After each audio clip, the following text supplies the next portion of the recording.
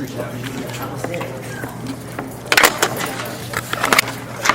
ahead and speak about the junior hires.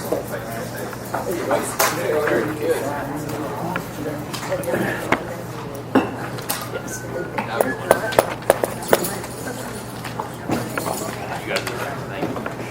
You got a copy of it?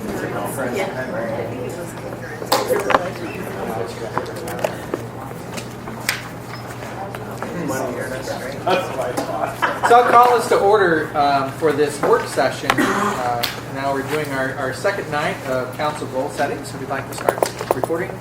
Ready to go? Okay. So just a quick piece of housekeeping. I have put a document on the desks in front of you for the council members and for Ron.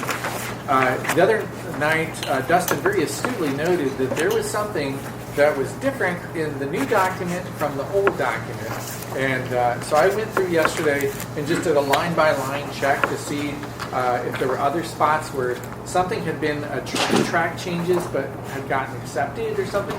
It must have been a while back when I was doing the draft, and I apologize for that. So I went through to check, and what you see on here, I think there's 15 items on here where I made small changes, and typically it was because there was a word that extended to the next line, or a sentence to the next line, and it was just one word, right? And if I could drop one word, then I could decrease the page count, or the line count, and by doing that 40 or 50 times throughout the document, it saves you a page. So just trying to be a little efficient. So that's where that came from. You can see on here that on these, it doesn't change the meaning of it. It just makes it a little less wordy. I would note a different one, or one exception though, is the third line down. It's from page 11, 5B. I made not just a text change, as Dustin had saw the other night. It was continue, where it originally said, continue to review stormwater fees when timely to ensure sufficient revenues exist to cover all collection costs. And I had modified that to continue the timely review of stormwater fees to determine sufficiency of fees to pay for projected stormwater costs outlined in the capital improvements program. So I just wanted to, in that line, just want to make it clear to the reader where that collection costs, where those were going to come from, where those are going to be noted. So that was that. For the rest of them, it's all just to reduce wordiness. So if any questions, or if you want to switch something back, happy to do it. But hopefully these just editing kind of changes aren't a concern. So any thoughts on that? Concerns? Okay. So appreciate you bet. Time to review it, and I don't have any problem with the substantive change on 5B personally. Okay, thanks. So I learned the document that much more yesterday. Dug in quite a bit. Never hurts to do a review.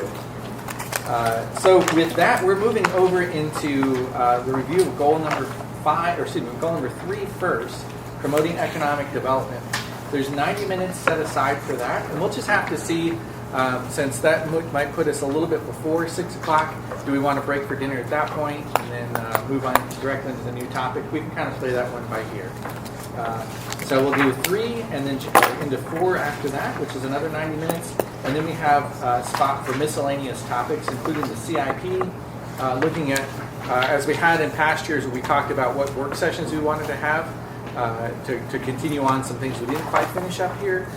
We'll do the same thing, but they're going to be going to committee meetings for moving forward, unless you really want to have a work session.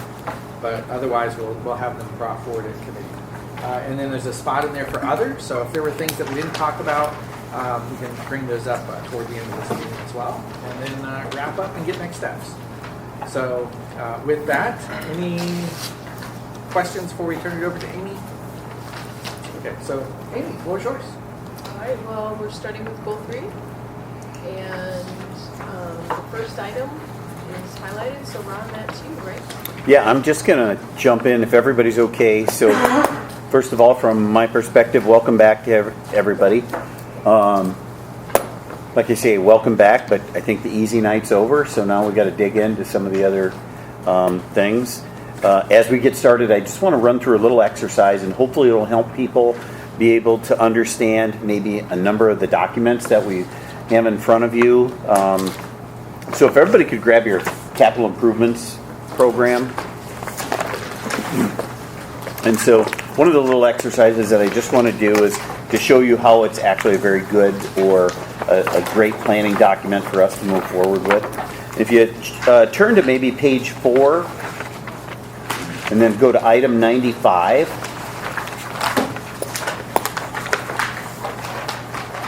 And I think as you look across here, I just randomly picked something today as I was looking at this, just to show some of the planning documents and how we look at these as we move forward. So you can see from FY23 all the way to FY28, there's the different colors in there, GO22, so we've sold those bonds, GO24, GO26, 28. So this is a great planning tool for us in the fact of, okay, we're adding projects. As we add projects, and they may be at the 5th year, but how's that affecting that bond sale? Because every time that bond sale gets closer, we've got to make sure that we're still within what the council's looking for. Just another couple house cleaning items there is, if you look at STW, that Stormwater Fund, and then SRF is the State Revolving Fund. And so those are also to help balance, okay, where are we when we do that? Now, we could pick a number of other projects, and there's different funding sources. I'll use, if we would go down to one of the street projects and you start looking at local option sales tax. Well, we know we generate about $6 million a year, and how much are we spending each year, and what are the upcoming projects that are going to be using that for a funding source? So it really is a balancing act for us. So the next sheet that I'd really like to grab to talk about is, it looks just like this. At the top, it's titled Geo Projects listed on the CIP. And I think one of the things, as you can see, these are all of the projects that are listed within the CIP that are looking for bonding funds or geo bonds.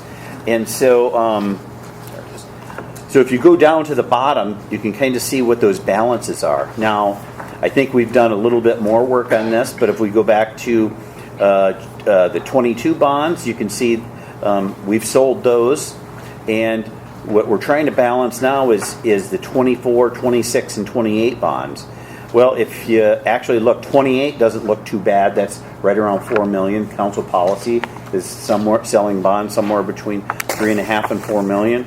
But we've got a lot of work to do on 24 and 26. I think at this time we're actually closer to, in both of those categories, the $4 million mark in the CIP that you have. But this is a big working document for us as we move forward to do that. So then the last piece of information that I'd like to run through real quick is, it says FY23 through FY28 capital improvement project. It's another spreadsheet that we have in there.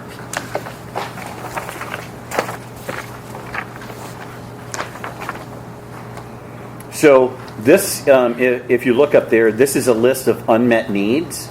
So every year we'll have, whether it's a staff member, a council member, a citizen, a group that's requesting different projects. So sometimes they make it onto the CIP when we start looking at what the funding sources are, or sometimes they make it into this unmet needs. And I think this is a really important document that we keep as well, because we have a number of projects every year that may be really good projects, but the timing just isn't right. And I'll use quality of life projects. Sometimes these quality of life projects make it under the unmet needs, and I'll get into this a little bit, but unmet needs with quality of life projects is because there's typically only one funding source. I'll use the Lake Street Trail project up in North Cedar. That's probably was listed on the unmet needs for maybe 8 years before we identified a funding source that came through Intercog, which paid, I think, 80% of that grant. And so by waiting a little bit with that, we had 80% of that trail that ended up being paid for. So when you get into some of these quality of life projects, and I know we're going to talk a lot about those tonight, we've got to be patient to spread our dollar as far as we can. So, one of the things that I don't know how many of you really have heard of the philosophy of the three-legged stool, to have a healthy, vibrant, thriving community. But I've always bought into that with regard when it comes to cities. And obviously, if a three-legged stool has one of the legs broke, it doesn't set up very well. Well, in that three-legged stool within a community, you want a public safety department, or you want a safe community. And so that's investing in our public safety departments, fire, all of those things. The other thing, second leg of that stool, is always the infrastructure. People want to live where there's good roads, bridges, sanitary sewer. And then the third leg of that stool is the quality of life projects. And so those quality of life projects typically are the ones, the majority of the time, and it's not just this community, it's every community, that are difficult to fall off and difficult to fund. And that's because the reason is the primary funding source is the general fund. And so what happens when we do a lot of quality of life projects and the general fund is the only source, the property taxes go up. And so we've really got to balance all three of those. But they're very, very important. So getting to quality of life, in a number of different seminars that I've been to, there's a lot of referencing studies now that have done with college graduates. College graduates are now picking where they want to live before they even have their job. They're saying, hey, I want to live here because this is a neat community, or it's got the amenities I want.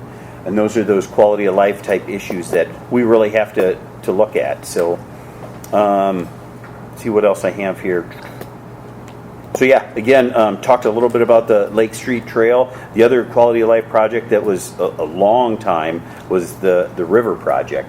And we'll get into that a little while later, but when you notice that, it'll have a multitude of funding sources just because those are the only way to get those projects funded. So tonight we're going to go over a number of different projects. I'm going to run through a couple here. We're going to talk about economic development requests right off the bat. There's going to be snow removal on trails. We'll talk about existing incentives in economic development and some proposed incentives that are out there. We're going to some of the plans, and this is I think where much of the council would want to talk about is our major thoroughfare plans throughout the community, our visioning and zoning initiatives, housing needs assessment, parks master plan. So those are some of the projects. We're going to have. We'll talk a little bit about some smaller projects that we want to get some direction from the council, such as a sanitary sewer project. We've got 3 different projects that we'll want to discuss on Highway 58 Green Hill, Highway 58 Ridgeway, and then Highway 58 Hudson Road.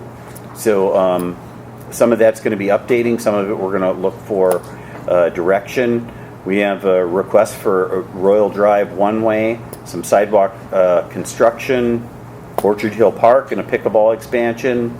So again, we have a variety of these, and some of the bigger potential quality of life asks that we're going to discuss: the Hearst Center, the new pool at the high school, the Unidome, and the Cedar Valley placemaking. So as we jump right into this, maybe the thing that I'd like to ask everybody is just kind of remember where we started the other night, the 3 questions. What do you want out of goal setting? The next question is, what type of community do you want to be? And what type of employer do you want to be? I think those are all good questions to keep in the back of our mind as we move forward. So the last thing I'll say before we jump right into it is there's going to be a number of projects, and I think when they come up, and I know there's going to be some really good discussion, some spirited debate maybe even, and as we do this, I don't know that you're going to hear staff talk negatively about any of these projects. They're good projects. It's just where do they fall in the line of what the council's going to want to fund. So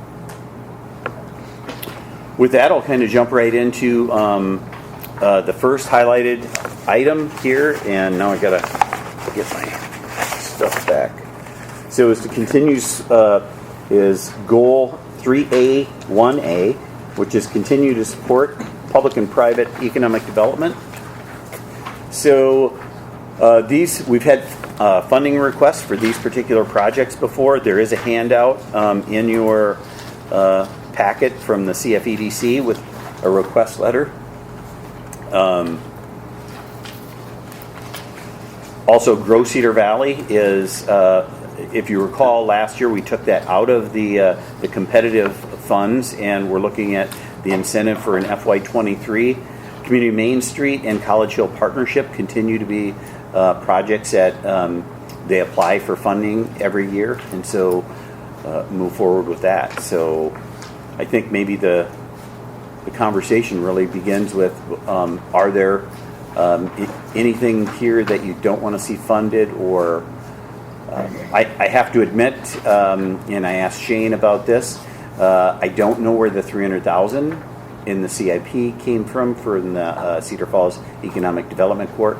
We were expecting the $75,000 ask, because just a little history, if you recall, I think it was probably a year and a half ago, they came to the city as a startup organization asking for $150,000 to help out with some economic development funding, and at that time the council granted $75,000 and wanted to see how the organization would continue. I guess I'd have to leave that to the council. So Is it in the CIP right now? Or is no, it- sir. There's I guess I don't. Do we have those? No, we don't have those. Well, can I ask a question? We give the Grow Cedar Valley 30, but then they get an incentive of 32 if, depending on productivity, basically. They have to earn it, whatever. Yeah. So why would we give another development corp more money than the other one? So For example, that's 10 times more money at 300,000. yeah, I think, well, the 300, I would agree. And I have to admit, I don't know if because it says 300 for CIP projects, so I don't know if that's project specific that they're asking for there. I think the 75,000 that they're asking for is more operations type dollars.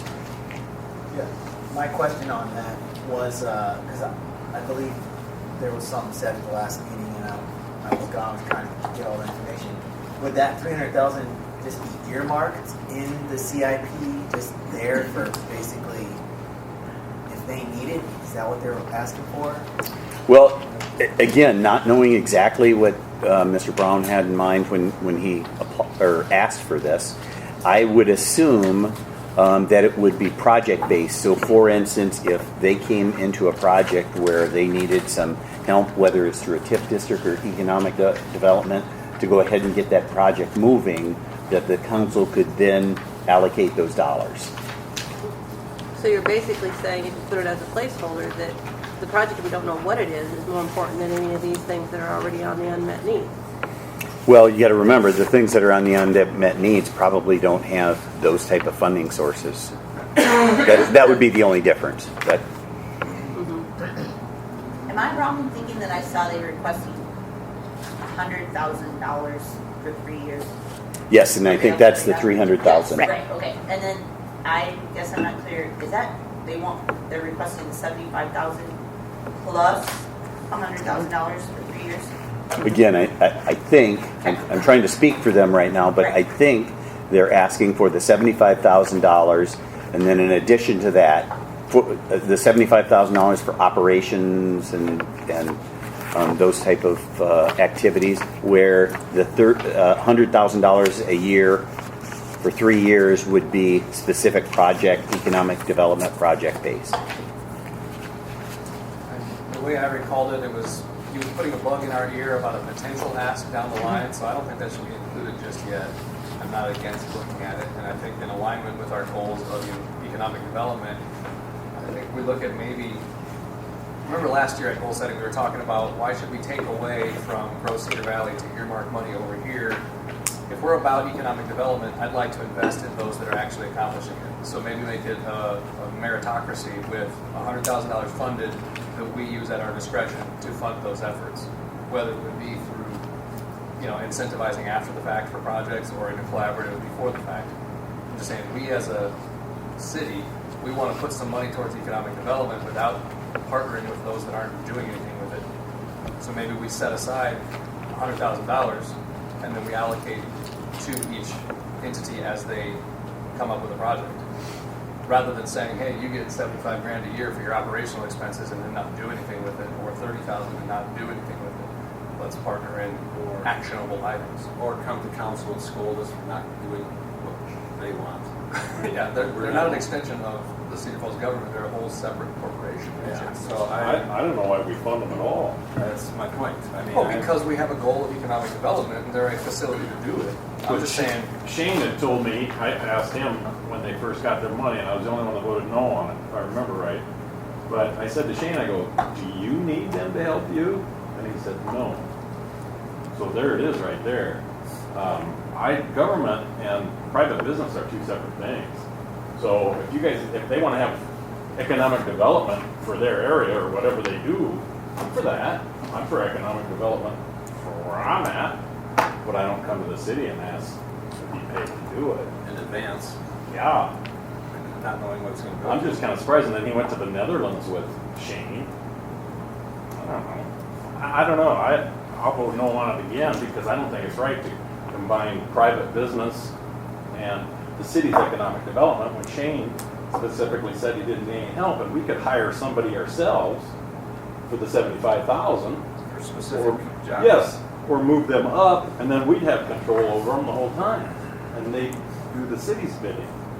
To do private business bidding with government money is wrong. That's all. Okay, so I'm gonna go the opposite of that. I do appreciate public-private partnerships. I think we've all probably been invited to their board meetings. There is a pretty large group of what I'll call, because I don't have a better term, players, like people that do get stuff done in our community. Well, whatever you want to call it. Okay, so to me, they are, and this is taking nothing away from Shane and his team. I appreciate everything they do, but to me, it's a small investment, and I know $75,000 is a lot of money, but if that group of major players in our community can work together to make big things happen, then I guess what I'm saying is I see it as a public-private partnership, and I think there's examples of public-private partnerships all around our community that have happened in the past. So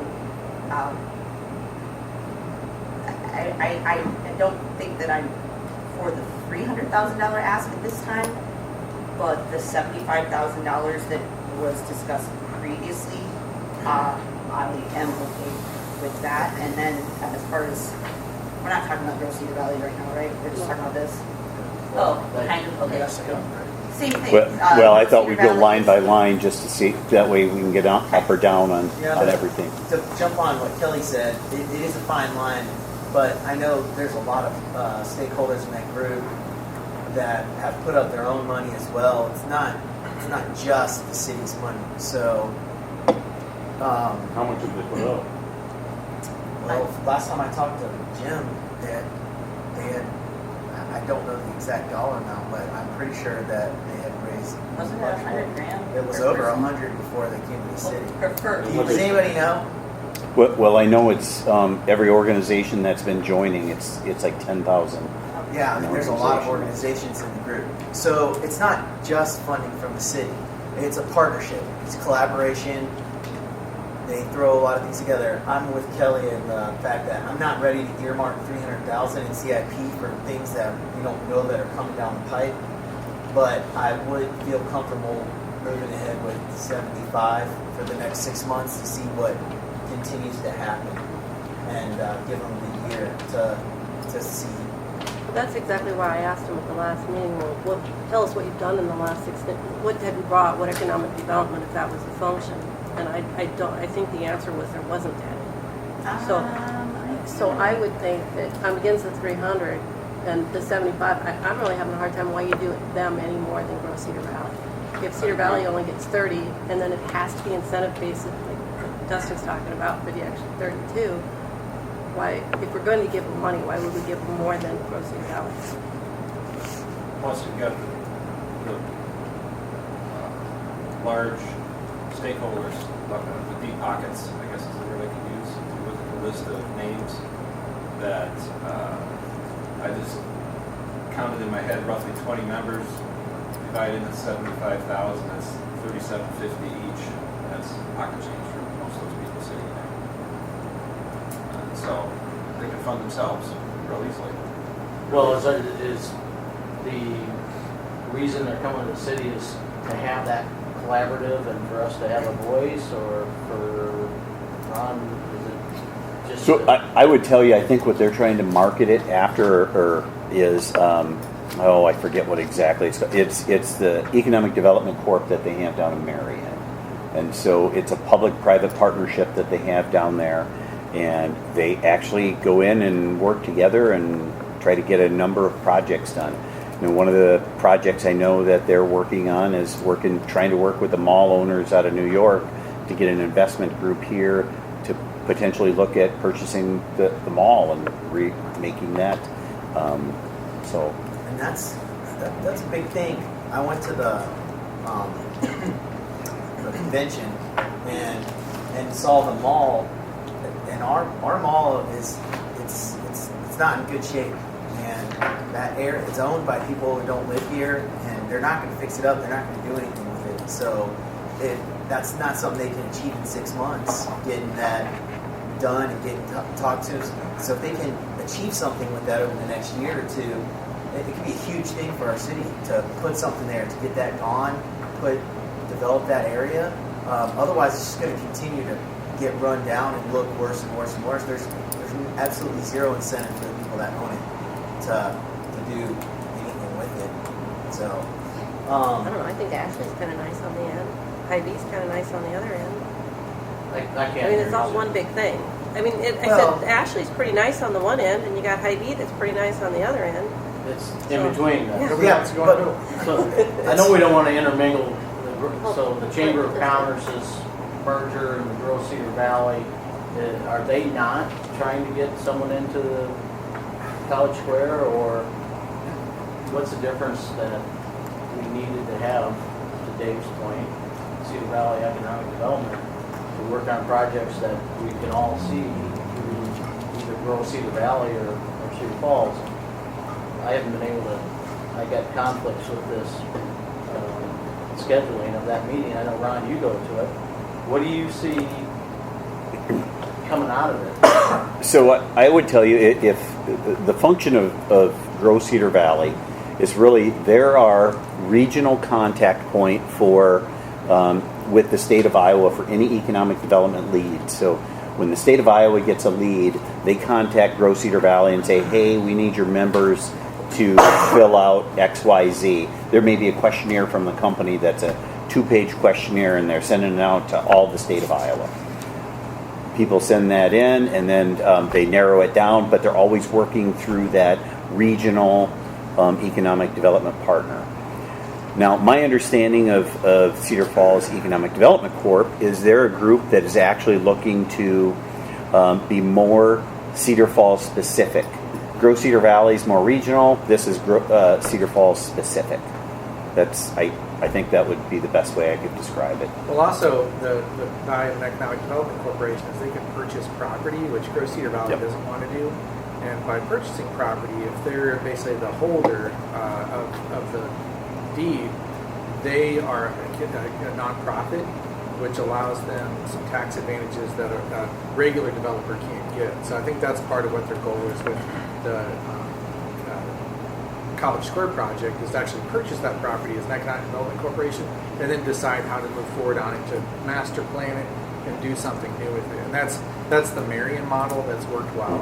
And it's something that is a distinct advantage that we can't do through Grove Cedar Valley, and also that Shane and the city's not going to do. It's not in our best interest to purchase that property wholesale. And correct me if I'm wrong, but I mean, I love Hy-Vee, and Ashley did a great job, but I don't think that's part of the mall. It's in the same strip, but the mall is that. The platted property It's is the the platted. Hy-Vee's not, Ashley's an anchor.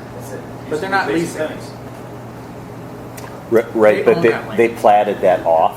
a while Yeah. back and sold it to Ashley. So No, I mean, it's not part of the actual part of the, what's the name with Von Mauer that's in yeah, there? Von Mauer. And then Lark Brewing, you know. And that's it. But if you walk through it, I mean, it go in there.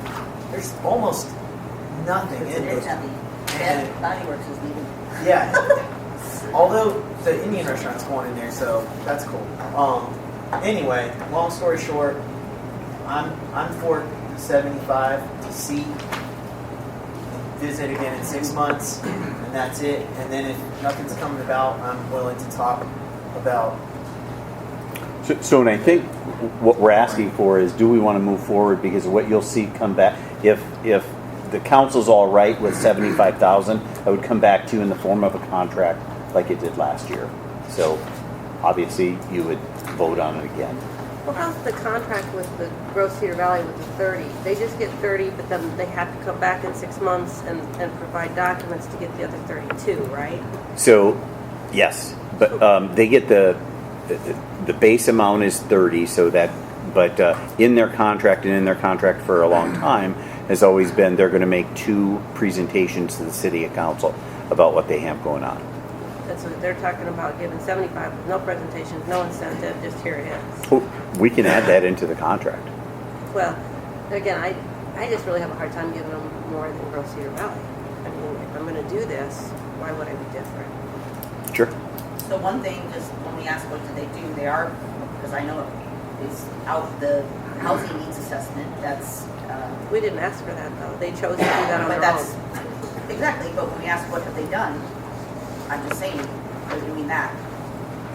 That was, I'm assuming, it was $35,000 on our thing, so I'm assuming that was probably similar to what. Yeah, and that's a dynamic to keep in mind too, is that the city council as a whole determined not to fund the LHA, the housing needs assessment, and then the Economic Development Corporation did that. Maybe it's 35, maybe it's 40. It was the exact same group. They went through intercom to have it constructed. So on that idea, and I'm not saying one way or another, but something to think about. Does it make sense? Would it make more sense for us to move down in scale from $75,000 to a lower figure, and to be willing to partner if they ask for specific projects? Like they could then come forward and say, hey, we want to do this housing needs assessment. Are you willing to join in on us? So we're helping to cover the operations costs for sure, but whatever ask they're going to have for us, make sure that that ties into their basic operating costs and not for specific projects. That it does, and it's a question, would the council want to specify that those funds that the city provides would be spent on operations and not on specific projects? And they come to council if you want our buy-in for those. That's a good idea. The only issue would be if we don't budget for those costs, then where do we get the money from? But back to Susan's point, I mean, if people are more comfortable lowering the dollar figure and then having an incentive thing, I'm also fine with that. You know, I guess my point is I just think it's worthwhile to explore for a little while longer to see what can come out of it and support it. That's all. I'd still like to hear somebody try to defend when we get scolded not getting what we want. I mean, that's a problem in my mind. I don't know. I haven't been scolded, so I don't know. Yeah, you were. We all were scolded When? during the council session. When Brown came up there and spoke, and he was pretty pointed at us, pretty cut and dried, and said, you know, you're not getting what you want, and so on and so forth. And, you know, I agree with Susan. You know, if Cedar Valley gets 30, we might get 30. I'd like to see what we're doing and maybe do a reimbursement of something, possibly. And we could critique it as we go, but just administrative expenses, no. I look at people that are in there, Scoveman, Locker, Cardinal Construction, they got very deep pockets. And if they want to move the project along, they can pony up $10,000 each and not wait high. So would there be more of an interest in 30,000 in spend for economic development corporation and 45,000 in incentives potentially? So it's No, I has still like to hear the potential defense of getting scolded. Don't make it personal. I mean, He scolded us as council. And I don't remember being I scolded. think everybody here that was sitting there that day remember it. It wasn't bad, it was just a scolding. What did he scold me on? All of us together. What Oh, did we he weren't say? passing some ordinance on zoning or something. Oh, so it's not The 2/3. funding, it was something else. But then Yeah, that's it crossing- wasn't the that- funding, it that's- was on what that's we were simply- doing, and he was trying to manipulate the council into what they wanted, which I think the council is the representatives of the city. Well, We don't need to hire him so that he we're all, can come and we're tell all us big, we're doing the we're all right big thing. people. We're all big boys, So so. I'm gonna do a check and see, have you had enough conversation and are you ready to look at each line item now and see what your recommendation is, or do you need more conversation? Well, I'd like to go along with, down the road of what the mayor was talking about and others that we're looking at, and even Daryl said, well, let's do 30 and see where they are with that. I think what Simon's thought, or Dustin's, that 300,000 wasn't even, I think that got put in there from just a drop of a discussion that, hey, we might have to do 100,000 each year for the next 3 years. Just wipe that off and look at dividing up to 75 and having that incentive and having those discussions, not just a give us $75,000. Ron, can you explain the incentive package or items that Grove Cedar Valley has to hit to earn 32,000?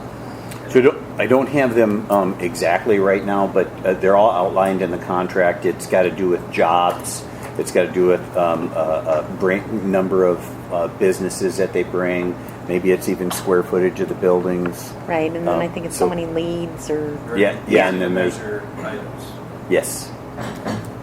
Well, we would want to, I think, Ron, you said making a contract that comes to us to approve, have similar incentives built into Cedar Falls Economic Development as Grove Cedar Valley.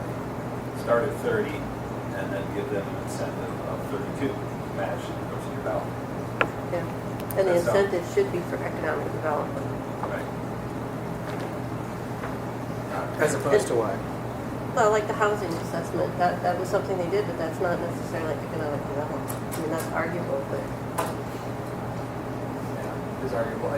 I'm on the struggle bus a little bit here, so I don't want to belabor anything further on this point, but I just want to make sure I understand some things. So in one sense, our goal-setting document is supposed to be broad, just saying, hey, this is the direction set by the council. We're in favor of economic development, and we're willing even to put some dollars towards that initiative.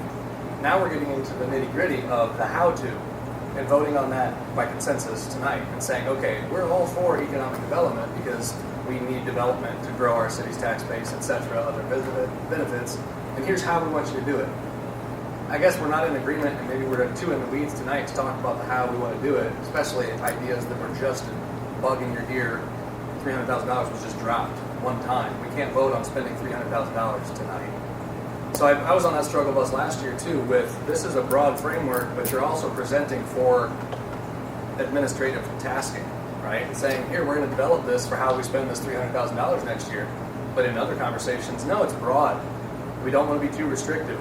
So in this instance, if I say, I want you to spend all of our economic development dollars on CFEDC and GCB, we've eliminated any other private partnership opportunities. If a private developer comes and says, I want to give you land to put in an accessible park, nope, it's not in our expenditures, we can't do it. I want to be broad. So that's one thing I wanted to say. I could also say a lot in defense of how the CFEDC could benefit the city. Yes, it's realtors and developers that are going to get money from their projects, and they're going to get some tax incentives, but without those development dollars being spent in Cedar Falls, we miss out on an opportunity to help our city. So it's a partnership that's beneficial. I don't know that I'm ready to spend another $75,000 on building a Rolodex. I want to see some actionable projects to participate in. So what I'd be in favor of is earmarking a desire for economic development, $150,000 or whatever it is we're currently expending, and then have people apply for those allocations throughout the year. I like that. I was going to ask, And less of an operational expense that's just a given, and you show us something you want to partner with and we'll get behind it. So So we're you're still putting it all driving. together, you're totaling all of Yeah, these. kind of like any of our funding that's provided for a rental deconversion. We've got $100,000 set aside. If you want to do it, you come and ask for 10 grand, and we'll give it to you. To play Does that make sense? It does, but to play devil's advocate for Grove Cedar Valley, say that they're putting together a budget just like we are, Yeah. and if they can't rely on that 30,000 and they don't know, well then they have to decrease freeze 30,000 in their budget because they don't know what they're going to get. So it helps them earmark what's possible with staffing in that. That was so, their exact argument last year. So my thought would be, what if we combine a hybrid? What if we do set aside some economic development dollars in a pool, and then we also give 30 and 30, Some base operational. and then some base operational, and then put the incentives to be applied for in the rest of the pool. Does that make sense? It makes sense, and I'd be willing to compromise and do that. I think that's still in the weeds on how to, and we're just talking Yeah, I broad know. by the goals. So if there's further conversation to come, I'd say, yeah, we can come up with something a little less than $375,000 and talk about get this to start with to help you with budgeting, and then when you do something that the Cedar Falls Council wants to get on board with, we'll throw more dollars to it. Yeah, I just don't want to have, if they are, and the public is seeing them this way, an extension of Cedar Falls government. And if the function that Shane and his team are doing can't be done by purchasing land, then we need a corporation that's a nonprofit to do it, and it's beneficial for the city. Great, that's a justification for me.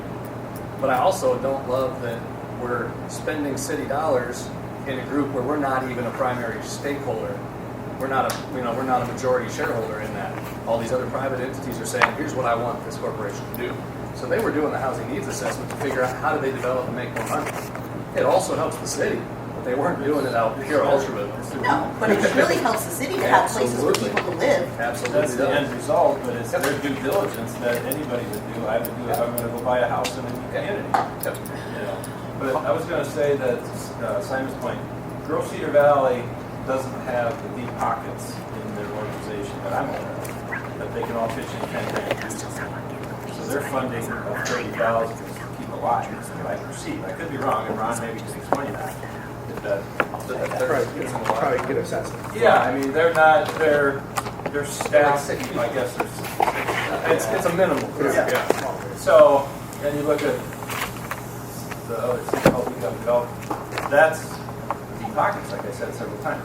Now, if we fund that group, does that then preclude, or are they going to prevent in some fashion a firm out of Dallas, Texas, or Boston to come in and say, God, we're going to develop a big parking ramp and a boutique hotel at the top? I mean, is that, are they going to get first dibs and everything? Or are we going to open the door and keep it open for everybody? To Dustin's point, you know, put a package out there for anybody to come forward with is what I'm more in favor of. My fear with this system is that it becomes a pay-to-play development gateway. And then we eliminate perhaps diverse and wonderfully creative projects because they didn't pay to play, so you get kept out. And I'm not seeing that happening. I don't have evidence for that. And we wouldn't want that. No, we wouldn't want that. We need a free market. We need Right, but competition. this is more akin to a pay-to-play gateway than a free market. A funding bucket that anybody can apply for and has a fair shake at getting because they come to us for the approval, that's much freer. Jennifer, how does But that we work also still need- for the budget if you had 150,000 for economic development to toll out between these four groups? How does that work for setting your budget? Yeah, Well, I mean, let we me can jump put- in first. I think you almost have to divide the bottom two and the top two, because the bottom two are still into a competitive economic development grant. The So- third one's a contract. What's that? The third one, or the Grove Cedar Valley, that's already a set contract. Right. That's why like Community Main Street and College Hill, they're almost separate. I think they would be in a, because they're using the economic development grant process to do that. The other two, we're actually using the budget process to fund those. Ron, they're SMID based, the bottom two. SMID supported, So right? Well, Yes. Main Street is. but College Hill also. it's not those monies. The Right. SMID is totally separate. Right. Right, I understand it's separate, but that supplements the 4,500 for College Hill Partnership. What do they get? 18, 20 grand, or I forget the number. For their SMID dollars, you mean? College Hill SMID. Seems like it's a little higher than that. Because I thought Main Streets was like 175 or something is Main So, Streets. but- that's an element that you have to think about here. SMID funnels money into the bottom two, the top two not. So let's go back to Ron's point, separate those two out. Right. Let's talk about the top two first. And I like, I guess Dustin's conversation about 150,000 and maybe there's some pull from it at the beginning of the year, and then the rest is applied for or based on incentives. How much incentive have we paid to Cedar Valley last year? I don't think they got the incentive They last. didn't get anything. They got part of the incentive last year, Cedar Valley. They did. They got part of How it. about the year before? I would say part of it the year before too. I But- was, But the contract's changed since then. right. So it's more job, all of those things that I listed based on the incentive now. Last year would have been the first year for that change of contract. So would you use the same incentives with the Cedar Falls Economic Development, or would you need to develop a scorecard somehow? Well, if it's going to be a pot of money, I think it's going to get very challenging and confusing. So is it first come, first serve? Hey, I hit my metrics first, so now I'm done. Where one of those may hit a ton of metrics by the end of the fiscal year. I think it would be. I think that would be challenging. Ron, make it a point in time, like 1st of July. They come forward with what they've done, all of them, or the top two, and then we decide how we split. Or some date. No, it's already done by contract. Top two. So The top two has Well, been the by incentive, like contract. Dustin's explained, a bucket of money, we're kind of redesigning the contract. Well, and again, I'm just what I heard somebody say once upon a time is make Cedar Falls Economic Development Corp the same, so it'd be 30 for their base, and then 32 each for potential incentives if they hit those incentive marks. If they don't, then that money doesn't. I mean, we're doing other open market bids from, Well, Anybody see, can come to us, right? but I'm not quite sure where you're going with that. The parking ramp's a great. I just pulled it out of there. I mean, But somebody we would wants to we build would go out for skyscrapers. RFPs for anything like that, and Right. if that group wanted to bid, send in a proposal, that's what would happen. It wouldn't just be exclusively with them. Right, I was just proposing a thing that doesn't exist today, but if we're saying as a council, we want to earmark $250,000 for economic development this year, but we're not going to earmark it to only these two groups. We're going to say that's out there for application. That's wherein we would get that new pot of money, where it would be anybody can come ask for this. So that's not something that's even on the table today, or on the CIP, or any of that. I don't know what the contract looks like in all the granularity, but I think I understand with those metrics, it becomes a meritocracy for that extra 32,000. So a base operational that's equal between those two, and an additional incentivized portion. I like that idea. I'm for it. I'm for it. Let's try it. That's It evens the playing field, and then we could revisit it. And then your idea of having a pot for Something we can look economic, at that next could time. be I can refer that referral. later. Yeah. next Well- year after bid. In the past, when people wanted to come forward with financial asking, it had to be brought by a certain deadline. So in the middle of the year, you didn't get people, because we used to have that, and that was very troublesome. So we Yeah. went through very painstaking over the years to switch to the model where it had to be presented as an ask for the next budget season. And I'd hate to go back to the way it was.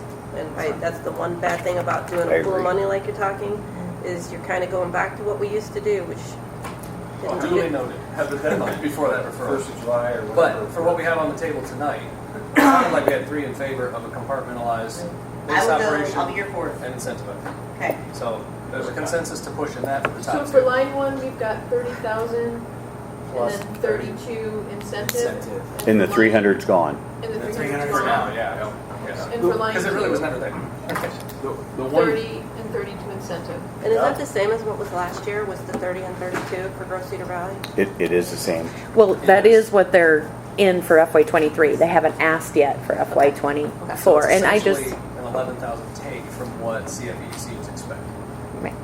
I might ask if, just for sake of round numbers, what about 30,000 and then 35,000 incentive? They didn't hit it before, but if That up to Yeah. keeping, well, because if the Cedar Falls Economic Development Corporation does it, like if they get, I wouldn't mind them getting 35 if it was really worth it. if we had a surplus year, I'd be okay with upping numbers. But we're trying to pull back a little bit expenditure, so. Okay, fair enough. to We've got just some For that, it's consensus the on the 30 and 30. Yeah. I just want to answer Yeah. Susan's question from before, just so everybody knows, the incentive for Grow Cedar Valley we normally don't budget for, because the theory is if they bring jobs, they bring valuation, we should have more building permit value. So we do a budget amendment to do that, and the offset usually is building permit revenue. Now, I understand it's not exactly dollar and timing, but I'm just letting you know that's what we have done historically in the past for Grow Cedar Valley. So we could do the same for Cedar Valley Economic Corp. The problem is, I understand, is it doesn't exactly always be a dollar for a building permit. There But could be some shortfall there, but. yeah, it that's sounds what like we've the normally format's done. there that you can carry out, which is Yeah. the council. How did you hire the 32, not 30 or 35? Well, I think it was, we actually sat down with them and kind of negotiated through it, because these numbers are up from the previous year, from FY22. And And I don't think this is going to be a given that it's going to be every year this, because remember, they came and said they weren't going to ask for more. That's where I don't know that the 75 next year, I didn't think that was going to be an ask. I thought they had a one-time $150,000 ask, and then that was Because we broken cut over it 2 in years. half. The Yeah. Prior council cut it in half, and so he's asking, can we get what we're The other half. If you're giving out money, I'd like to have that money I asked for. So where I'm Plus going, an extra 300. so where I'm going with this is, we know that Grow Cedar Valley is an ongoing expenditure. I don't know that that the Cedar Falls Economic Development is. Can you put your finger on anything they've done in that year that we spent the 75 on? The one thing that I kind of wonder about is, let's say that a realtor found a guy who wanted to buy them all, and then let's say he went to the group downtown and said, I found this guy, and so then Brown comes around the corner, or whoever is in charge, and says, hey, city, we found this, but he needs these concessions to make it happen, where that realtor who was going to get his commission on that property would go straight to Shane, because Shane is our development guy, see. We wouldn't need them for something like the mall, because realtors, that's how they make their money. So if we get, I don't want to get bogged down in the mall, but the mall is one that right now the city, we really don't have any economic development arms to deal with out there. There's no TIF district. Anything we spend with GO money it would be tough. I mean, it would be very tough with regard to economic development out there. It's just a facility to get to. So. There's certainly the aspects that they want, or something they want done. So just trying to keep stuff moving along. Are we good with the 30, 35, or was it 32? 30 and 32 for Grow Cedar Valley and Cedar Falls Economic. So remember the second thing I said when I started out today? Last night was easy. Well, there's two of the first ones. So We're on slide 12 more one. of these. slide one. Slide one. First two bullet one and points. two. So let's move on to community main street. Are you guys fine with using these type of dollar figures in that community grant? Now, sometimes these numbers fluctuate, and the reason being is because we don't typically know what those dollar figures will be that come out of the grant. So, Just double checking. So the 12,000 for CMS is operational, and 6,000 is for beautification of the. district. well, actually, remember part of what I said the other night is that for some of these, they're going to have to directly correlate now how it's economic development driven, because the state auditor has now said it's got to be. So we don't want to see it for operational. We're going in the contracts for all four of these. It's going to have to directly relate. How is this for economic development? So these are earmarked funds, and they still have to prove out that's what it's suspended for. Yep. Correct. For CMS and State mandated. Correct, I'm Kevin? okay with it. Yes. So CMS, yep, Yep. we got, okay, and for College Hill Partnership? Yep. Do they have enough to fix what's going on in College Hill? That's a Different question. That's the crime. Well, let's. So this is specifically for College Hill Partnership organization. It's not for infrastructure projects. It's not for any of that. So, okay, by my calculation, we'll get done by 1:30 a.m. Wheat. So, let's talk about economic development incentives. I think Shane briefly went over this, but I just wanted to hit everybody again. This is pretty much informational as we run through here. So in the downtown, if you recall, the downtown and the College Hill area, they're the same. So the city provides a 5-year, 100% tax rebate on the increased valuation of a project. So if you have a project that it's $500,000 and you're going to increase it to $1 million, so minimum investment has to be $200,000. So you would get 100% tax rebate on that additional $500,000. Ron, just Yes. the taxes on that. On the taxes. Something I brought up at the council meeting, the increased valuation of the project, that should be based on whatever was there as a building in the last 5 years, not a scraped lot that then resets the value to the dirt value. So the way we've done it is the same way, and we can change however the council wants to have that policy, but we've followed what the auditor's done, or the assessor's done, I'm sorry, is, so the assessor on whatever year that is that they look at it, they look at the value of the property that's there. So if somebody had a building that was assessed at $100,000 and the land was assessed at $50,000 and they tore that building down, come January 1, what's happened is the assessors come out and said, we're only assessing land at $50,000. Well, you're creating a bigger TIF that, Well, actually, that would take away from the increment when they do that, because the increment would have that 100,000 in there. So they would be taking away from the increment, and then when they add back in, it would be 100% of the building. So I understand what you're Is that saying. increment value per property based on when the TIF was established? So say Based that. on when the TIF was established? So yes, so for the whole downtown area, whatever the total valuation was at that time, let's say it was $1 million. I'm just making numbers up. That's what the frozen. So now whatever the value is in the downtown district, that's the new increment.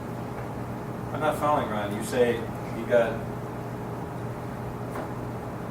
in the council example, a $200,000 vacant lot, and you go to 1.2, I think it was, but there was a $200,000 building there. You tear down the building, you reset the property tax at the courthouse to 200. The TIF increase is off the base of 200, not the 400. So you're adding an additional 200 into the TIFable part of the project, giving them more kickback. So that's taking away from the county and the schools on the base amount of tax. So you've depleted the valuation base by allowing that. If you say, I want a valuation over the last 5 years, the highest point or an average point, that makes more sense. Well, we can do that as a city. If the council right, wants to say our policy would be, but the assessor is not going to do that. The assessor is still going to take that down. So if they tear that down this year, I'm not changing the parcel report valuation that's listed there, or where it's at. It's the way they calculate it. The increased valuation of a project would be A current increase over the 5-year average? 5-year average with a structure there, not something tore down. so I think occasionally we have that. So I'll use the old Wells Fargo building. They came, they tore that building down, and the assessor came and said, "Hey, look at this is." So I think that's going to be probably a minimal amount of times that happens, because what you're going to see is most buildings are going to come in and they're going to say, "Hey, this is an existing building. We're going in here and we're going to do $1 million worth of If you rehab." renovated existing, yeah. But you can go to the Baptist church that was tore down, the Mennonite church tore down, Wells Fargo tore down to the ground, up on the hill, the apartment by Great Wall was tore down. You can go through town, there's multiple examples of it happening. So it's not a one-off event. So Well, but- I'd have to interject and ask if this discussion is core. Do we need to have the discussion in order to talk about what's on the screen, or is this a side conversation? It still is valuable, but doesn't impact this decision here. So we gotta be careful to say. It's a side conversation, Or good is conversation to have, but Yeah. it doesn't really. I think it's defining what you mean by increased value. I think what Daryl's trying to say is Right. the increased value should be on average instead of after they tear it down. And that's fine, but I would Well, say. I think you're going to have to specify a time. because they're going to take that, if it's 3 years, if it's 5 years, if it's whatever, because most folks that invest are going to come in there, and that's going to be, I don't know how we develop an average over that time. We'll just say the highest value in the last 5 years. And so that, again, not digging too far into the weeds, but if that's a conversation that the council wants to have on the policy, we can sure come back to that. But I also want to think that, do we want to make it so hard that it's discouraging developers then? Well, we can go to the discussion of downtown, is it blighted anymore? We can go down that rabbit hole and talk about that. But not tonight. Right? We're not to do that tonight, right? I know. What is needed tonight? I'm just saying. This is just an informational thing, I think. I'm just being informational. Well, actually, Let's be succinct. so I agree. I don't like talking about it. It's with playground. Okay. Referral topic. So just real quick, I'll go into the industrial parks located, the industrial projects located.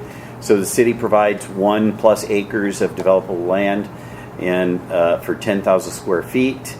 I think minimum building valuation is $40 a square foot. Pretty easy to hit with today's building costs. And if the building's at 1.2 million or above, city provides a 5-year tax abatement, and if the building valuation is between 1 and 1.2, the city provides a 3-year minimum tax abatement. So part of the reason that we're bringing some of these forwards is just to tell you that we think we're not proposing any changes within our industrial park or the commercial one, which is right here. Very similar, just 7,500 square feet. This is office building, professional office space, and so it's very similar. But recently, Shane was at a place and competing for a project, and so we're looking at, it was probably close to a $35 million project, and we sat next to another community in Iowa, and they were offering 15 years at 50%. I mean, it's hard to compete with that. Especially when you're talking about the taxes on a $35 million project. Well, put more rate bands in here. If the valuation, we go to 1.2 and above, put in a 5 million and a 10 million and a 30 million band to say, if you got a big project coming forward. I'm just letting you know that sometimes these get challenging when you're going against other communities, and other communities have really stepped up their game in a number of aspects. So I would ask, would there be a consensus here from council that as we're looking at going forward, would you want staff to come forward with bans additionally over 2 million? Competitive incentivization. Yeah. Well, again, I don't know that we're ready to jump on that as far as making those recommendations. It's just we're trying to let folks know. Well, I think what we're asking them, Ron, is we're asking staff to create those recommendations over time, like maybe over the course Why of the wouldn't year. we want to Well, I address thought that we issue? always tried to mirror Waterloo. Oh dear, no. No way. No? Oh, that's. They divvy up money up front. We don't need that recurring. Yeah. No, I thought that we always had an agreement that we wouldn't be try to steal each other's people by Well, that's offering better. So that's, but that's different than what the incentives are offered. So, and I think what happens is, you got to remember, we got a 20-year TIF, so the more that you offer, the less increment you have in the TIF, the less chance you get for paid back. So there truly is a balance here.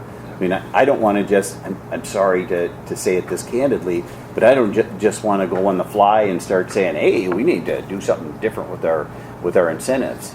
So I think we just, kind of did.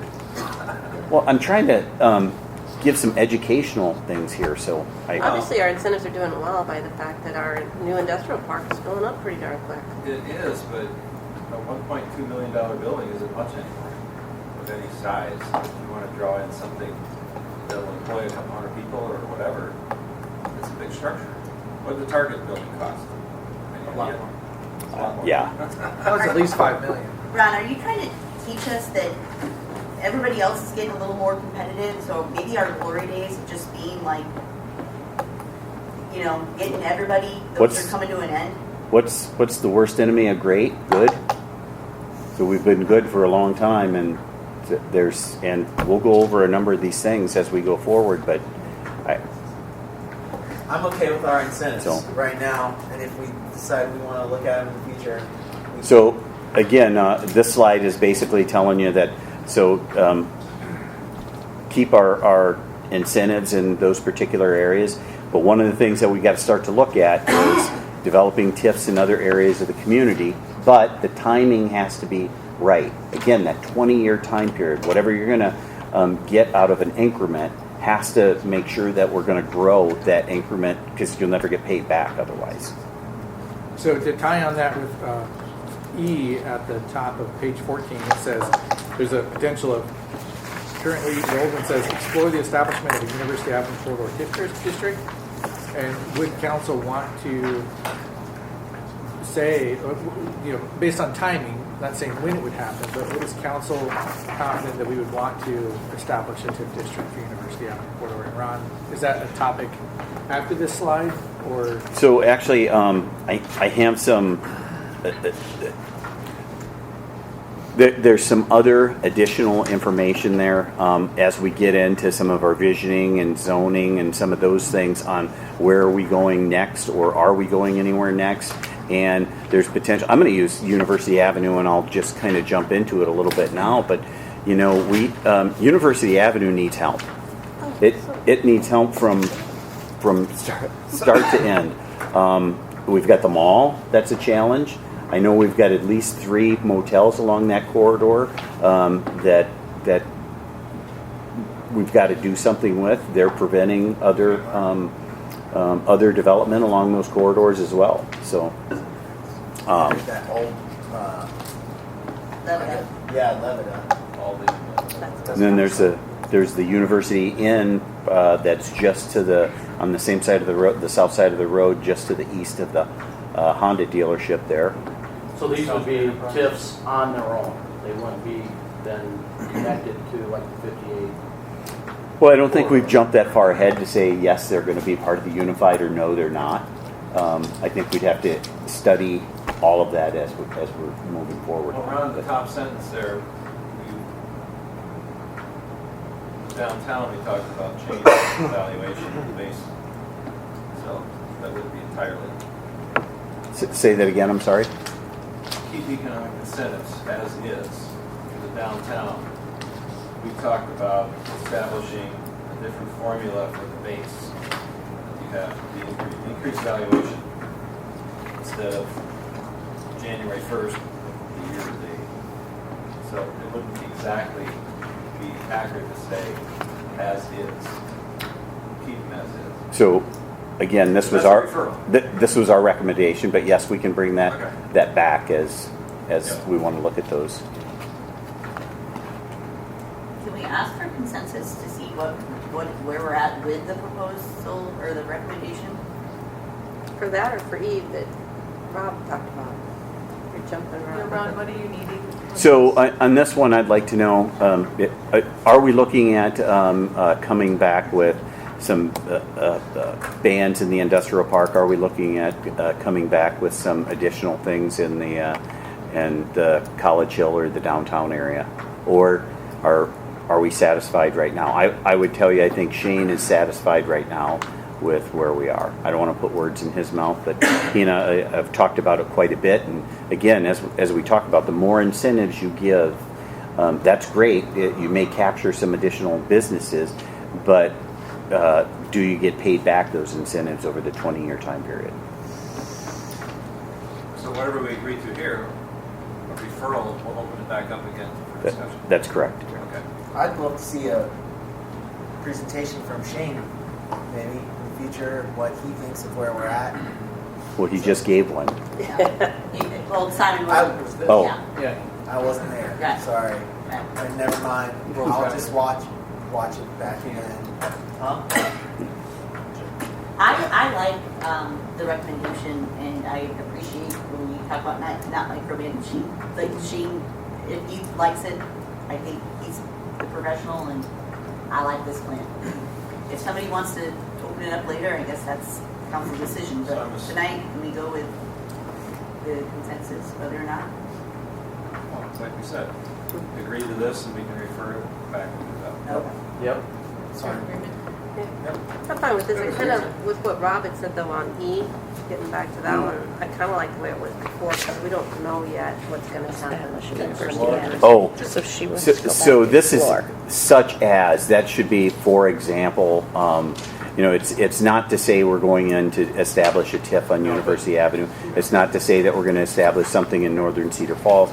But if there's an opportunity and the timing's right, I think that's what we really need to do. So with I that, was we'll go back to referring to the E exploring here. establishment rather than establishment. Right, I think so. Yeah. She wants to go to Real quick for housekeeping, my understanding, Ron, what yellow highlight where are we on for these slide presentations? So it's, We were really just on page That's still 13, goal 3A. general economic Yep. development objectives. so actually 3C1, general economic development objectives. And again, trying to go through some of these with just a little bit of background with what our economic development policies are. Because I know sometimes we, if you're not involved with them, you just don't realize what they are after time. So Ron, from a process perspective, do you want to walk through the slides and then we'll come back to the document, or how? 'Cause That's there's a bit of back probably- and forth here. Probably easier, but we can catch up now if we'd like to. So, Okay.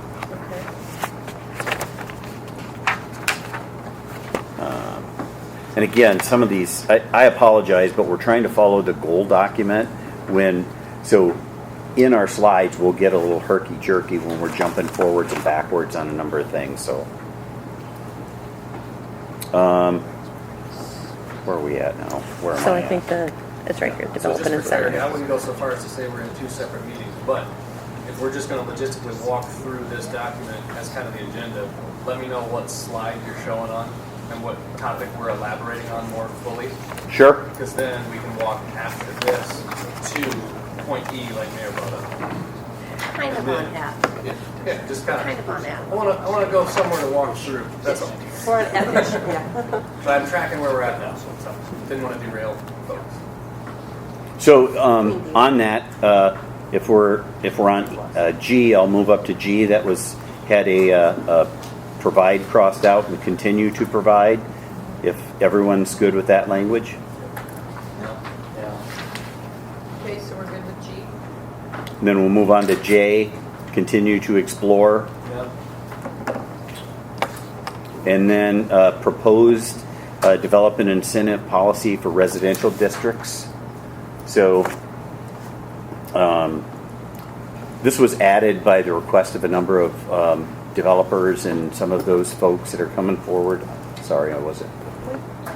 So, what? I'm sorry. Well, the incentive is kind of simple, what I'd like to see, and Gil can attest to this too, because he's really done a lot of work on his house and the house next to him. But as long as a person lives in the house, buys a house, and fixes it up, and does all that work and labor on it, as long as they live there, their assessed value shouldn't go up. And that would incentivize everybody to come to areas where the houses were cheaper, fix them up, and then that would be their incentive to save their tax money all during the time they live there. Because most people only live in a house 7 years. Now, I've lived in mine 29. When you're pulling a permit, What's that? when you pull a building permit, that alerts the assessor. No, I know. But my whole point is, you do sweat equity or you work on your older home, and then you get penalized by you've made the neighborhood nicer, Right. and then you have to pay the higher tax. So it'd be so simple to say, well, those persons that lived there, they wouldn't have to pay that, everything that they put on their permits and everything until that house is sold, because it's probably not going to be very long anyway. They're going to do something different and get another house. But I think that'd be a great incentive to using these neighborhoods. But is that a county decision or a city? County decides. Oh no, I understand. Ron and I have talked about it before. I'm just pitching it out there. He didn't like my idea that well. Because there was issues with it that he said, well, you can't do that. You'd have to give a money rebate or a cash rebate, and that kind of thing. There was ways to get around it, but it just seems so simple when you could buy an older home, and then some of them spent like $200,000 fixing them up, and they're gorgeous, and they have every new amenity in them.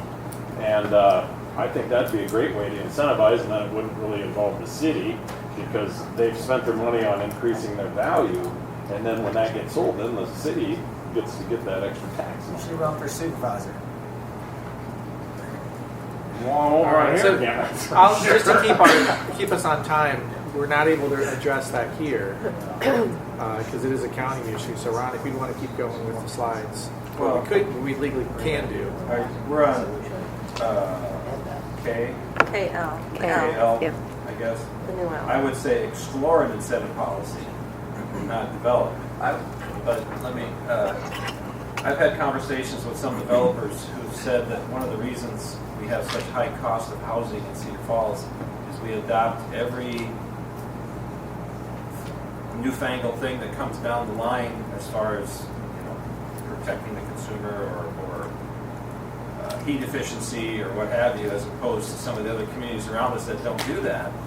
So make it easier to build a home in Cedar Falls like the other communities around us have. So the last 4 or 5 building cycles, building permits, or building code cycles, we've worked very closely with the city of Waterloo, and we've adopted the same codes, the same language in those codes. Okay, with Waterloo, but then these other communities that'll be coming up here, Dyke, Hudson, Jessup, Fort, I've been told by contractors it's easier to build in these small communities than it is in Cedar Falls. Where they don't have building codes? Yeah. Well, So That's again, not it. Could be part of Some of it. I mean, that's some of it, but they're proud of what they're building and they don't fall down. And so that's what seems like the consensus is to say explore an incentive policy for residential districts and Yep. Yep. I'm good with explore, but I also am okay with develop because it really forces us to do something. And I would throw in there that develop and incentive policy may mean that we don't offer incentives, and that's our policy. So it still gives us freedom, but I want us to actually do something. Having sat on the Housing Needs Assessment Task Force, we're the only ones not incentivized residential. So we got to figure out what we're going to do. So I would rather say develop with the understanding that we might not have the pocketbook for it. Rather than just explore it and do nothing, let's develop a policy.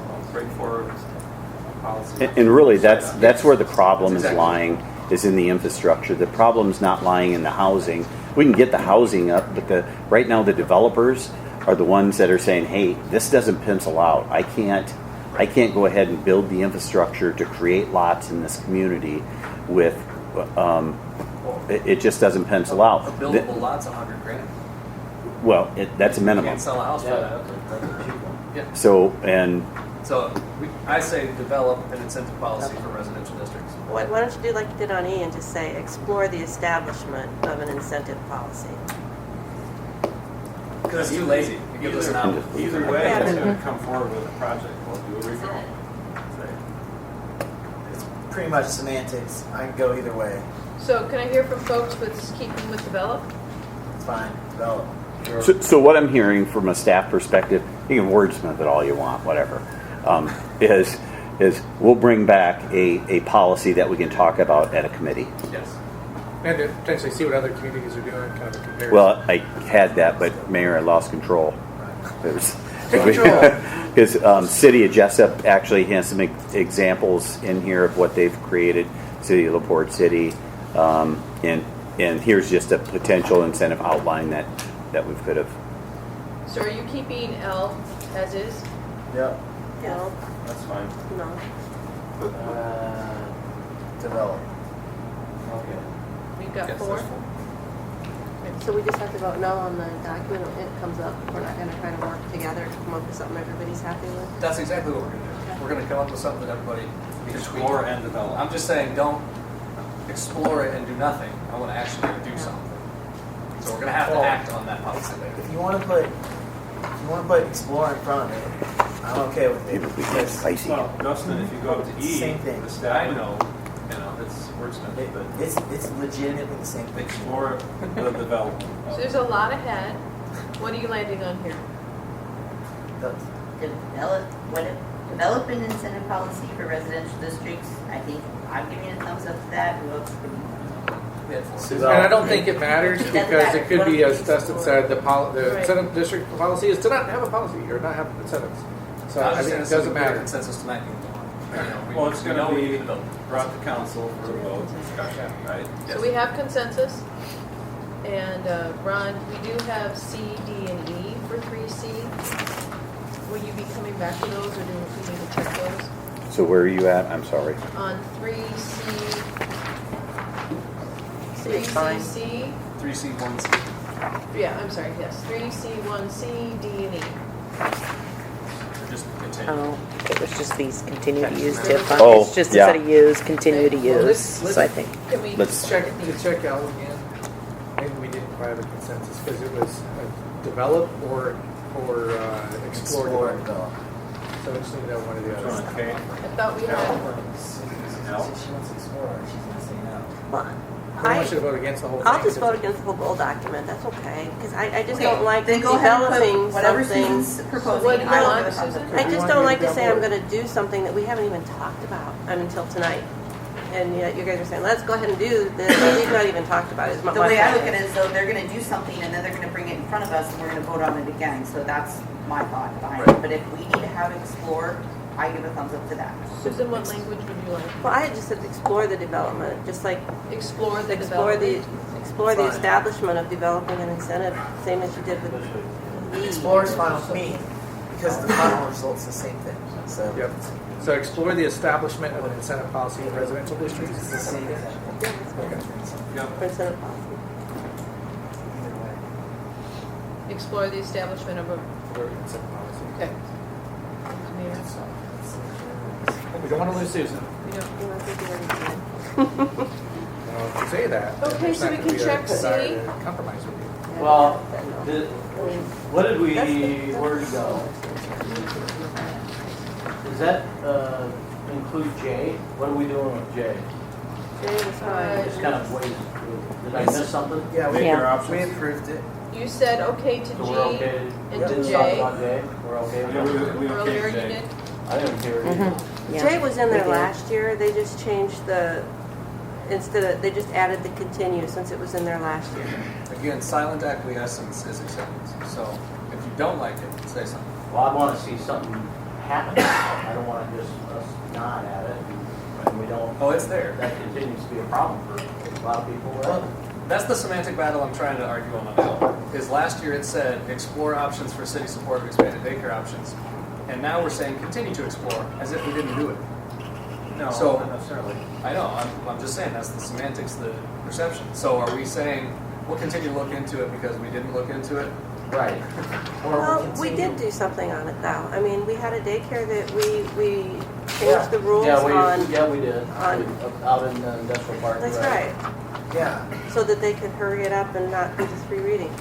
yeah. And can we just, because I want to make sure we're on the same page, and correct me if I'm wrong, this is a living document. This doesn't mean that every single thing in this thing is going to get done in the year in fiscal year 2024. It just means it's our goal. So we might not be able to check everything off, and that's why we change and, And okay, continue. Yep.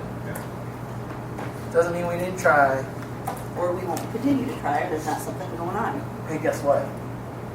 We're getting barbecue. Only if you get through slide 10. You got 35 minutes. 3C, 1C, continue to use TIF funds. Yeah, we're Consensus? fine with that. That, yes, all right. D, continue to use TIF funds. Yep. Yes. E, establish. We changed that. So just explore the establishment. Explore the We establishment. just left it the way it was. Right. Or was So the E green on is the going original? back We're to doing the the original. original. Okay. Correct. All right. And then that catches us up to, To L. which we already agreed to. Yep. And we agreed to J, and we agreed to J. Yep.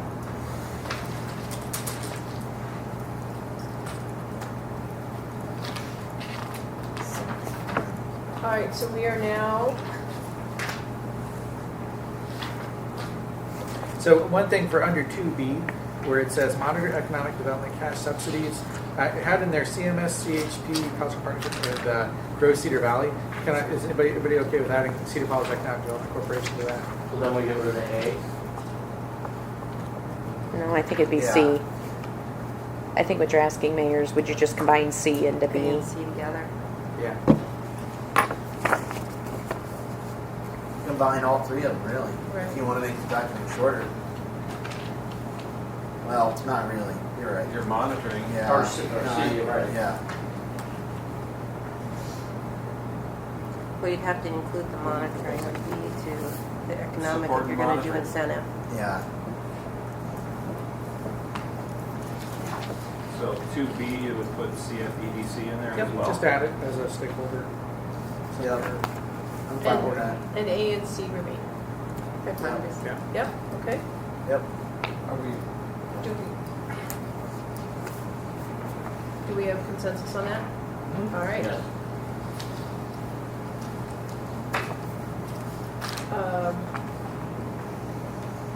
So according to the document, we're moving then to 4B. And so Ron, I just want to align with where you're at with the slides. Are we 4B6. We still moving through here?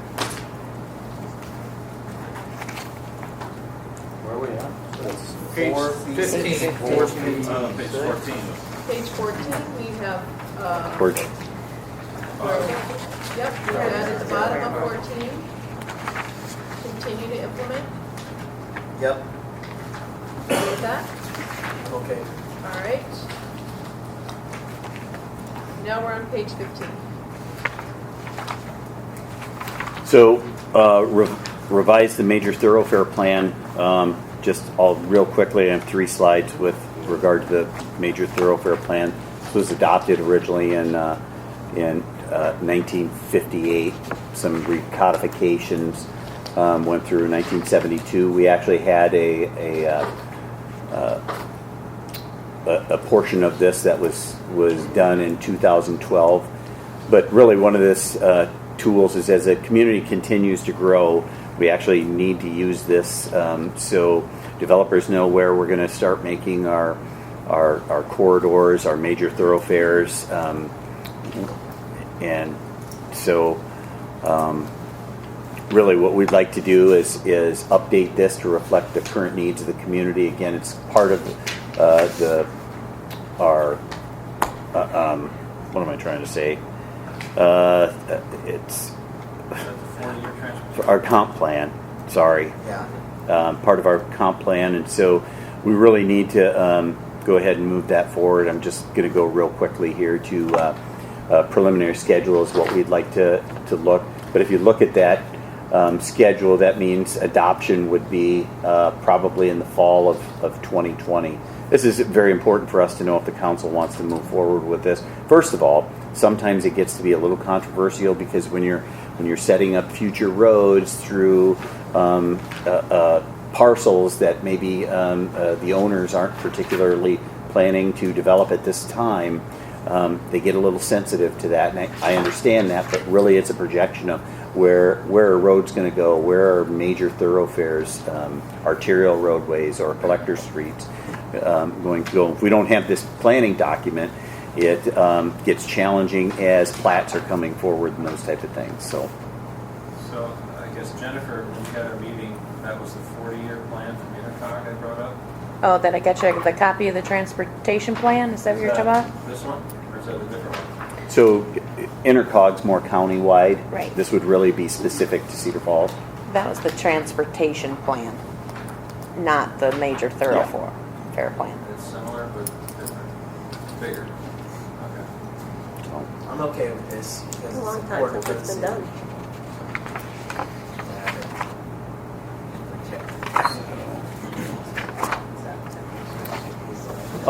This was something that we're just taking the opportunity to come before council and see if they want to move this on to a committee just very quickly. We've had a number of inquiries about actually changing this one-way loop here to a two-way street. Before we go out and talk to the property owners, we wanted to see where the council would be on it. There's the United Child Care Facility. I think Chase has actually had a conversation with them, and they're really not interested in changing that. But they are with the caveat of it's very difficult to see, but if you see right in front of them, they would be interested if there was a drop-off lane, then they could be interested in going back to two-way. But again, just very quickly wanted to evaluate a two-way street and that traffic flow. And again, that's in the document under 7, evaluate one-way streets and traffic flow. So we know that we've had some concerns here. Is the council interested in looking at that? Is it drop-off lane something that we would be able to provide for them? So it would be a little bit of a precedent setting because the city would actually go in there and purchase that for them. The daycare facility is not going to be able to provide that. But they won't give you the land to do it either? Chase would be, I think we we'd be can able get to it. do it within the right of way. It's just that it's a private entity that we would be establishing a drop-off lane. It's not like it's a public school system similar to what we did at St. Pat's here in the last few years. This would kind of set a precedence to we're adding pavement at city cost for a private entity. So this is my neighborhood. That's my house that's on the corner. I've lived there for over 10 years. I will tell you that and my kids went to that daycare. It is, even as a daycare parent, I never thought it was safe because there's nothing slowing traffic at the corner of Searly and Royal. Oftentimes people go the wrong way down the one-way, and then there is no stop sign because it's a one-way. So then there is no stop sign on Searly Boulevard coming from the daycare. And so what happens is there is, and I've seen it more than once, and I saw it recently, where that person's coming down the wrong way on the one way, and this person's coming, and there is no stop sign, so there's a danger there on that curve that's by my house there. People treat that like a racetrack. It's not young people. It's usually, I would assume, by the looks of their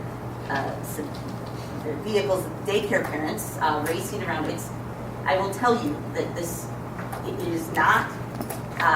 People fly down the road, so I understand I'm just one neighbor, but I will say, as a citizen of Cedar Falls, I would support council looking into changing the one-way. And I believe at one time that was, I can tell by maybe Cedar Heights is the same thing. We have a one-way. I'm sure that was maybe the policy at one point around schools.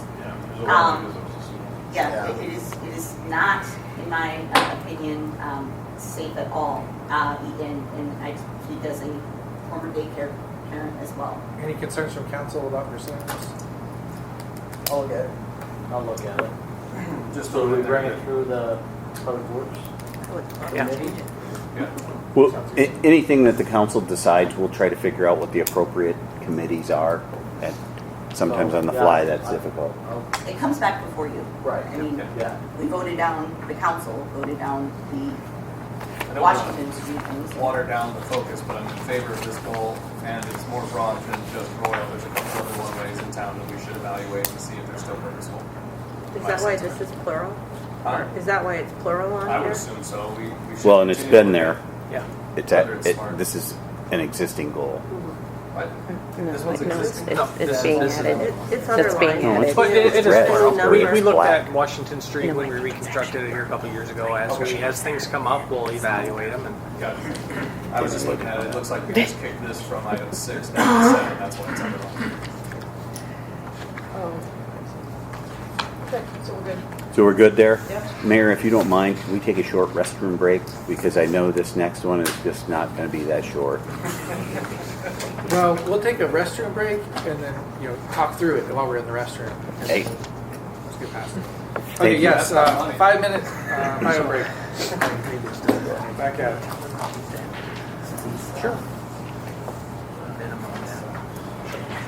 Great. But But they may say, oh, equipment won't go. say it's only 12 inches. It's 12 inches. You gotta go. Yes, if it interferes with public infrastructure, have been service off. So it's not exclusive. That allows me to write. It's- Not just cross. I'm trying to keep a list of all those committee things that come up. Yes. Because at the end, our hope was to summarize what might be future committees. So I'm trying, I have my notes, but I'm going to try to start a master list. Maybe you have one already, Amy? I mean, I've been writing them on my notes, but I was just start So account. what I have right now from the first night was one B7 work session and 2, 3. See, more than I do? well, I have strategic plan, I had resilience plan, because that was the one with parking lot, or it's gonna be in the goal setting, we'll never get to that. So I was gonna say it was the resilience plan. Then I had, committee was the racial equity task force, implementation by public safety. Really? Oh, I didn't have that going to committee. Oh, interesting. Okay. Like they wanted an update about what public safety's been doing to help implement that. Okay. Well, I have that written down. Then I had single family conversion. I don't know. I mean, these are the ones I wrote down when I heard that, but maybe we're. I heard interest, but I didn't hear official like that as official. And I guess I was being conservative about official. Because some of them I was hearing as like, it's gonna. Right. Council pay. Okay. And then tonight so far I have the TIF incentives that we just went over that they want to talk about. Residential TIF incentives. That's different. This is a separate grant. The Royal Cedar. Yeah, that's what I have so far. Yep. But We can from Here, which ones did you have? I just did not have this one. Oh, you had the other ones. And I had strat plan and resilience plan. Okay. And the single family conversion? No? From the first night. Yeah.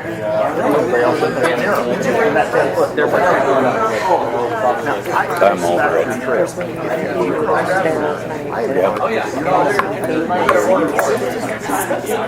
Because you're not messing with it. They gotta repair it. They can get Do you want me to push more or not? I'm trying to read you and you're not making eye contact with me. I know. No, I told Craig, I said, Craig, I said, because I can't go in. So you have to do it. I told Craig. he actually said, I gotta check you for sharp objects. Make sure you don't kill yourself in here. I told Ron, like, I gave Craig, what do you Craig? You gotta do this just because This one is gonna happen. I made sure you didn't see any rope or any kind of, anything that could hurt. I said, because I can't go in there. Craig, you have to go do it. I was gonna make a smart aleck comment, but decided. So I think what I'll do at different times is I'll just see the bitch and say, I'm just gonna check in right now. You want me to keep talking or not? So I think I'm gonna just keep, I'm gonna interrupt and ask, do y'all need to keep talking or not? Right? Yeah. Wedge underneath the bottom. Okay, no. All right.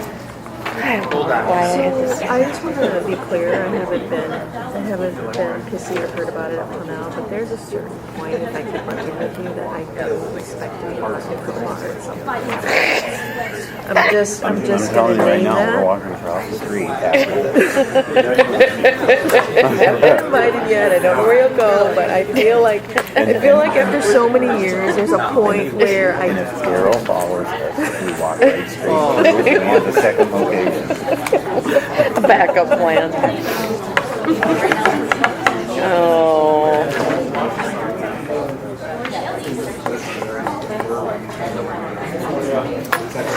So also, we're gonna start this one and the meals get She told me, I told her not really to come, yeah. Because I told her to come about 5:45 or 6, so. I would love to get through the Starbucks. visioning, Yeah, I know. this stuff. So I get the turkey.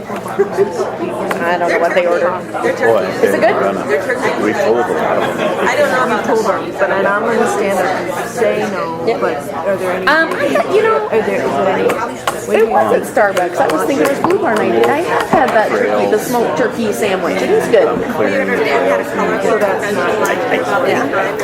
you think they're all gonna find a better color than my skin? Yeah. Okay, and I'm clear at that point to say, Yep. Of course. right. Then you can let him know. You know, like, they didn't like, so they brought corn. Okay, we're at 5 minutes now, so let's kind of get ourselves back together It's here. kind of interesting. Yeah.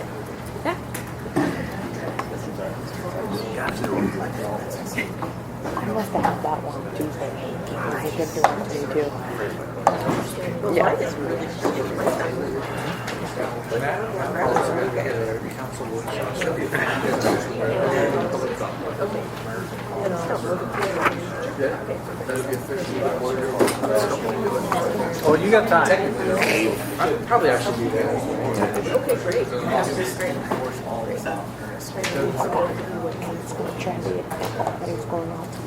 What is this district? He's just bailing out. Started smoking. Does that mean small days? That's just a way of them bringing it around. So we just need to do days. He's on his way, Mayor. Right behind you. Well, I'll get us back into order here. We didn't take a formal recess, so just want us to keep on track in here. We've got everybody from council now. So the next item that we've got, or the next section that we're working on, is the zoning ordinance economic development objectives, which fall under page 15 of the new document, item 5. And so walk through that. Amy will facilitate the discussion. Also, as a note, this will probably come up a little bit later as well, having public here. Since this is a council work session, the council custom is that we have public comment during regular council meetings and committee meetings. Work sessions, it's not public comment, but we're very happy to have you here to observe. Certainly take notes. You're welcome to record if you like. That's granted to you by Iowa state law. There's nothing we can do about it, not that we would want to. We're recording too. And we're also doing an audio recording that'll be available later. So very glad to have you with us. We usually don't have a lot of interest for people to come to goal setting, so I'm grateful. Thank you. All right. So with that, turning it over to Amy for zoning ordinances. All right, so also we will, probably around 6 or so, the meal will come in, so we'll just check in on where we're at in terms of continuing and breaking, keep moving with things. So, Ron, are you ready to jump in here? Yes, ma'am. All right, let's do it. So I'll just jump in. Number 5, zoning ordinance, economic development objectives. One of the things that came up almost with every single council person as we did the interviews to take in what you wanted to discuss with regard to goal setting, visioning, and zoning initiatives came up, and they came up for very different reasons. Some wanted to continue discussing maybe the downtown plan. Some wanted to move on with the plan. So what we have here is just a number of slides that talk about where we are. So again, in the 2012 comprehensive plan, the housing and land use recommendations, you can see there's a number of bullet points there that talked about that. And then as we moved forward, as everyone knows, the downtown vision plan was adopted in 2019. The downtown ordinance was adopted in 2021, and just the College Hill vision plan was then adopted in May of 2021.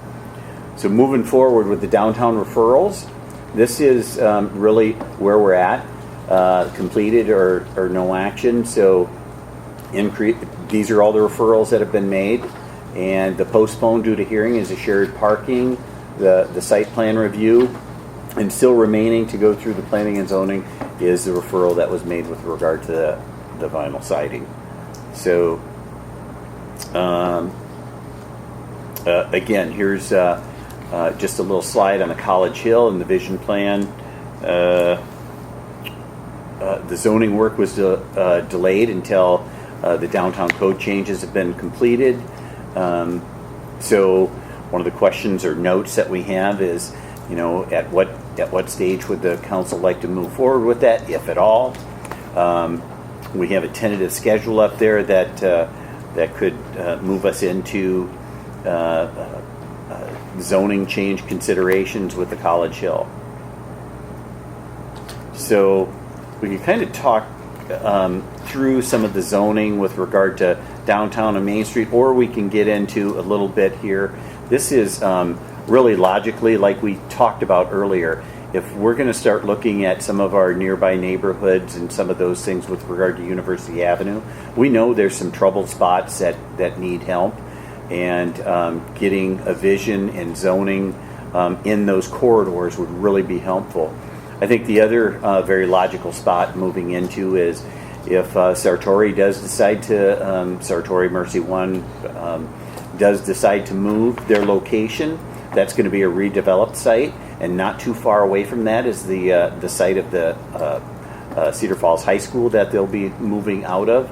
And so, do we want to complete a vision area of that neighborhood instead of just going specifically at what's going to happen to the high school site? Well, what's a compatible use? What are the highest and best uses that we can use for the entire neighborhood, not just the high school site or not just the Sartori site? So, and again, looking forward, we have a comp plan that was completely redone in 2012, and so moving forward with that comp plan is probably redoing it and looking a lot at what are we going to do with regard to refreshing that comp plan. Typically, those are about every 20 years that you do those, but every 5-10 type years you revisit those and make some changes or updates as you move forward. So I guess maybe I'll stop there and see what the council wants to do with regard to these items. I have a number of notes that we can talk about or move forward with. So, Ron, I mentioned it last time, the comp plan, in the breakout session of League of Cities I went to, they talked about annually visiting the comp plan. And I'd like to have a conversation with you, because were they saying that you should annually visit the comp plan to change it, or is it more, hey, we're going to visit the comp plan annually so everybody reviews it and sees what's in it? Because I think those are two different things. Well, they could blend together. I mean, there needs to be updates that are obsolete, passage of time, but that's, and they even reference quarterly, whether we're on track as a city to that plan, and maybe take a referral and pick out something that needs fine tuning or alteration. I don't think we should wait till 2029. Well, I think we can bring that forward back to the council to go ahead and review what the actual comp plan is. And maybe that's a first step that we'd want to do, Right, just to because see that's if... different than what's called the Future Forward Strategic Plan. Yes, sir. So the comp plan is something that the council, with a consultant, went through, worked with the community, but for the most part, that was a council-driven plan. The strategic plan, the 2025, is really more of a community-driven plan. And they covered lots of different kinds of things. There is some overlap, but yeah, with the comp plan, I do wonder how stale it is at this point, since it's 10 years old now. The city looks different. I'd be in favor of at least reviewing it here within the next year. Would that be a work session, or how would we structure that? Probably be a committee. Well, that might be a work session because it's more discussion, kind of a fact finding. Is this the comp plan that's referenced in P&Z ordinances? So it has to go to P&Z. Yeah. Anyway. So it'd have to be a collaborative work session with my, which we've been kind of wanting for anyway. Yeah. So the question would be, with that, do we look at, is it an informational thing just to say, here's what's in it, or is it, hey, let's have a discussion with planning and zoning as a joint meeting and figure out Nice what to we see need to what's in update? it first. To Ron's Then do the point, collaborative. I think, I can't speak to the conversations that were had at the League of Cities conference, but to Ron's point, I think obviously it would be advisable to review it every year to ensure familiarity, but to revise it quarterly would be crazy. But at least revise it at this initiative, but then every council person should review it at least annually. The rule of thumb that's always been out there is, once you adopt a comprehensive plan, every 5 to 10 years, you should look at doing some updates to it. But really, about that 20-year mark, you need to really look at, okay, we need to develop a new forward-thinking comp plan. And I've got the comp plan listed under the Community Development Standing Committee. So if we want to just have a comp plan 101 this year, at least as a start, to say this is what's in it, this is... We could have, and then a session of what's in it, and then if there's something that we really want to change, referrals from referrals from there, and then look at the 29 to 30, completely redoing a new one, because that would be getting close to the 20-year mark. Is that we? That's, that makes the most Yes. sense. There's no need to redo it right now when no one can say exactly what's in there. We might as well have a refresher course and then referrals if we want to update it and then redo it around the 20-year mark. That's what I would be for. It's the most logical sense in my brain. Any concerns with that? I'm also okay with looking at visioning for those other areas because I know there's a lot of people that are wanting things to happen in those areas, and it's going to be very valuable information. So, Well, I'd like to throw out something that I did some research, hired an attorney firm out of Des Moines with a big, extensive real estate background to do a nationwide review of form-based zoning, pros and cons across the nation. And they outlined a number of things here, and we're having discussions about what it's showing. But kind of a synopsis, consensus that they came up with, I'll read it. Because of the pros and cons of both traditional and form-based zoning, many industry commentators believe that form-based zoning can sometimes be a helpful tool to supplement, but not entirely replace traditional zoning. And I heard that. With that being said, I'd like to get to an end point though. I don't want to deter. Well, it sounds like we've got some developers that are deterred from us rehashing things that we either need to come to a final decision on or. Well,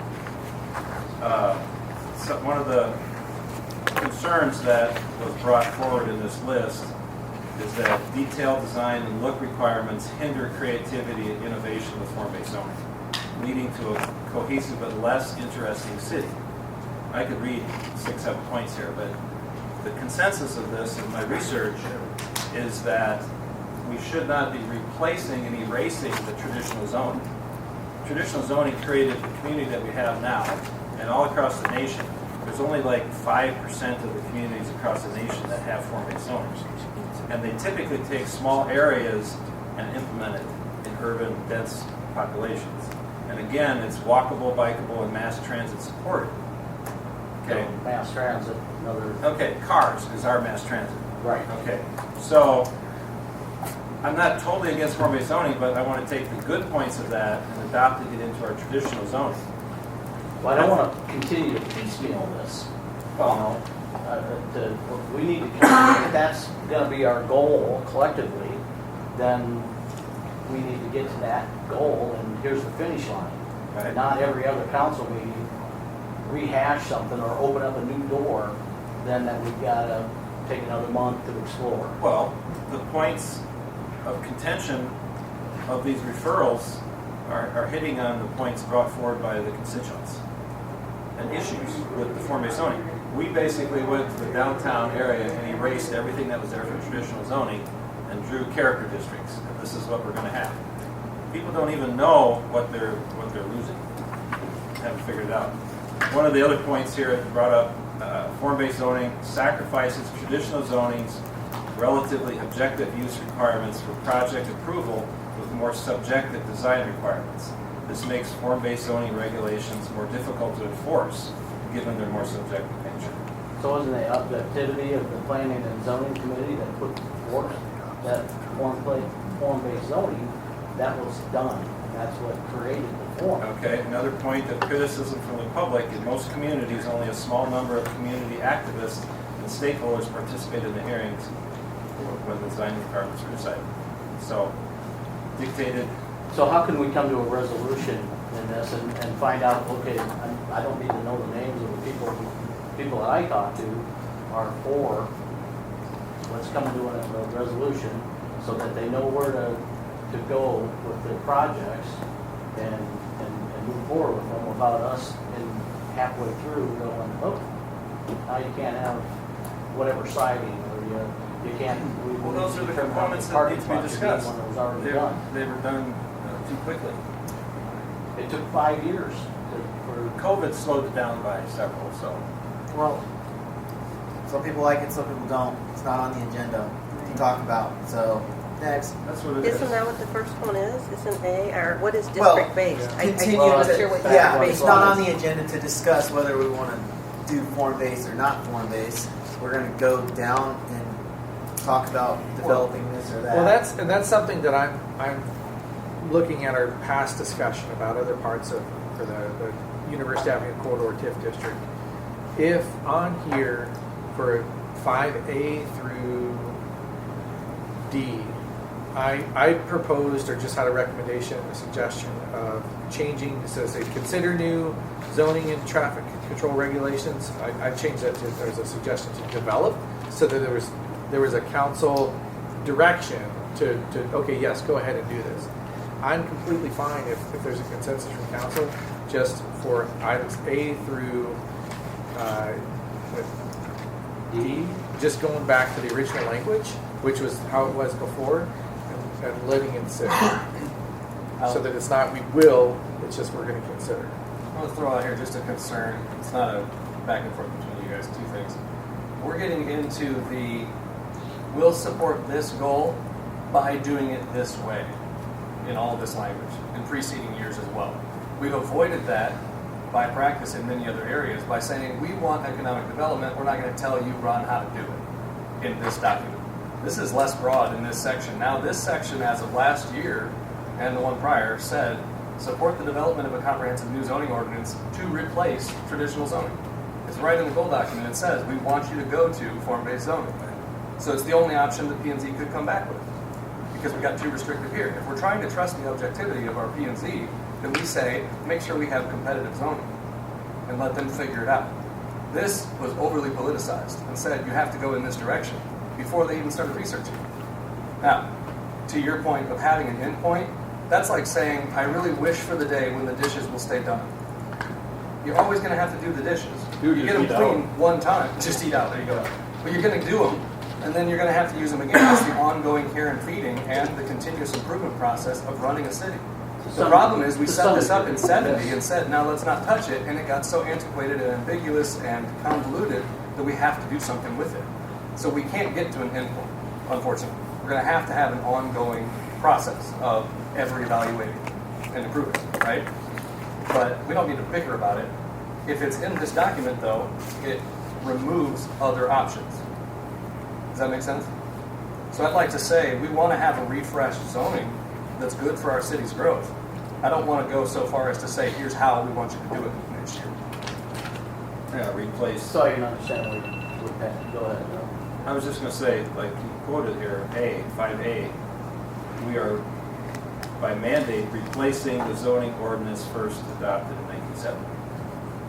But it's been modified dozens of times a year, right up to now. That's the problem. And That's not the problem. That's It where is the problem solution because comes people. Simon, I'll put together the finished product of my research. Everybody's going to get a copy of it. That's cool. But listen, one example of a problem is that it's been changed so much that people bring forward two differing ordinances within a zone of as to how many parking spaces, because it's been changed so many times. That's the overlay on top of traditional. Yeah, and so which one's right and which one's wrong, we argue. This is why we're trying to update and bring a clean slate, something that's clear and objective, so that we don't have to dig through, go back to 1970 and find 18 different amendments to a zoning ordinance. That's the whole point of it. Again, does it have to be form-based? No. It can be whatever is best for the city. My point is we need something fresh and we need something clear and objective so that people know what they can do without getting told, oh no, I found this, you have to do this. Oh no, they changed it in 1997, you have to do this. Oh wait, I found it in 2003, they changed it again.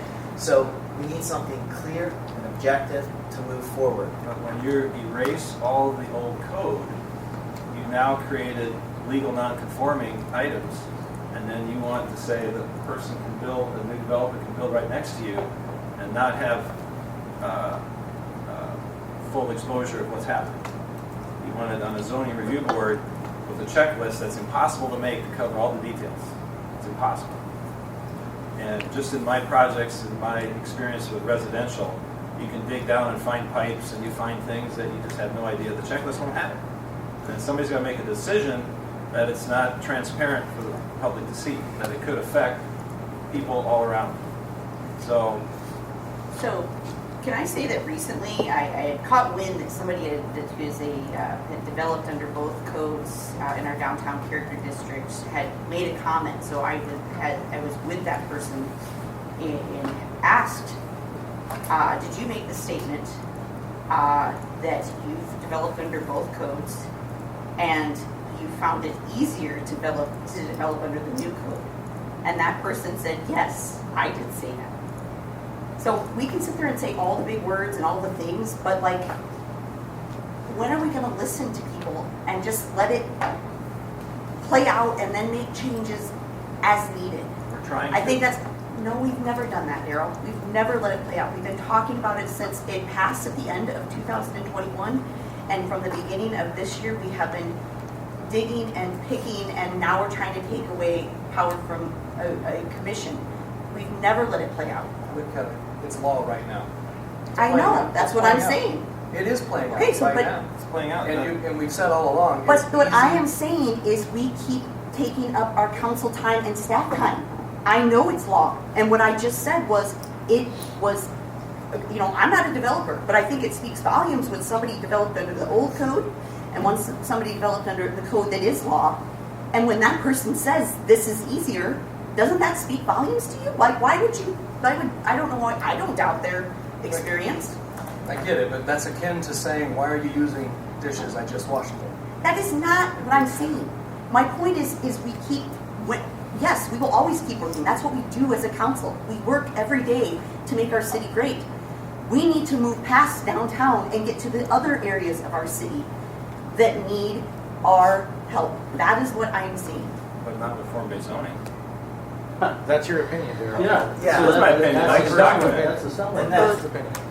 So I don't disagree with you that, hey, we're never gonna change any part of it. But since I've been on council, it seems like that's just been every other meeting or every meeting, it's, okay, now let's look at this part of it, let's look at this part of it, let's look at this part, where it was developed, as Kelly was saying, here's clear direction.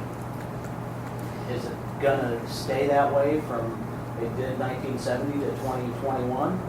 No, it's not gonna stay that way from 2021 until 2029. But let's get down to where we do it maybe collectively, Daryl. I understand. That's Not- why not I just look keep at picking away and picking I away look and picking at away. a nationwide review of form-based zoning. And when the commentators, and at the League of Cities, I interviewed a number of the engineers down there, and they came forward, the ones that understood it and knew, said, you can't take form-based zoning and plop it into a 150-year-old downtown and expect now new criteria and erase everything there. You can have a hybrid, and you keep your traditional situations, and then you supplement it. You supplement it with it. No, we basically took the old and put something new in. I understand that, Yeah. but that doesn't work. No, Right, I was, well, we have just taken a small portion of land and put form-based zoning over that, and we still have traditional zoning all around it. We're not trying to form-based zone the entire city. We still have R1, we still have R2, we still have R3, we still But have this R4. map It's is showing, small. they want to go through the whole area. They talked about Sartori area. But That, yeah, they're talking about visioning. They're not talking about making that. We don't know. that's what visioning becomes reality, is what, move Well, ahead with this. ultimately- With a We're trying to vision solve- plan, though, you can create whatever zoning you You can want. create whatever Right. zoning you want. You can also look at form-based zoning, and you can look at it in different cities and what they do, and it's completely different than our form. Form-based is just a buzzword. The form-based zoning here is completely different, quote unquote, than the form-based zoning in other areas that I've looked at and looked into. That a lot of form-based zoning has no setbacks. We have setbacks. They have no parking requirements. We have parking requirements. Everything is different. So we're sitting here trying to solve problems that don't exist yet. Well- Because you think we're going to create a problem In another area. in another area, or we're going to create a problem here when there's no evidence that we've created any problems at all. It was said that this is supposed to be easy to change, and it's far from easy to change. If there was a reason to change, I think you would have more support from all of us to change something. But if there's no reason to change, I myself am not going to vote for change. if there's a reason to change, if That's- a concern or problem comes up, then of course, we will all sit and ponder and be like, you know what, that probably wasn't the best thing to do. But right now, all we've done is speculate and fear about what could happen. So that's not a reason, in my mind, to change. So this, and I'll just jump in there. This is one of the topics, probably the most contentious for the council, and it's got the most even splits. With goal setting, we're trying to find sometimes the easy consensus, and when something is a big bubble of a glob of things we have to get through, it's probably something we know we have to set aside for a work session. I think this probably does have enough need for just discussion, not at the council dais, that we would have a work session set aside to continue on. So I would just wonder if for that original question about items like 5A through D, could we settle on just going back to the original language and then have it as a work session, and then we're not committing to anything? We could also just define zoning and take the word form-based out of it. Just take the word out. It doesn't say form-based in here. No, I know. Never mind. I just don't want to muddy it further. No, I know. I think the problem is the word replace in A, Replace zoning. it says to replace, but maybe it should have just said update. Yeah. Maybe that would be. We could change that. Replace to update. It's whatever you decide update means. Yeah, that's okay with fine. that, Susan? To replace it. Okay, so Because replacing it's meaning, we're throwing out all the old and bringing in something new. So, great. Which, by the way, the form-based zoning that we did implement downtown has a lot of the same things that the overlay had in it. Well, all right. it But goes- again, so- more so- back I to know. discussion I here. get it. Let's I So the rest of these are going back to original, right? yep, rebirding those, and then we have the compromise for the changing replace to update. Yep. Compromise, not a dirty word. That was A through D. A through D. D.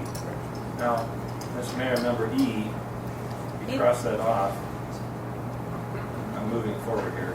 Encourage mixed uses, which I have no problem with. But we can take our C1, 2, and 3 zoning or whatever, whichever one, and word it so that there are mixed uses in our commercial zone.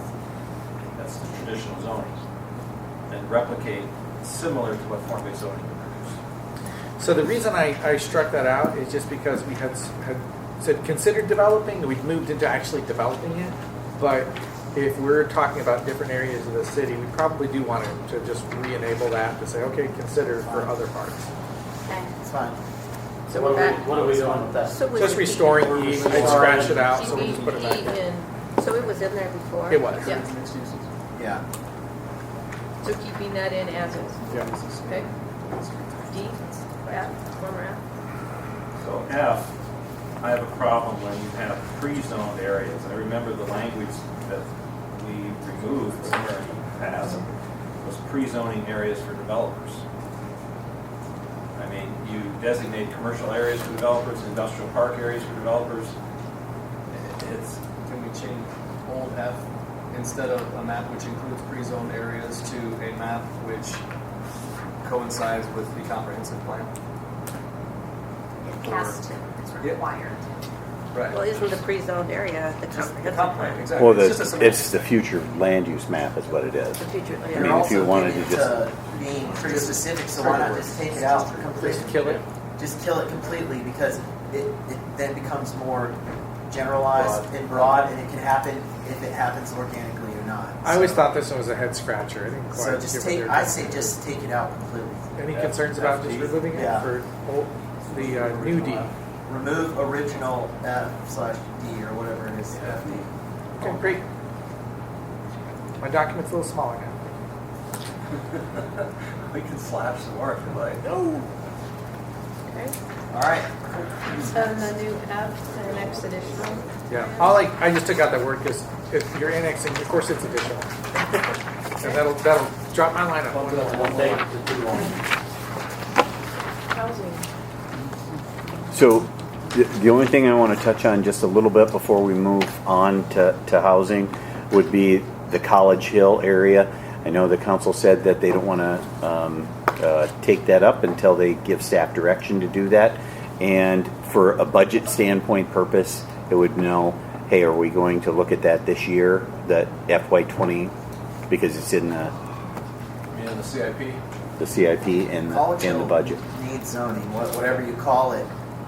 There, Yeah, there's some serious stuff going on there, and I get calls from people all the time that want more clear-cut zoning. Have you, So when they call gotta us look in, at it. can you write it down and disperse it to the council to understand what their concern is specifically? Do you have a couple of examples, I guess? They're concerned about developing, concerned about the current property? Well, or the They're neighbor's property? concerned about all of it. At everything. I mean, at the College Hill partnership meetings, they're always concerned about the way we can develop things, parking spaces, how many parkings for rentals, how many parkings for big buildings that they can build. I mean, It's even impacting our constituents' resale value and Yeah. capability. If they bought a house under a certain auspices so they can't resell it yep. because Right. of Rental, I mean, So, big, well, on big, rental property. Yeah, Because big- they lose a parking spot or they lose a. yeah, So, exactly. all that to Oh, say, that's got to be reviewed. without the Which is in intention, the zone. without the Yeah. intention of saying, Ron, I need you to work 60 hours a week, can you take on College Hill while we continue to finish conversations about that? So when I talked to you earlier about some of the planning things, those planning things are going to be big when we start talking about the master plan, the College Hill, finishing up this particular one. You know, all of those are workload issues, and I think, you know, however we put those in there, that'll be fine. But you know, it's something that I'm going to have to sit down with Director Sheets and we'll go over what and map out what those workloads look like. And But- any further, diversions could delay all of it. Well, Working on multiple things. But we also know that, you know, we're setting a budget that's going to last for a year and a half from now. There's going to be things come up. It has so- to be supported. Right. So, One of the problems with that is it's way too big of an area. It's way more than the hill. And they always talk about, well, it's Yeah. College Hill, College Hill. I Well- mean, we're talking 20 We could- blocks more. I mean, that's we not could- the hill. I'm open to sitting down and having one idea I had was, let's have a committee meeting about if we decide to go ahead and zone it, let's get a pre-meeting before staff goes ahead and does all this work, and let's talk about, get an update, like what are our options, how big of an area, what are we looking at, like, so maybe the first step really is to look at what the approved vision is. Have a committee meeting, go over what is that approved vision, and then see if the council wants to make adjustments from there before we would move on. Yeah. But what that's doing is wiping out all the old zoning. And- No, it's not. It's a meeting to discuss it. It doesn't. Yeah. Okay. and we might take things from the old zoning, they might take things from the old zoning and put it in the new, or things from the overlay like they did in the Well- other zoning. There's, The College Hill vision plan was designed, well, it targeted the College Hill commercial area. It didn't really take into account where the students live in radiuses around the center of campus. And the reason they're in town is to go to school and learn something. So they're going to live in rings around the center of campus going out. And they tried to show density in the downtown or College Hill area, like that's the centric world for a student, and it's not. So is there agreement that this is moving to a work session? Yes. Or committee Or or. a committee? I think So, a work session. so we have agreement on that? And we can move on? When you say this, you're talking this The overarching. college, looking at what, looking at College Hill looking vision. at College Hill, you said bring forward the existing vision, have committee work session around that, and then decide from there what needs to happen next. The committee Just The work College first- Hill the or first this step. whole No, the slide? College Hill specific. The zoning for College Hill. Okay, what are we gonna do with this whole slide? Is it gonna be each one of these a separate? Well, I think we got to bite it off. It's going to be like an elephant, one bite at a time, right? So, University Avenue, or let's get away from that. Let's talk about, we got to finish up the downtown, whatever that looks like. At some point, we've got to finish up the downtown, whether if we're having 20 more meetings or no more meetings, but we've got to do that, and then slowly move into the, I think the College Hill, because we're halfway done. The staff could give a presentation on what the visioning was that was adopted. The council can unadopt it. You can, however you want to move from there. We can make adjustments. So And then the code would be developed. And then the council really has to have a serious conversation of where, if any, do you want to move into other parts of the community. And again, doesn't have to be form-based zoning, but I do believe that there needs to be zoning updates that have to happen. Well, incentives is the main thing for University. Well, I think What about zoning. finishing downtown first, like Ron was just saying. Let's focus that. Well, and move we on know- to College Hill or move on You to never College get finished with it. Well, let's not call it finished. Let's say, okay, here's phase one. We can consider phase one complete for the start of the code. Yeah. And then phase two now is the monitoring and the adjustments. But we have to be able to come to a point where we say, okay, it's as good as we're going to be able to make it as a collective body. Let's ride it and That's see what point. happens. And then, like, just give it a year. But for budgeting Well, what purposes, I'm- they need to know Yes. if they're gonna start to look at College Hill this year. And Well, your CPI, CIP says 150,000 per year all the way through here. That's Well- financing form-based zoning changes according to number 5A, replace zoning ordinance for 2097. That's the mandate. I don't think that's the intent. I mean, the intent is to update the zoning just like we reworded it. Council goals. And we've just changed it to update, not replace. Okay. So Yeah, that's good. they're Very well updating be, fine. as Simon said, we may just update the traditional code. It needs to get done because there are Yeah. problems today that are preventing I don't development. have to. So I We've think gotta we're be good? careful not to get sucked into that debating Right. whirlpool. Get it up. I guess Gil, to your Ivory's point, you can't build a building and say, "Oops, it's too big." Again, Yeah. that's So the we're debating moving- whirlpool. We're moving We on to gotta be housing, careful. right? We'll talk about Are we moving on to housing now? Yeah, please. that. Was that 4 on the top Or of is there 16? something else in this? that we That's need? correct, Mayor. That's where I am. Okay. 4 on the top of page 16 of 31. And then at what point do we want to take a break for dinner? You want to do it before talking about housing? Is this a deep enough topic it's going to take us 20 minutes? Or do you think you can run us through in 10? Well, I can get through in about 30 seconds, but so let's just try to get through housing. So number 4 was, as you see, was in FY23 goals. That was this year. Charged the Housing Commission to actually evaluate some of the initiatives to balance the investments and the market rate. Well, they came back and there's a handout from the Housing Commission in your packets. And essentially, if you look, there's a little excerpt there. Their finding is many of the goals would benefit from housing needs assessment. So, and if you remember, this goal came out of the Racial Equity Task Force, asking that the community do a housing needs assessment. So, again, that Economic Development Corp went ahead and moved forward with this. One of the questions that we have is this still a council goal? And if so, is the council wanting to hear from Intercog, who developed this, a presentation on the housing needs assessment? Because at that point you can consider if you want to receive and file or not, or adopt it or not. So I guess I'll open up the conversation there. yeah, might as well look at it. It's done. We don't have to do anything with it unless we want to. So, It's not bad. well, they're gonna do it. So that's a consensus then? It's almost done. You got 3, 4 could consider? Yeah. Okay.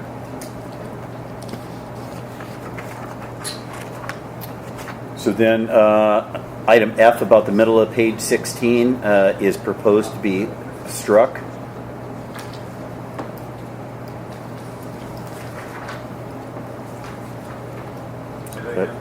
So if you look about the middle of page 16 at F, the proposal there has a strike through. Yeah, only because we didn't do it. It's been done. We didn't eliminate it. We're not going to do another one this year.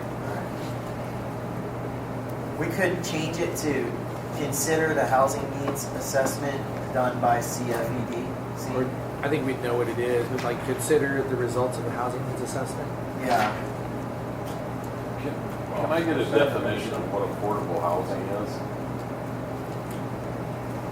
And what changes to code that we would do to make that goal possible? They talk about affordable housing. Is that a rent limit? Is that a, Housing that's affordable by a person that's working a standard job, making. so how much is that due to the payment? Is that due to the rent? Is that due, It's probably. you know, that's what I want to know. You talk about affordable housing. I'm affordable housing because I'm mobile. What if we struck affordable and just said provide housing variety to promote housing options for all? Sure. That's fine. Just curious. Good question, Dave. Affordable is subjective based off the person. We got rid of Well, it, so I now think don't if you worry actually about want to get into it, and affordable housing is going to be different depending on the community you're in. If you actually go, there's statistics on what's the mean level income of each community. So affordable housing is going to be different in Harpers Ferry, Iowa than it is in West Des Moines, Iowa. So can I just do a check on us then? For this one, we have consider results of housing needs assessment, focusing on how to provide housing variety to promote housing options for all. Yeah. Agreement? Love it. All right, Great. good. Nice work. And E, the former K, known as the current J, is an edit from expand to continue. Yeah, I had put the change there because maybe Ron, you got it highlighted so you want to talk about it. But I just didn't know if we wanted to put it further. We talked a bit about it last year of adding qualifying expenses and geography, and the council came to a decision on that. So I wasn't sure if the council wanted to do anything else to make it bigger, or if we just wanted to continue it as it is. Do we have a slide on Review this it, one? see where the Right target here. area is and whether we're trying to convert homes that should be rentals right next to campus into owner occupied. Ron will talk about it. That's what Ron's So, talking about. yeah, really, what we have here is this is a continued into the program that we have.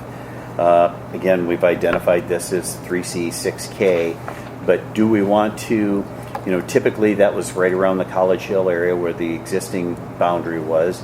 And are we looking at expanding this to other parts of the community? So, Have we been using up our budgeted amount on that? So historically, we've allocated $100,000 per year. And FY23, we've only used about $30,000 as of now. So I think it kind of varies, quite frankly, and depending on the year. And Ron? also, sorry, do we think that, it has gotten harder to get a loan these days, and I don't want to assume, but sometimes I wonder if those are first-time home buyers that normally would use that. I don't know. It's harder to get a housing loan. So, and also our housing stock is way down. So maybe could those two things possibly contribute to why we aren't using it as much? There's a myriad of things that can contribute. So, for instance, one of the things, and this is very cyclical as well, but sometimes a rental house, somebody that's going to use it as a rental house can pay more for it because they have a revenue stream versus a single family person that's looking to buy it.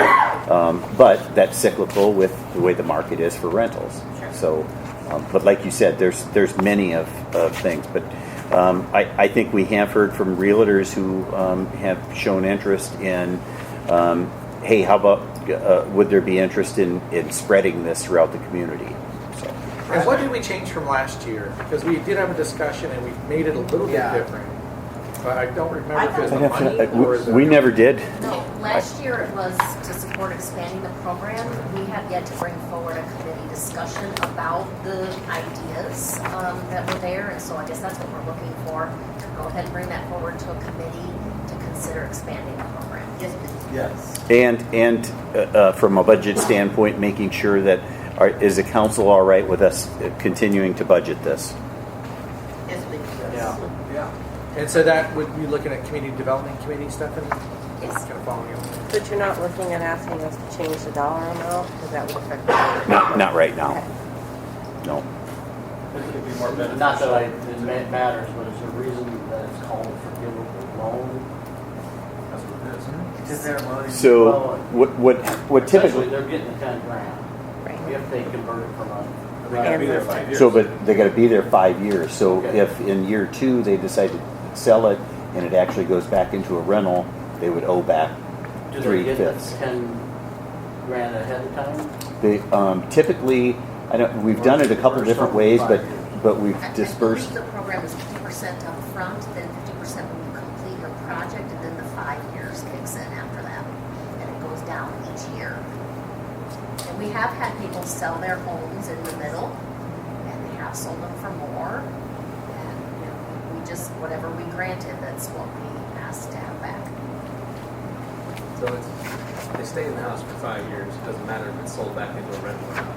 After that. Correct, yes. Okay. So we're not having somebody come in, flip houses and move on from. Yeah, not quickly. And just so everyone knows, one of the things is its exterior improvements. Really, just some examples is siding, paint, roof, windows, gutters, landscaping, removal of gravel driveways, stoops, porches, all of those things that help make the neighborhood better as well. So it's not just so somebody can't come in and say, "Hey, I'm going to put $10,000 into a new kitchen." So. Although, I mean, I would like to look at the possibility of people being able to do something on the inside of their house if they're really converting it and they need to. What if the outside looks better? I And know. that could be in that discussion. Yeah. It's a committee, right? So I guess what I'm saying is, What would the outcome is still be Yeah. converting their own? I would But I like think to see using the signs. using taxpayer dollars, at least there's a greater good with it on the outside. That's fair. There is. So those restrictions may need to stay. So keep the 100,000 in the budget and have a committee decision on this one? Okay. Do you want to run through the strike-throughs on 17? On Page- 17? Yep. I would love to. Do you want me to do that? Yeah. Okay, yeah, so B at the top of page, the new page 17, it says, consider diagonal on-street parking. And I wonder if it's saying we're structurally feasible and where parking deficiencies can be solved, why wouldn't we just do it instead of consider? So that's a discussion, like just say implement diagonal on-street parking. Does it have to be within neighborhoods or could it be anywhere that it makes sense? So can we strike within neighborhoods? So it's a council pleasure. It would be nice. Doesn't it make don't it you tough think? to haul snow on those streets, because you can't just move from one side to the other? Don't know. That's a Diagonal feasibility. parking. That's a feasibility question, right? If we're gonna amend that, we're in public works. What if There you go. What if we strike out structurally and just say feasible? Should answer your question, right, Dave? He just did, he said it was harder to plow. But I mean, to say where feasible, I just don't want to lose you on this to vote against like this item. Are you okay with us saying as long as it's feasible? Consider, Or is there a better but word? you could have to consider it with the public works people, that's all I'm saying. Although Because it's taking more staff time to plow, then I think it wouldn't be feasible, right? Is that what you're saying? Yes. Okay. Okay. So that was B. And then D, it says study the future use, ownership, and corporate jurisdiction of land along the Highway 20 corridor. I know we studied for the Creekside Business Center, right, Ron? So we've laid out that area with the master plan. So I just question, Ron, if there's anything else we need to do with that. It sounds like with Hudson, we're not looking to annex at this point. There's no dialogue at all. Yeah, I would agree. So would staff have any concerns about dropping this item as something we've already basically run through as much as we can? Does it count updating land use map though as well? No, it's already. Land use map is only inside our corporate boundaries. Right. I'm okay with that. Yeah, Striking D. I just didn't see any value in keeping it. Strike D? Yep. Okay. All right, Okay. that's as much as I want to touch. And then 8, College Hill. That's a big discussion. Yeah, we don't Just want to take go it there. out. I Drop mean, it. Yeah, it's a new just- sentence. So just kill drop it because we changed all the zoning stuff to what we did, and we're going to talk about it at. We already decided we're going to bring it to committee and talk about what's possible with College Hill. So there's no need to put a specific designation on it. Let's just leave it out, and then we already know we're going to talk about it, right? Anybody have concerns about leaving it out for now? No. Okay. Good. A, B, and C. No, just A. Well, we're not gonna, So, B and C were already in there Yes. to carry out recommendations, and that's an old. We already did the recommendations from the parking hill study, so do we need to leave that in there? The College Hill parking. He's just renumbered it, right? Right, but it's But it- accomplished. But do we need to? Is it fully accomplished though? I believe there's some things that still, like we'd still refer to it. It wouldn't just vaporize because we've done it. There's some things to continue looking at. So I would be hesitant about just dropping that entirely from the time. I think it needs to stay in too. All right, that's fine. So then 9A was continue to enact the recommendations of the Northern Cedar Falls Visioning Committee report. It took me a while to find the Northern Cedar Falls Vision Committee report. It was done by Dick McAllister and a team, a task force team back in 2008. Looking at that document, we could bring it forward to you. I could tell you that the items on there that were going to happen 14 years ago, like the Center Street corridor, beautifying that, investing money into Gateway Park, those things are already done. And if there's anything else that remains from it, we could bring forward as separate items. I mean, it basically is finished.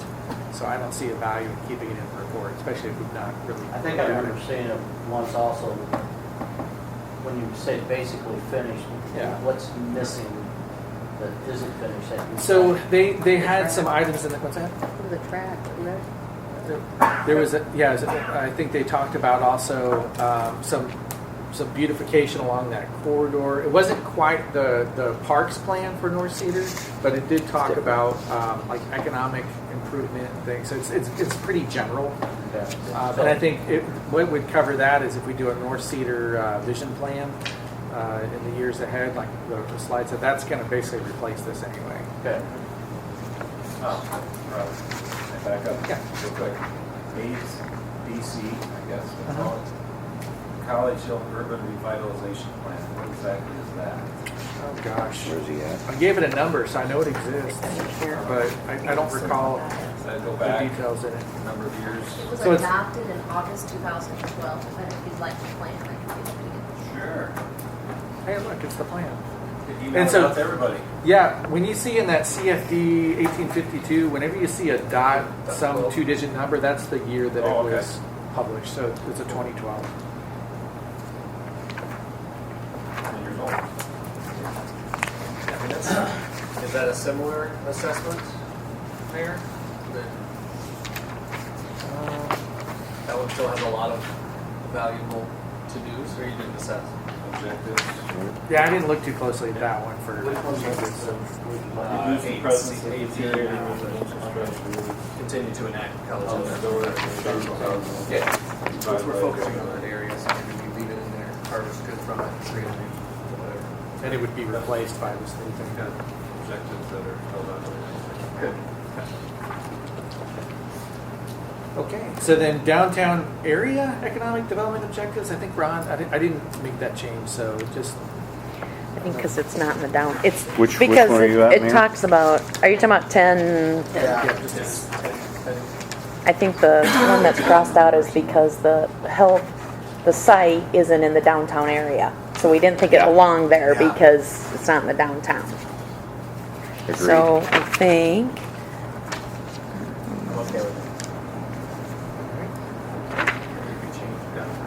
so, and then that kind of ties into the question for Mercy 1, so 12, it's later down in 12, I struck that item out as a recommendation because it says plan for the site development for the property, but we're not even close to being there yet. Like we're still waiting for Mercy 1 to make a decision on the property. So I would say add this in when there is some movement from them. But until that point, it doesn't make sense to plan for site development. It doesn't make sense to organize a staff council committee Okay. So strike 12 altogether. When's the contract up?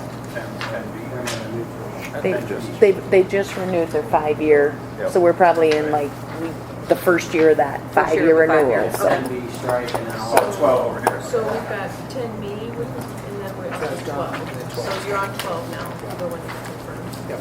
Okay. So we killed 12B,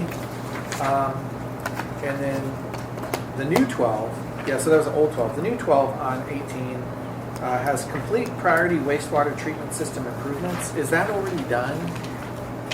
To complete the priority wastewater treatment system improvements? Or are there still items to carry out? Pretty broad. Oh, great. don't- I guess we'll leave it in. Well, I think it was also because we also had on page 2 It's almost the redundant. nutrient reduction strategy. I mean, so I think that's why. So we're adding A back in, is that? I mean, we're getting I don't ready to- care. I think we're saying we could leave A out. It's Because it's covered in other areas of the Right. document. Yeah, I got a line back. Oh, and I missed, excuse me, I missed item C at the very top. Continue to aggressively repay. I just wasn't sure how you aggressively do finance. No. You hit the button really hard. Yeah. So I See your want GUR face. I wanted me to say continue to repay the industrial park debt. Is that all That's right? fine. All right. This is actually. Yeah. Yep. So Are turn we- to Ron for 12B. Extend Mayor, sanitary sewer. we got a page and a half, and then I think dinner. Sure. So I think Okay. we can Everybody get- survive for a page and a half. Yeah. I should be able to get it through here in about 10 minutes. So if you look at, we're on page 1812B, highlighted, extend sanitary sewer to areas that are unserved, remain on septic system, for example, South Main Street. This is a particular project that started about a year and a half ago with property owners coming to us indicating that they're failing septic systems, and they're looking at trying to get onto the city's sanitary sewer system. So Chase and his engineering staff worked pretty diligently with regard to the property owners. This again would be a total property owner. The extension of sanitary sewer to their homes would be total property owner expense. And as we move through here, there is a number of agreements, and people were very willing to donate the right of way. But kind of at the 11th hour, the key property owner backed out. And so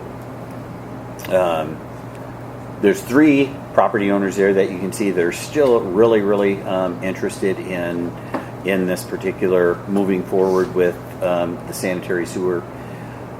This was a number of years ago was identified as was identified as a project, and I think that was back in, was it 2012? Somewhere around there. So, 2008. Anyway, it was a long time ago that we were looking at particularly running the sanitary sewer up there because when they were doing the testing on Dry Run Creek in that area, it was coming back that there's a high E. coli, and they believed that it was coming from a lot of these sanitary sewer systems. Well, there was a great deal of political pressure on there, and none of those folks really actually wanted to move forward with it. Now, as we move forward and looking at that, where septic systems are failing in the area and needing to move forward, the question to the council is, so if I go back, it's kind of a long conversation, but in this particular case where we were able to get sanitary sewer to the 4 property owners that were there, it was going to be, the estimated construction cost was going to be about $175,000, but all of the property owners were going to donate the easements. Once they backed out, so now all of a sudden the easements were there, and so does the city have to buy those and then add that to the assessment of the entire cost, or how do we want to move forward? This, from an engineering standpoint, would actually be the the ultimate solution moving forward and going through there, trying to extend the sanitary sewer, get everybody so they can hook up within a certain amount of time, and also then extend that. If we actually looked at going through there, an estimate would be easements would be about $330,000. Construction costs would be almost $700,000. Now, my guess is by the time we'd actually get to this next season, because as we know, everything we touch with construction costs just keep going up. But the question is the council interested in taking on this project? And to what level? Is there an acceptable cost? So for instance, would we be willing to go in there, pay for the easements, and then assess the rest of the cost to the property owners? If they were no longer donating? So, no, they backed out of the. Well, the one when I go back here, the one primary, he backed out. So What's the primary? The one that goes over to that new? Correct. yes, Okay. So the cost would be the easements essentially, and the construction cost would be then assessed to the property owners? assessed back to the property owners at the time of hookup. What's to say, they don't have to hook up though, they can just kind of hang out there, so it could be a future hookup, right? So a couple different ways that we've handled this. In the ordinance, if you're within 200 feet, if the sewer's within 200 feet of your property, you have to hook up. Now, we've also said in cases like this that we've run this line and somebody said, hey, my septic's only 5 years old, I've got a lot of life in it. So we've said, okay, when your septic fails, you have to hook up at that time. So Ron, septic failing, the seepage bed is plugged to Yeah. to the surface? Well, there's the seepage bed. Something happens with the actual tank. There's a number of different If things. we're willing to work with the property owners, I think But that- just so everyone understands, I think what happened last time it got to a final stage years and years ago is that when these individuals figure out what their tapping fee is going to be, even at $700,000, it's going to be almost $40,000 a property, Yeah. and you can replace your Yeah, septic you can twice do a for lot of that. septic So for I mean 40 grand. that's going to be what Well, it's getting more when we get expensive. final plans ready. Those There's septics going to are- be some unhappy folks. So one, it's getting more expensive to do septics, but two, it's also getting more difficult with the size of their lots to actually getting an approved septic by the Blackhawk County Health Department. Seepage bed underground. Yep. Well, if the seepage continues into Dry Run Creek, do we run into fines from the EPA? Well, the individual property owners could if they don't have a proper. It'd be the property owners, not the, so that's what they'd have to weigh versus the tapping fee. It would also be on us for not kind of enforcing it. So But we don't have documentation that the E. coli is actually coming from there. This. Right. It's suspect, maybe, but So again, this is a budget concern. It's also it was in there as a goal, and it just so happens to be the example within the goal is this particular area. But it's a real challenge, and I kind of understand the property owners, especially if you're the main property owner. Are you giving up some of your land without being compensated for it? So. Is that an eminent domain question, Kevin? Or what? Well, There's no question we can acquire it. Okay. but we would pay. We would actually pay for that. Whereas where we were is they were going to donate, and we were going to extend the construction, and the construction cost would then be borne by each of the individual property owners. So the 7 properties this would service, there's only 3 of them that asked for it? Or? No, the other scenario is 4 property owners. Right there, there's 4 property owners it would serve. One property owner actually owns 2 properties, and then there's the other 2, and the main player, I'm going to call it, that they're the one that ended up backing out in the end. That plan would have gotten 4 of the 18 on Correct. Main Street that Correct. connected. This push gets everybody done one fell swoop. I mean, we're getting in the weeds here, but is there an opportunity to say, hey, if you'll donate the easement, then we'll cut a portion off of your tapping fee to work with them, come halfway or a portion of it? Because you got 3 of them that are willing to give you their easement still. So maybe they'll give you an easement to save $5,000. So what do you do if one says no? Well, then they don't get the benefit. Then they don't And get they pay the the tapping. then they don't get the Well, if You you have to know, buy the land. well, then we would actually have to go, and this is part of the question to the council, is we would actually have to go through with eminent domain then to acquire the property. Yeah. So- Individually, going back to the one of the four that backed out, negotiate with that person. Is that W- what We have, Yeah, and done a lot of negotiating. I'm just saying, you give the option on the table, it says, hey, we're gonna come buy your land, and you're gonna have to pay for the tapping fee, we're gonna force you to hook up when your septic fails, or you can give us the land, and we'll give you a discount on the tapping. so I guess just to make it simple, what I'm hearing from the council, and tell me if I'm wrong, I don't want to put words in anybody's mouth, but you want to move forward with this project, and you want us to go out and negotiate the best deal that we can with the property owners. The biggest, the fix them all, not just the four. Well, if we're They're being all negligent by not fixing them all, yes. Eventually, are we gonna have to fix them all?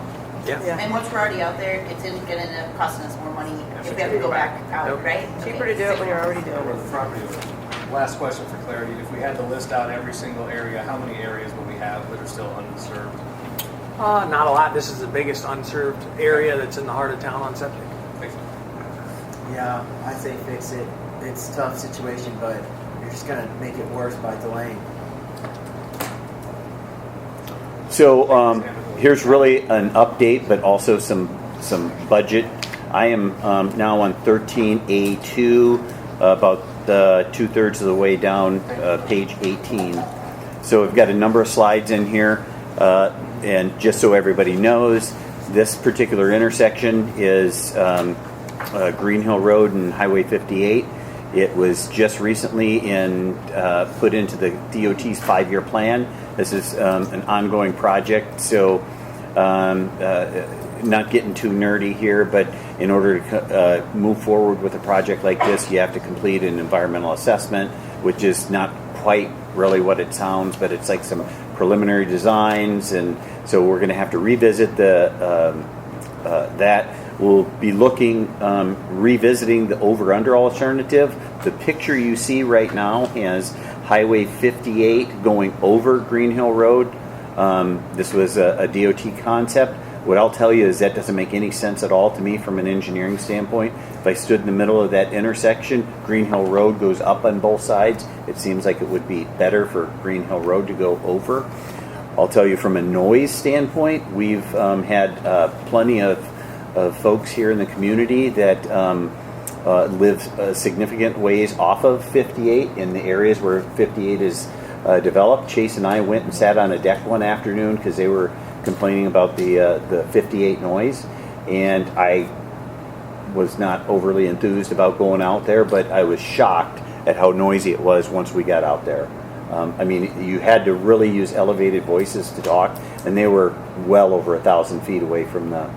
So I would tell you I'm really going to be an advocate for Green Hill going over, because the traffic noise, the volume, and the speed on 58, that noise, if that's elevated, is going to travel significantly. When we went under at 58, that was part of the conversation. So right now there's $4 million in the Unified TIF District that's set aside for this. 2017 dollars. It's a $36 million project. I'll tell you right now that number is going to significantly grow, and I would assume that at some point when we start looking at aesthetics and all of those things, the DOT is going to come back to us and ask for additional monies.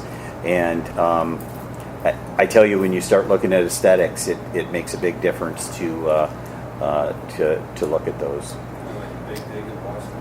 So here we go.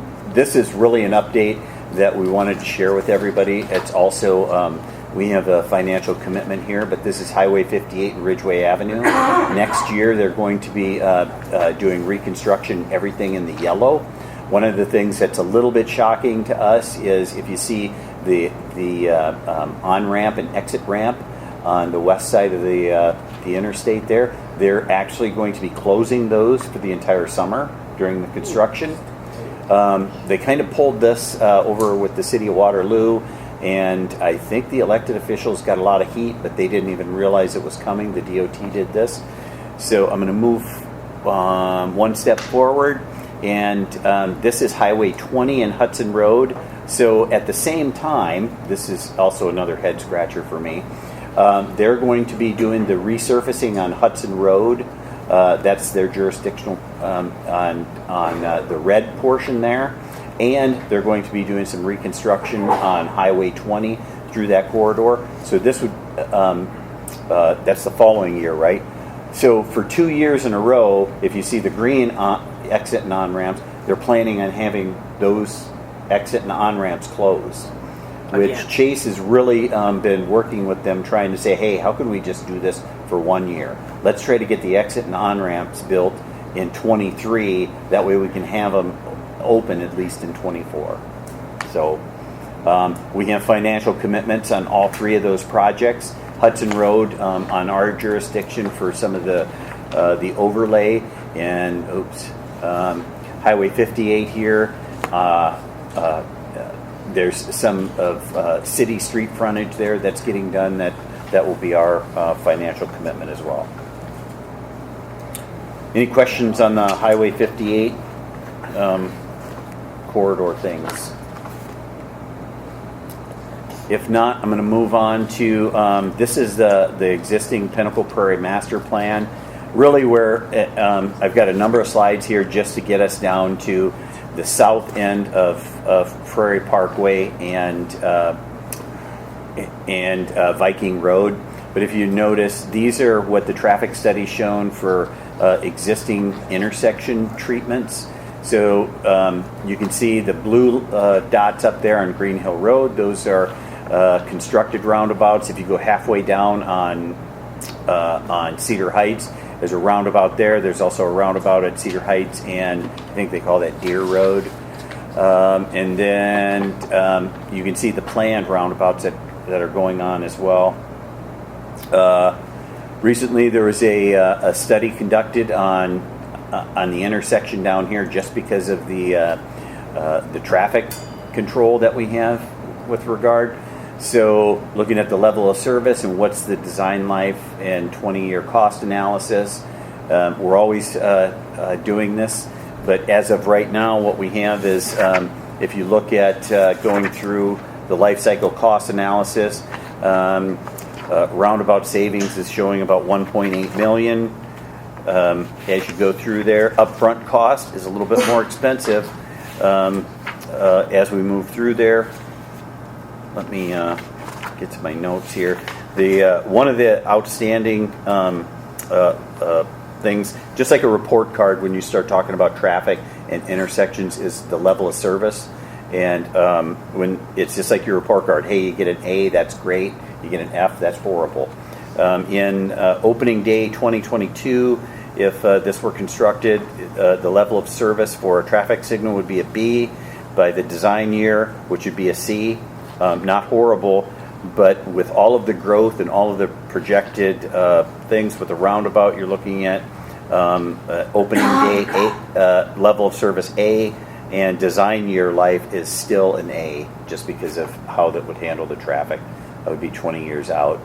I think that's something that we don't communicate very well, or hasn't been communicated very well, or is confusing. And that 30-second discussion on it didn't leave me with any real clear, better understanding, I guess. I'm not against roundabouts, but what's that all? You go back. What's that all telling us? So if you, How do they put a dollar? Well, how do they put a dollar amount on time? so there's go ahead, Chase, if you want. Yeah, during the traffic study, they figure out at a signal you're sitting idle for X amount of seconds or minutes in that corridor, and then they have a factor that they take it times the current fuel price and all that. So that's the same discussion Daryl brought up, and not the That's what I wanted to have on right. 6th and Main. And we just kind of We have it on 6th and Main in the traffic study. There's this exact. Three-legged roundabout. It's not going to change. I mean, the 4 versus 3 isn't going to change. It's kind of like here. I mean, there's still going to be a big benefit. Those numbers Chase was talking about as you go through there, those are federal highway puts out numbers on what the value of time travel, fuel, all of those things is.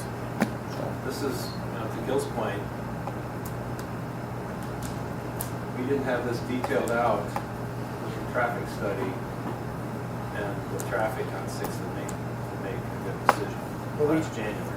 But that's a whole different conversation. We gotta I'm be just careful. pointing out so that But we have to get to dinner too. I know. So I don't want to relitigate 6th Street. you should. We're There's not $3 going million to. savings. We're not going to. If you look at Daryl, we're not going to relitigate 6th Street here. So Ron, continue please. So here's, again, level of service A. So the recommendation is to move forward.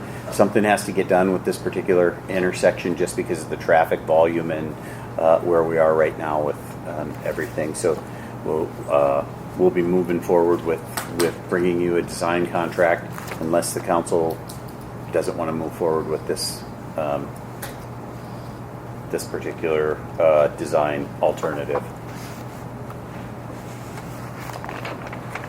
It's fine.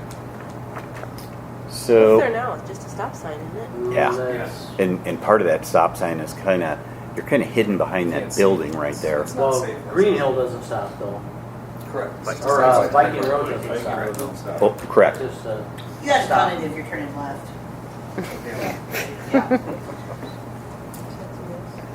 So I am now at the bottom of the page there with page 18, North Cedar Heights area. Just going to move through this real quick. This is a project that the staff's been working on for about 2 years. A group of neighbors came up in here and really were concerned about their streets and some of the road sloughing, and so we've been out there doing design. This actually, let me see. No, well, the up at the top, there's some slope stabilization that's going to have to happen in this area. So one of the things that's just really, really challenging in this particular neighborhood is just the width of the road. I think some of the other things that are really challenging is as you follow the road's moved over the years. And what I mean by moved is it's maybe in their front yard and it's not actually in the right of way. So as times happen, so we've actually been trying to acquire the right of way, so the road's in the right of way, making it a consistent width that would go. Again, you can't get this out to 24 or even 31 feet wide. What the goal is to make this an 18-foot wide cross section in there, which and so. This is an active group of neighbors. They've been great, actually, moving forward. If we talked Tuesday night a little bit about it, and this is probably one of the areas that we don't do enough advertising about what the local option sales tax goes for, because they didn't realize that that would be covering this particular project. So that's really the last thing I have. If anybody has any questions on this project, or if you'd like to be, this is a great group of folks, so the next time there's a neighborhood meeting, I would encourage you to show up. All right, so I have one question. Under 12A, it says inflow and infiltration reduction program, carry out separation of sanitary sewer and stormwater sewer lines. Stormwater sewer, is that a thing? Like is the stormwater a sewer? Or can we do this?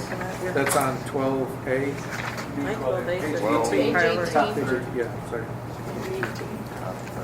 Yeah, that's the I&I undertaking. We're keeping the black water in the black and the gray water in the gray. So stormwater is considered a sewer? Yes, sir. Okay, nothing. Great, so we are wrapped up for goal 3, and we get to eat some food and come back. So maybe 15 minutes or so, and we'll continue on. Chase, on that, on East Ridgewood. Yeah. Do we get that resurfaced or filled in at least before winter? That one where I shot you a couple of pictures. I know we're 2 years out. They didn't do that? I didn't say we didn't. I'm just asking. Oh, if you did. yeah, I put it on our work list, so I'm assuming the guys got it done. I'll check on it. The only reason I'm double checking that change order on the hallway stops at South and Greenhill. South Main and Greenhill. Okay. There's still no hallway stop on there. People have gotten accustomed to it, so they're not using it like a roundabout yet. But on at Coney Farm? No. South Main and Greenhill, there's only 3 stop signs up there. Yep. And we just wanted to placard them all way. They didn't put it on yet, but That was a big one. TJ was the only one reaching out about it, and I haven't seen any fender benders there. No, I mean, what we'll have to do with that is we'll just have to have our guys go put it on then. Yeah, it's 3 bolts and 3 little placards. Yeah. When you brought up cone flower, did you know on cone flower and bluebell, I got head on totaled my car. With the stop sign? No, the stop sign on cone flower is good, but bluebell goes straight through. And the guy was driving into the sun. He's like, I guess no one's there. Oh, you're talking on the public safety, on the side road, not on Green Hill. Detour. Current detour, a guy told me. And I was like, this is all Chase's fault. Recently? Yeah, it's like 3 weeks ago. Public safety was awesome. One guy was off shift, fire department, and was like, you guys okay? He called him in. I was like, yeah, I'm blind from public safety, and I get a interaction. I came out like, oh, my neck in my back. Question from a reader. About making construction, the fireman's rights. There's going to be nothing to touch by the mayor.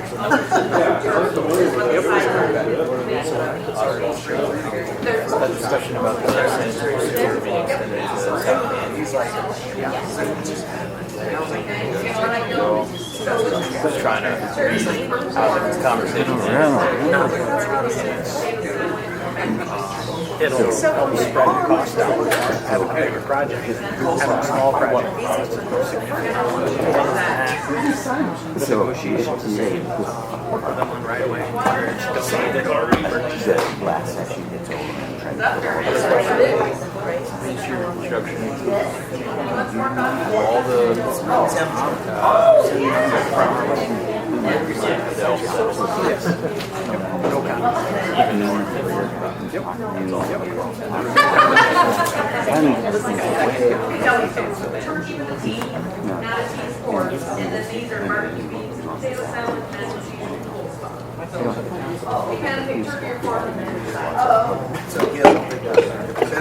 Give you a fresh cold one. Hey, thank you, sir. That's funny.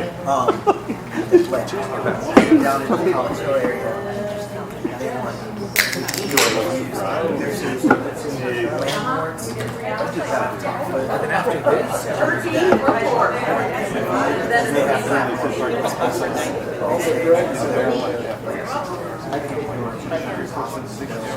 When you go home, you think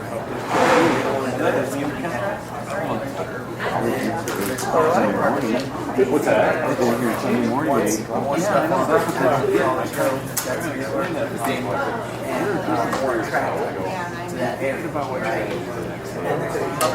Your plans for that, and then if you go somewhere, you know, you're on beach. I can do that. Yep. And then let's and then I'll call this person and that will help tomorrow. Yep, on my way. Yeah. You never.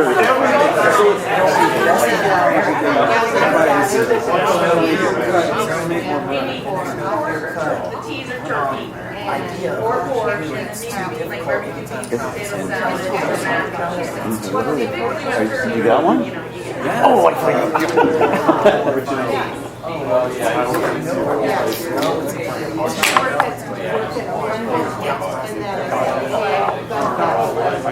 I was the only A he gave that whole year. Did you think Lisa? Did you think Lisa? She didn't do my work in there. I actually did my own work in there. Do you think? Just even one of the sides? No. Okay. No, I'm talking to people who said that too. I feel like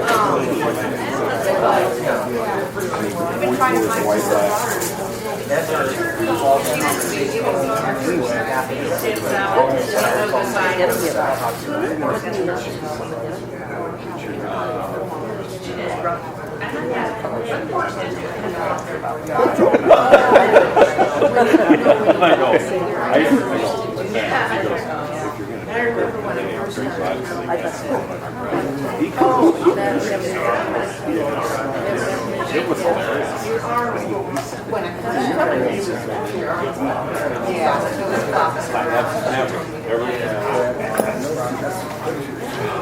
We got turkey, Susan. I did get turkey. I got the turkey, so The turkey is, it better be good. hope so. I don't know, there's a lot of, no butter for your, What's that? No butter? oh, I've never seen it cut that way, but It is good though, Susan.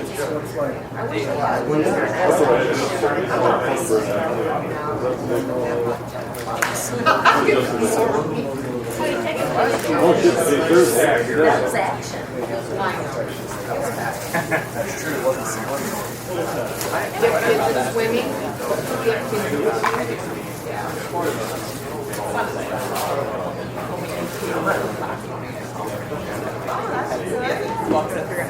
what'd you take? I took the pork sandwich and coleslaw and mac and cheese. I'm a mac and cheese freak. I've had their baked beans before. It doesn't have barbecue beans. Not too much of a fan of the I haven't had their mac and cheese, so that'll be it. I haven't really actually Simon told me that was It's actually better as a takeout.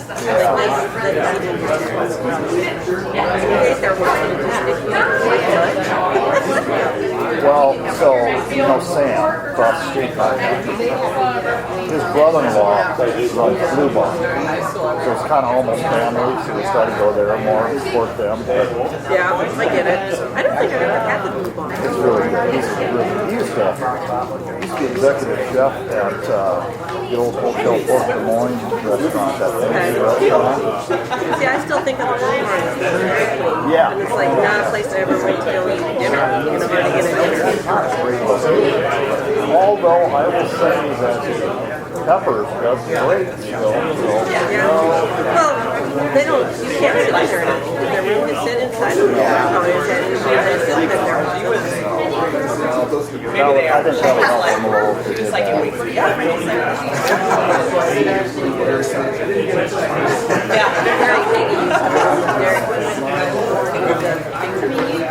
And I think when he died, the place got sold. He was a great guy.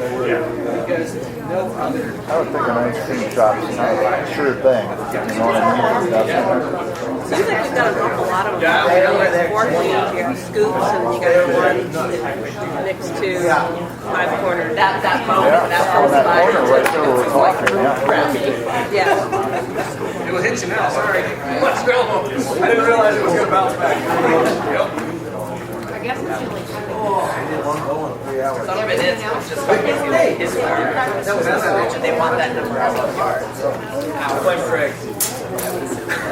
Are you going to talk about financial implications from all of our decisions? From all of our what? Decisions, I guess. I don't know how much of that we're going to know until we get the valuations. There's going to be some There's going to financial. be some big financial implications. You know, Like a duck. Above the surface, calm and unruffled. Below the surface, No, there's ways to fund those, but it's also like you pointed out a lot of times is okay. Could we use these on other projects, funding sources? So, I mean, again, I don't think there's a bad project in here. I know people will disagree with that because it's just different things, but it's what's going to rise to the top. well, it's like with the river project. The biggest problem, I just really thought it was wrong to take the emergency funds for that because that was made to help with water issues, Not to throw stuff back in the water to make a bump in it. I mean, it's not my favorite project by any stretch of the imagination. And I don't think that project's over. Wait till we get the bids in. I don't know if that one's going to... I'm scared of every project right now. Yeah, I get that. It would be fine with me if that project never happened. Now, the tough one for that, to me, so the city itself doesn't have egg in our face, is we got $1.5 million from the Blackhawk County Gaming, and you get $1.5 million from EDA. So, turning that money back, what happens the next time we apply? Okay, now how do they... Cedar Falls, is this really going to be a project, or you just turn it... So... Do we have to do the whole project like it is to get that money, or can we do just the the part that's like cleaning up the river and taking the rebar out and then putting in the fishing nets, can we do that part? We probably could, but Then we can still get the grant money. But so the EDA money, I doubt we would get that because they evaluated the project as a whole. Blackhawk County Gaming, I'd say probably get a percentage of it based on the percent that we would drop dollar figure wise. We'd have to talk to them about that. So.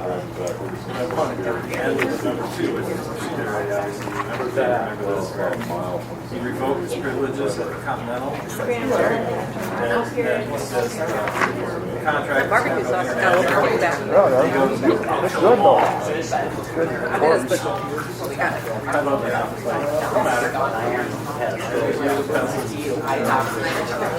Yeah, so he's got 1 week after Valley, and then.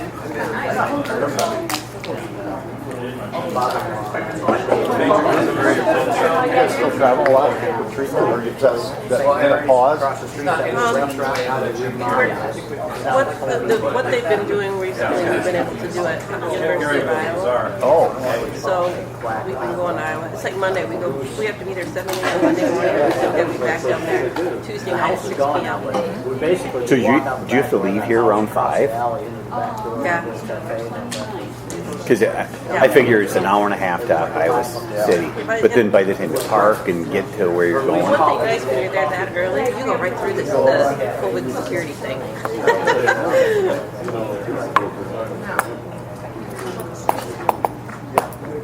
So it's just the way the treatment regimen is, you gotta do it in that sequence like that? Crazy. Well, the first thing he did, which was at Iowa, was a drug that you had to get out of New Jersey. And it became too toxic for him. It was destroying his liver too fast. So then we had to, what do you do next? Well, the next plan was this a clinical trial that was offered out of Texas. So we went on that, and we were to the point where he was on that, and they were going to do the surgery to remove the tumor, but then he had a gallbladder attack and had to have his gallbladder out. Oh yeah, I can tell. So then, having to get the gallbladder out, the surgery was okay, but then about mid-afternoon, a line ruptured inside him, so he was going downhill fast, so they had to do emergency surgery. Cut him 18-inch cut across, go back in and repair the gallbladder. Basically, the blood valve that went to the gallbladder from the liver ruptured, and so they had to go into surgery, or he would have died. Well, that really set everything back. It sets everything back, and the tumors continued to grow. Oh, sure. So then they did this chemo that was 5 days in a row. Give it about another minute or so, and pick back up again. We did that for 5 sessions. Wow. Yeah, it was pretty nasty stuff. People would get feet amputated. Oh. But he didn't really have any side effects from it. So basically, we were back. And how'd that do? Were they happy with that? It didn't really do anything, but it held it. It stopped it from growing. But then they went to the next thing, which was this yttrium, which is radiation. You want my binder? Internally into you. No, I tried to stand lip. Just tell me what's up, and I'll tell you. Yttrium is a hard word to call it. If you ever want to read about it, What am I going to say? That's what I was walking up there to the podium. I go, this would be interesting. What am I going to say? I turned around. Did great leadership. So that was looking at Okay, we about ready? January, we'll be doing another dose. Got our. Give his liver. We'll give everybody with Jen. Where's Jen? She's right back there. Jen's at the end. Hi, Jen. Oh, we're just going to start again. I don't think we paused it, so it's been recording while people have been eating. Sorry. So it's So I'll go ahead and get us back started again here. We're moving into goal 4. So let's see. We got that starts on page 19. Yep. Page 19. All right. So who should I turn it over to, Ron or to Amy? Mostly highlighted there, Mayor. So. All right, go ahead, Ron. So let me just jump right in here. Well, let me just go ahead and read you. So goal 4, deliver quality or deliver community quality of life. So as you remember, we this is really our last goal to cover for the evening. We covered goal 5 Tuesday night. I want to say last night, but then we will have one more section after this. It's a brief section, just miscellaneous, where we didn't know where a lot of topics went. But I'll move forward here and just try to get some council consensus as we move forward. So one of the things that we wanted to bring to you under 4A3 is continue evaluating and implementing pedestrian safety measures. One of the things that's come up, and it's come up quite extensively over the last summer, is there's a number of subdivisions that have now been over the 5-year time period. And the subdivision ordinance actually requires sidewalks throughout the subdivision to be installed within that 5-year time period. Now the challenging part gets to be there still could be a number of empty lots within those subdivisions, but who knows how long it's going to take for those empty lots to get completed. And so you have, especially if they're close to schools or some of those areas, we get a lot of complaints about how do we get the sidewalk system completed. So again, here we are. Sidewalks are largely in built-out areas. Here's the number of subdivisions that we have. It's that we actually have subdivisions in. Part of the reason we're bringing this to you is we're going to let me just go ahead and kind of show you here. The yellow sections are areas where there needs to be additional sidewalks to make some of these connections to whether it's in this particular case Western Home or down to some schools. But our plan would be moving forward to notify property owners in late winter and then have them try to provide us a plan for how they're going to move forward in the summer of 2023. Now, part of the reason we're bringing this to you is because we know that there's also political implications. Is as soon as they get, as developers receive notices that they have to install these sidewalks, they're going to call and say, "Hey, why would we do that? We're not. We haven't developed that particular parcel yet, whether it's a commercial or a residential property." So, if the council's fine, we will move forward with that plan. So, just to clarify, when they asked to develop in that area, it was said they have to have those sidewalks in within 5 years' time. That's a long-term residential in the subdivision code, yes. So they were aware when they asked to develop in Cedar Falls, that is the rule. Correct. Yes, move forward. Yep. Here we go. So, also note too, the suspension bridge over. Are you going to talk about that at all? The pedestrian way. I didn't have that. Okay, so that's covered in the CIP. We talked a while back about this sort of dilapidated suspension bridge from Aldrich to Andy Drive. Is that right? And so that is in the CIP now to get that. We've asked for it to be in the CIP. There's a number of things to work out with regard to easements and actually how that's going to go, but we do have at least developing a plan to move forward. You're talking that home builder, the home built made their own. Yep. Yeah. Okay, that's not dilapidated. That's makeshift. Well, it's not in good shape. Yeah. Well, it's gone now. It was, but it wasn't to code. Right. But we're gonna provide a safe crossing. It wasn't permitted either. So I'm moving on to 4B2, which is update the Parks Master Plan. This is our last Parks Master Plan was adopted in 1996. Many of the goals that we have that have been accomplished. When you look at a Parks Master Plan, they try to evaluate not only what's in the park, but what the need of the community is and where the need for that is. I think anybody could go around to a number of our parks and tell that our parks are tired. I mean, they need some updates. There needs to be things that the playground equipment. I know that Chase has been working very closely with the folks up around Searley Park to go ahead and go over that. But there's other parks. What we'd really like to do is update this parks master plan, which would also give us a plan of attack each year to move forward with. Ron? Yep. Back up one slide real quick. I just got a call from someone on the subdivision code requires open space and education. And a subdivision that doesn't have anything or it's wholly inadequate. So how do you address that? Because it's quite a bit developed already. So it really depends on where that is, and I can just be very candid here. Sometimes it's the political winds. We have an addresser that a developer that contacted the mayor, and we had a big meeting with them. It was several months ago, and they didn't want to provide any type of open space and didn't want to provide those type of things. So we try to hold them to that, but at the end of the day, it's really what does the Park and Rec Commission do? What does the city council approve? A lot of times our recommendation is, hey, they've got to have this, and at some point they have the ability to move that forward to the Planning and Zoning Commission, then even move it on to the council. So again, and you're absolutely right, going back is very difficult to retrofit any type of open space or park. West of Union Road?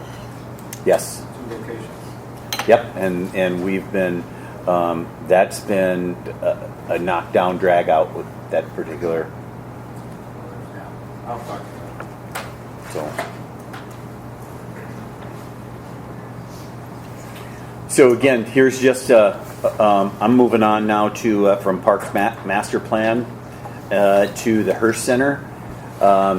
Many of you have seen the presentations from the Hearst group. They're a very passionate group. They have a very clear vision moving forward for arts within the community. And I think what you can see here is kind of a timeline on where they'd like to be, fundraising, feasibility, moving forward with construction plans, bid construction. So staff's been working very closely with them, and really last year in the CIP, if you can look FY22 through FY27, the project was about a $5 million project, basically rebuilding, coming in, building a new Hearst Center. Well, some updated numbers that we've now put in there, and I'm just going to very candidly say it, these numbers at this particular time are guesstimates. So right now the city staff has an RFP out to architects to actually come up with what is the size and the needs within the Hearst Center. And what that would do is they would break it down by, okay, what does the community need for classroom space? What do they need for gallery space? What do they need for pottery and all of those other things? They would come back and try to base the size on that. I think right now we move that back to 28, correct? So FY28 is where we are. But again, I think this group is looking for some type of a commitment, because if they move into that private fundraising phase, they're going to want to know that the project happens. If we don't move forward with the first improvements in a 5-year time span, we really have to put a time period on it, because there is starting to be a number of repairs that we will need to make to keep the facility operational and desirable. Oh,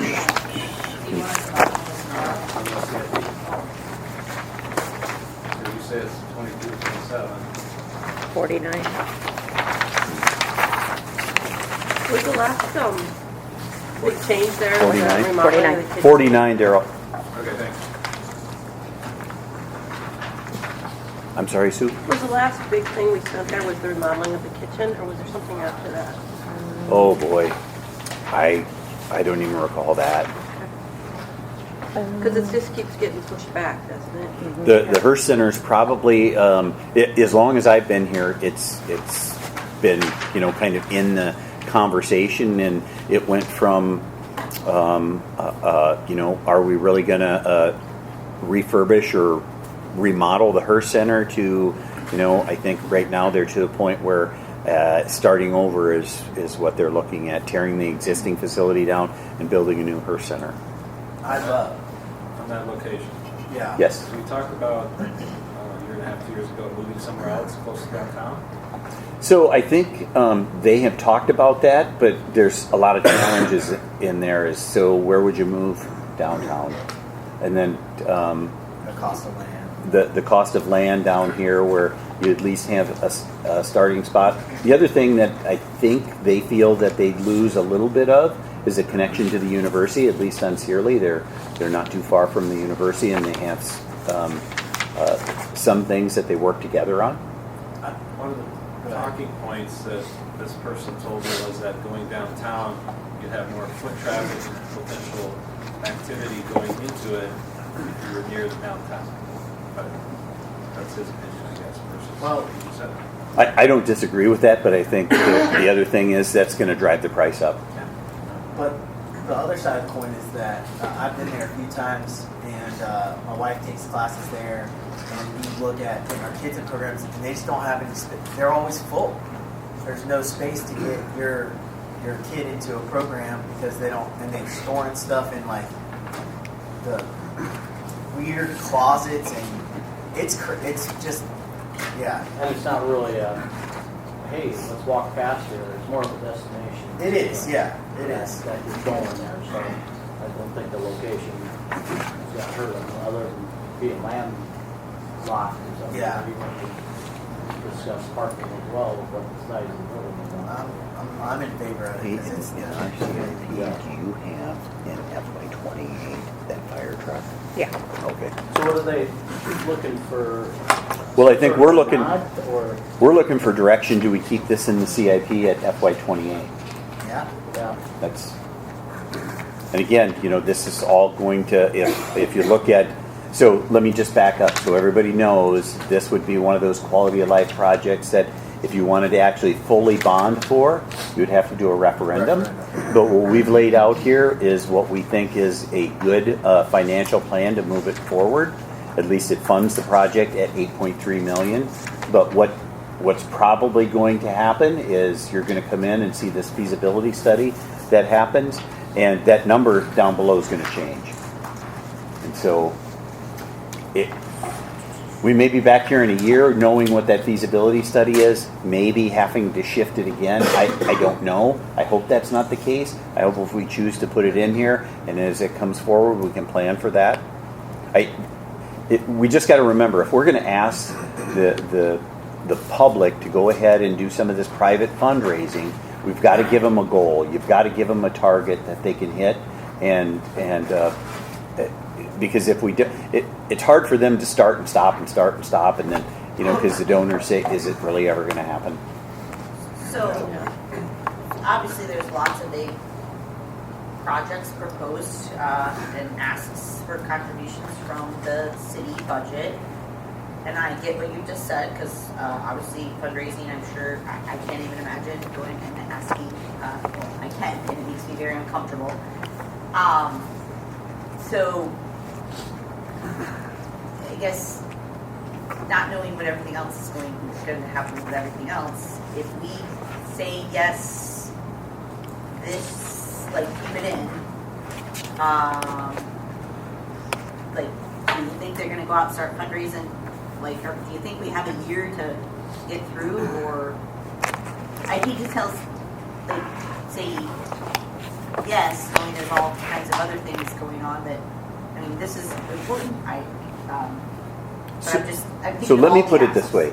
It maybe sorry to interrupt, but No, okay. let me put it this way. If you actually look at the funding source, there's a lot of pieces that have to fall into place here. Yeah. If we put this in FY28, about the only thing that we know that would be certain there is the general obligation bond.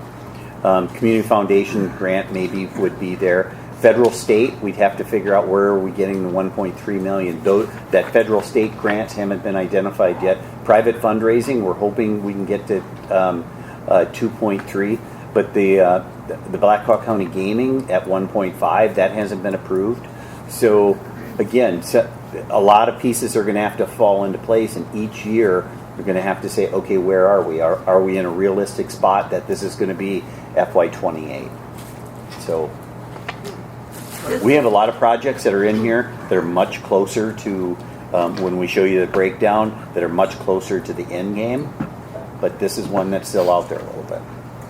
Will the feasibility study also take into the property to the east that they own, or will it just be where the Hearst is? So I think it'll take in that whole spread, but I think the biggest thing is how many square footage, what's the square footage that's needed throughout there. So if it does have to go over, do we have to take the property to the east? Because that's the red house, right? Yeah. So we already own it. Yeah. and so right now that's temporarily used as an artist studio.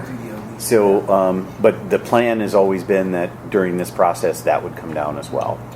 And whether that becomes parking for the facility or some of those, because there is limited parking there as well. If we're going to expand the uses, we're going to have to make sure that they can park it.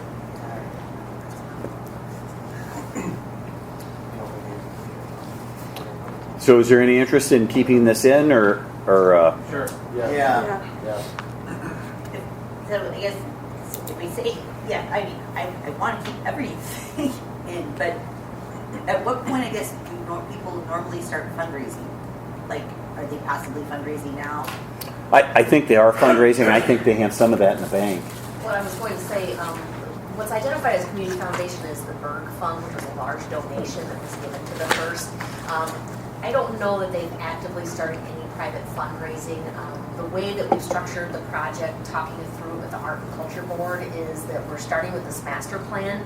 And when the master plan is getting close to the end, when there's some images and information about the cost, now we've got, it gets in the CIP, we show that the Friends of the First and the Art and Culture Board are going to trigger a fundraising feasibility study.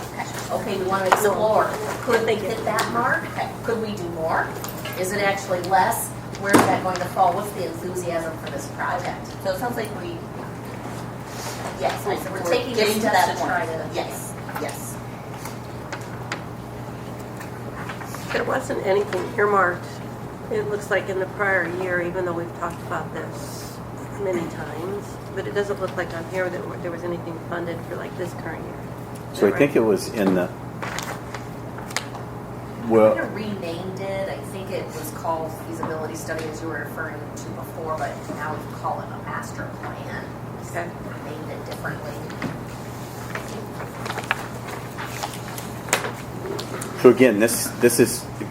I don't know that we have a bad project in here. It's just going to be what rises to the level of getting funded and moving forward. I think there's a funding plan that's in place.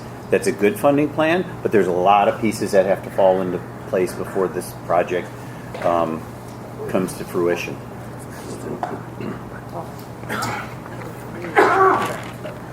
So, knowing that, I'm going to move on to, we have detailed objectives. I'm on the bottom of page 19C2, and there's a continue to use the Recreation and Fitness Center operations and facilities needs assessment to determine the viability of expansion, and it's recommended that be taken out. Is that completed? Will be implemented, or is it just no longer valid? Yeah, what's the story here? What are we looking at? Or we just don't want to expand it? Bottom on page 19. Where are we at there? Bottom page That's gotta 19. be- Is that yours, Mayor? Probably. Yeah, continue to use it. So I thought we were done. Like we've done the expansion, what we're going to do. We're not going to put in the natatorium there. There's nothing really else to cover, right? 2000, we could review the 2019 study. It had a number of things, and the first thing that we did was the locker room model. There are some other items on that I'm not remembering off. Okay. Yeah. So I'd recommend just keep it on it. Yeah, I think so. 'Cause certainly we're not done over there. We've got a lot more potential for our rescue. Well, there must be some, I mean, we change things, and trying to expand our participation and offering other options, right? So. Did you say they took pickleball courts? No, they took away one of my racquetball courts. They did. I go off on a medical leave and he starts messing with my world. Okay, so just to keep us moving forward, then we can just keep, we'll just restore it. That's fine. Yep. So moving on to page 20, there's a strike through on update the park master plan to account for city growth. I think we have that covered. I think that's a duplication now because it's on the previous page with 4B2. Just for clarity, is that the document number 8601.06, was it actually updated? That was 96. Oh, sorry, you got that. Awesome. I didn't check my text. So we're looking at Where are you at, Ron? So I'm on page 20, and at the top there's a strike through on update the parks master plan. But if you go back on the previous page, that's actually in update the parks master plan, so that it's almost a duplication. Okay. So you're on item 10. So now I'm going down to item 10. Identify trails most appropriate for winter snow removal and inform the public via an annual published trail and bench and snow removal map. So we have a draft of that in our I packet, right? think we have it right here, Mayor. So I'll just I'll back up. I think one of the things that's important to review with the city council every year, and this is probably in light of what we've been seeing outside the last couple of days, this is probably a really good time to do that.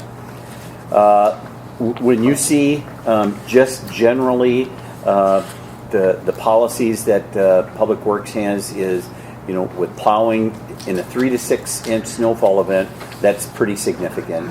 So they'll be out with a full plow moving forward on those. And really what Chase has done here is he's outlined what actually happens during some of these plowing events. So as you can see, we plow the streets, and usually if there's a 3 to 6, and the obviously the more inches is the longer it takes for our guys to get out there and do this. They plow back. So on day 2, they get in there, they plow back. Let me back up again. Day 1 is at a minimum a 12-hour day, if not significantly longer, just to get this. One of the things, really proud of the guys, because they could be in there at 2 a.m., 3 a.m. Those are kind of the long days, but they'll plow back areas on day 2, get in there, try to get the calendar parking, de-ice some of the slippery areas. There's a lot of those times when you hit you have that blizzard on one day, and the next few days it's just the wind's blowing, and so they got to keep hitting those areas, going back and back and back.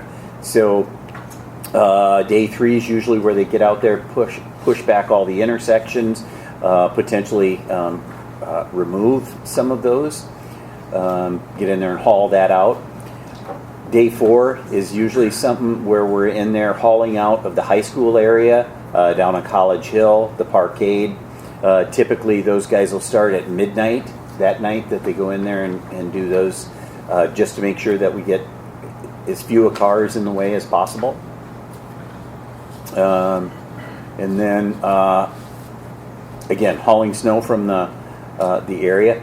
Now, those of you on the council remember probably, I forget what it was, maybe 4 or 5 years ago, when we would get in this cycle. It was about 3 or 4, every 3 or 4 days we'd hit a 3 to 6 inch snow, and it was like it was starting over.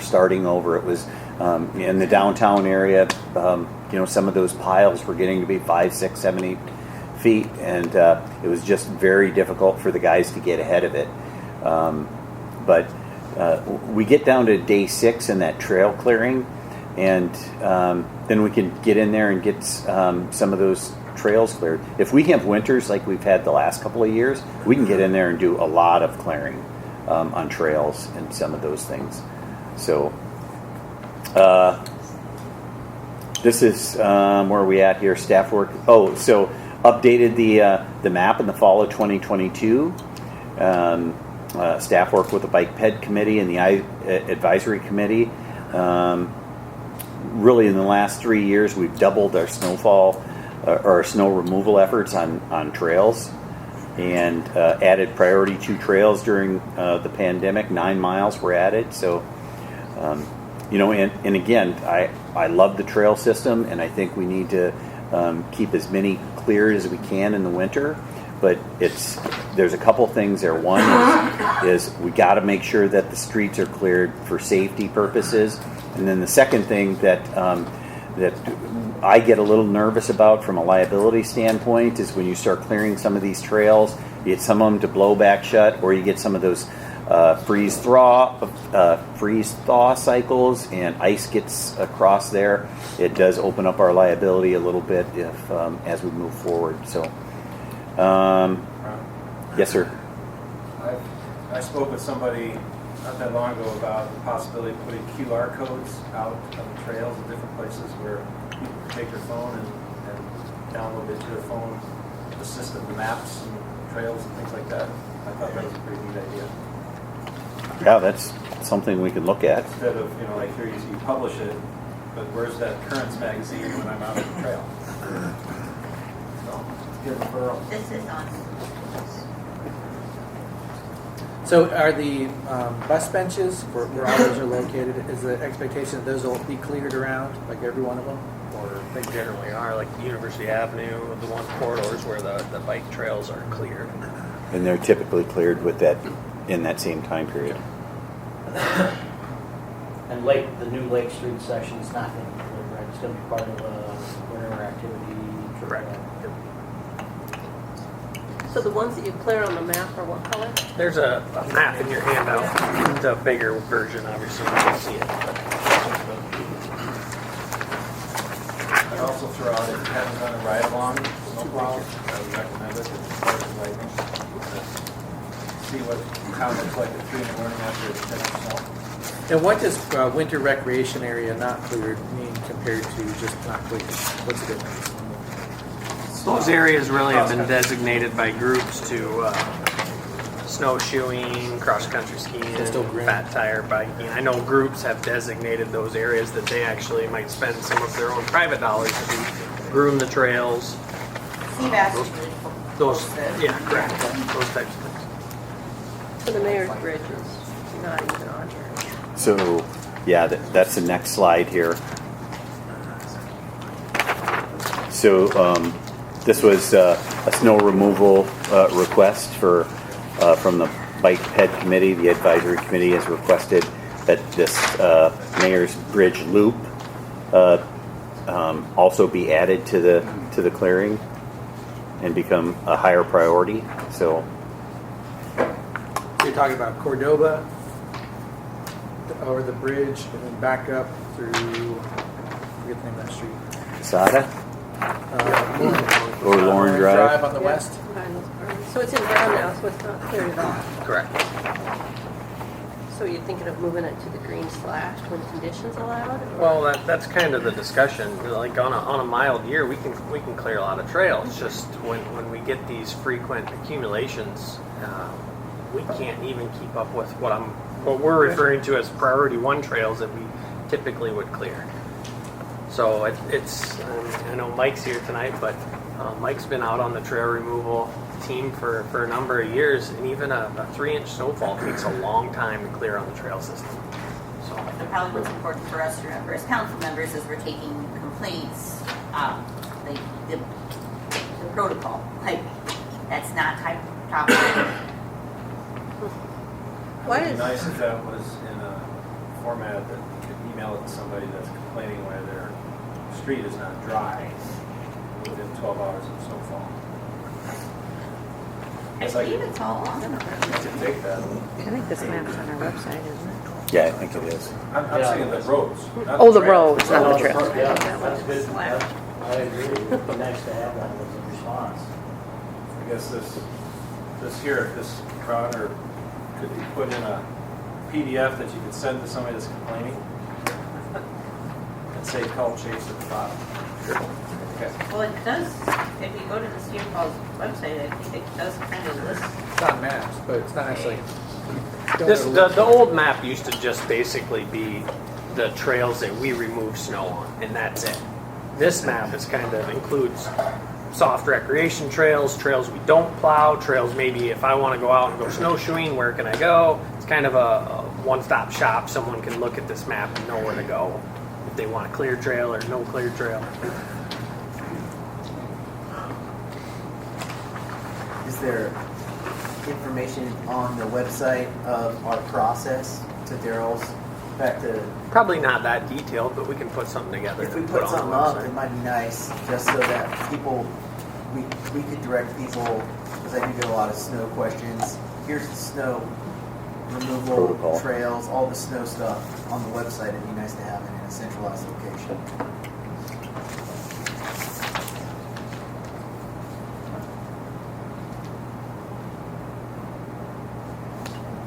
Shots. I don't know how feasible is it on this map and intersections, if there's signage, putting in a QR code to tell you where that goes, you know, what's the trail system? Is that? I mean, that's something we'll look into. I think that'll be fairly extensive to put them all over town, but maybe there's specific locations where main trail heads meet that we can add it to an existing sign or something like that. Intersections. Yep.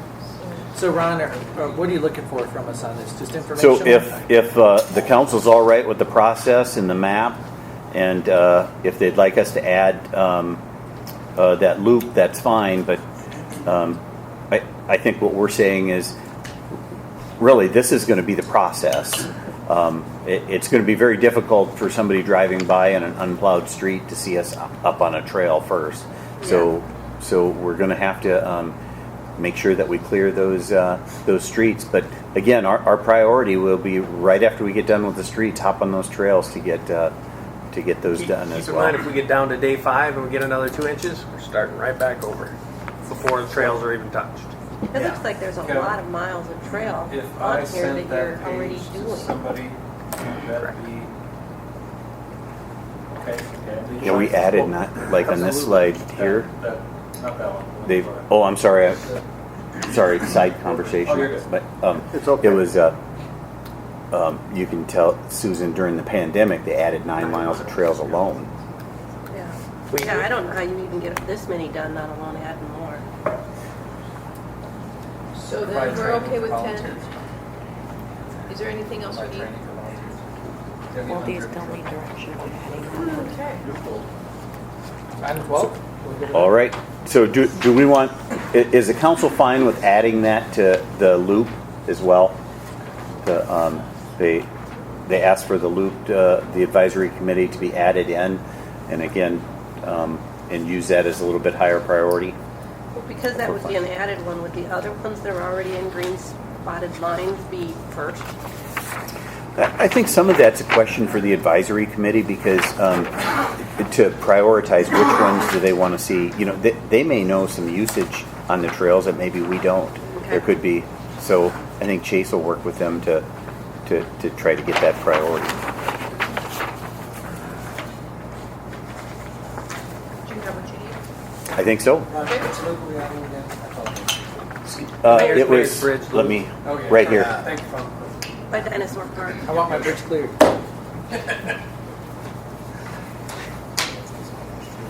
So I am down again on page 20. I am on number 12, about 3/4 of the way down that. Continued collaboration with the Cedar Falls Community School District on the development of plans for a new indoor community school co-located with the new Cedar Falls High School. So I think many of you are very familiar with this project. This is one that there was a presentation, I think it was last council meeting, that we discussed the new pool location at. We have, there's some handouts in your packet with regard to the pool. Again, this is one of those projects that has really been hit by rising costs, construction costs. I can't remember quite offhand where we were. I think it was right around $16 million for the initial cost. But unfortunately, it's up to about $21 million. We're at $16.1 million for the shell of the building, and they're looking at going towards $4.9 million to continue forward. So again, here's a funding plan that we're looking at moving forward.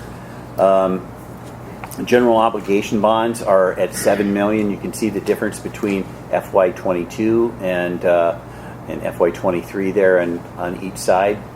One of the things that kind of came back into play when we originally started moving forward with the letting date with the project, they moved it up from FY24, and so that took us out of the Blackhawk County gaming. But now that we're doing the pool inside of that, we're now looking at being eligible for an additional $900,000. That has not been awarded yet, but that is something that we have communicated with the Gaming Commission about our upcoming ask. So, Ron, does that start to butt heads with the Hearst Center ask? well, again, all of these things will compete against each other. This will be a different year, so general obligations will be done. Are you talking specifically about the Blackhawk? No, we have that scheduled. If we go back to, I think we had it. Okay. All my papers are messed up right now, but we actually had that. Those are in different years. Okay. Actually, so Here, what it's right here. In the gaming grant, we had it as 26 for the Hearst, but Yeah, 24 for the pool and 26 for the Hearst Center. And does Blackhawk Gaming say, okay, we'll do it just like nice and neat, or have the gaming revenues and all that kind of stuff? It does. It depends on. We talked Tuesday night quite a bit about Blackhawk County Gaming. One of their biggest concerns is what happens with the Cedar Rapids Casino. Right now, I think they're the last report we had was that they're getting strong numbers with their revenues right now. So Recovery, gaming recovering after COVID, people are going out again to gamble enough. it seems like they're up to pre-COVID revenue levels, is what we've been told. So I thought I heard you say something about 7 million when you first started talking. 700,000 under the general obligation bonds. Okay, If you remember, this is one of those projects that if you wanted to sell more bonds with regard to that, it would have to go out for a referendum. But And then on the Blackhawk County gaming, what's the, because I think the Hearst, they were like at 1.5 million, right? so How when do they balance and weigh their contribution? So as we talked a little bit about yesterday, one of the things that we as city staff try to do is we balance our ask to be somewhere in that 30 to 35% of a project, because the closer you get to 50%, the more they frown upon those asks. So we've typically kept ours between 30 and 35% of project asks, and then this has been in the Blackhawk County Gaming. Our what do we call it? Our plan that we send to them for probably 5 years now. So Ron, if you ask for $1 million, would they say we're only going to get 900, or do they just say no, or how do they adjust? So we haven't experienced a project where they've said, how about you guys have 500,000 or something less. I think part of that is because of how well we try to communicate and what the percentage of the project is we're asking. If you were to up towards 50%, or they won't accept grant applications for anything that go north of that 50%. So with this, is this with all of our asks, how feasible is bumping up? We've got all these asks, and so we got to start to get to the nitty gritty of what's possible. What is this going to do to the bottom line for everything? So one of the things that when we put this together, we looked at increasing general fund savings. And so the nice thing about that is it doesn't come necessarily out of our general fund. But I think this is a really solid plan. If we start looking at Blackhawk County Gaming, that's probably the wild card here, and even some of the federal state grants. But the rest of those funding sources, we believe, are pretty accurate in moving forward with the project. And so I'm not trying to compare projects. I know we may have to, and you got to look at all of that. But this project is much closer to getting completed, and these are a little bit more solid than what the Hearst Center was, just because a lot of those funding sources were still in flux. Now that doesn't mean it's a better project or a worse project. That's where we are. But Ron, that extra $3 million out of the general fund savings, would it be accurate to say that like you could have done these dozen sidewalk trails on the unmet needs for that same amount of money? Yes, you could allocate those for another project. That's absolutely correct. So something's going to be cut. Well, yeah, something. It's just like every year. It's not. Real quick, what would be our plan if we didn't do if we did not contribute to the pool, and we obviously, the city has a long-standing relationship with the school utilizing their indoor pools. Those pools are near the end of their life. If this didn't happen, what would our options be? Do you mean the added amount or the original? What's that? Do you mean the added amount or the original amount? No, I think she's I'm just saying the saying same if thing. we had to build our own thing. Or if we didn't, like, Well, what happens to the school project? We already agreed I'm just to saying, what the is the original option? amount. One conversation, guys.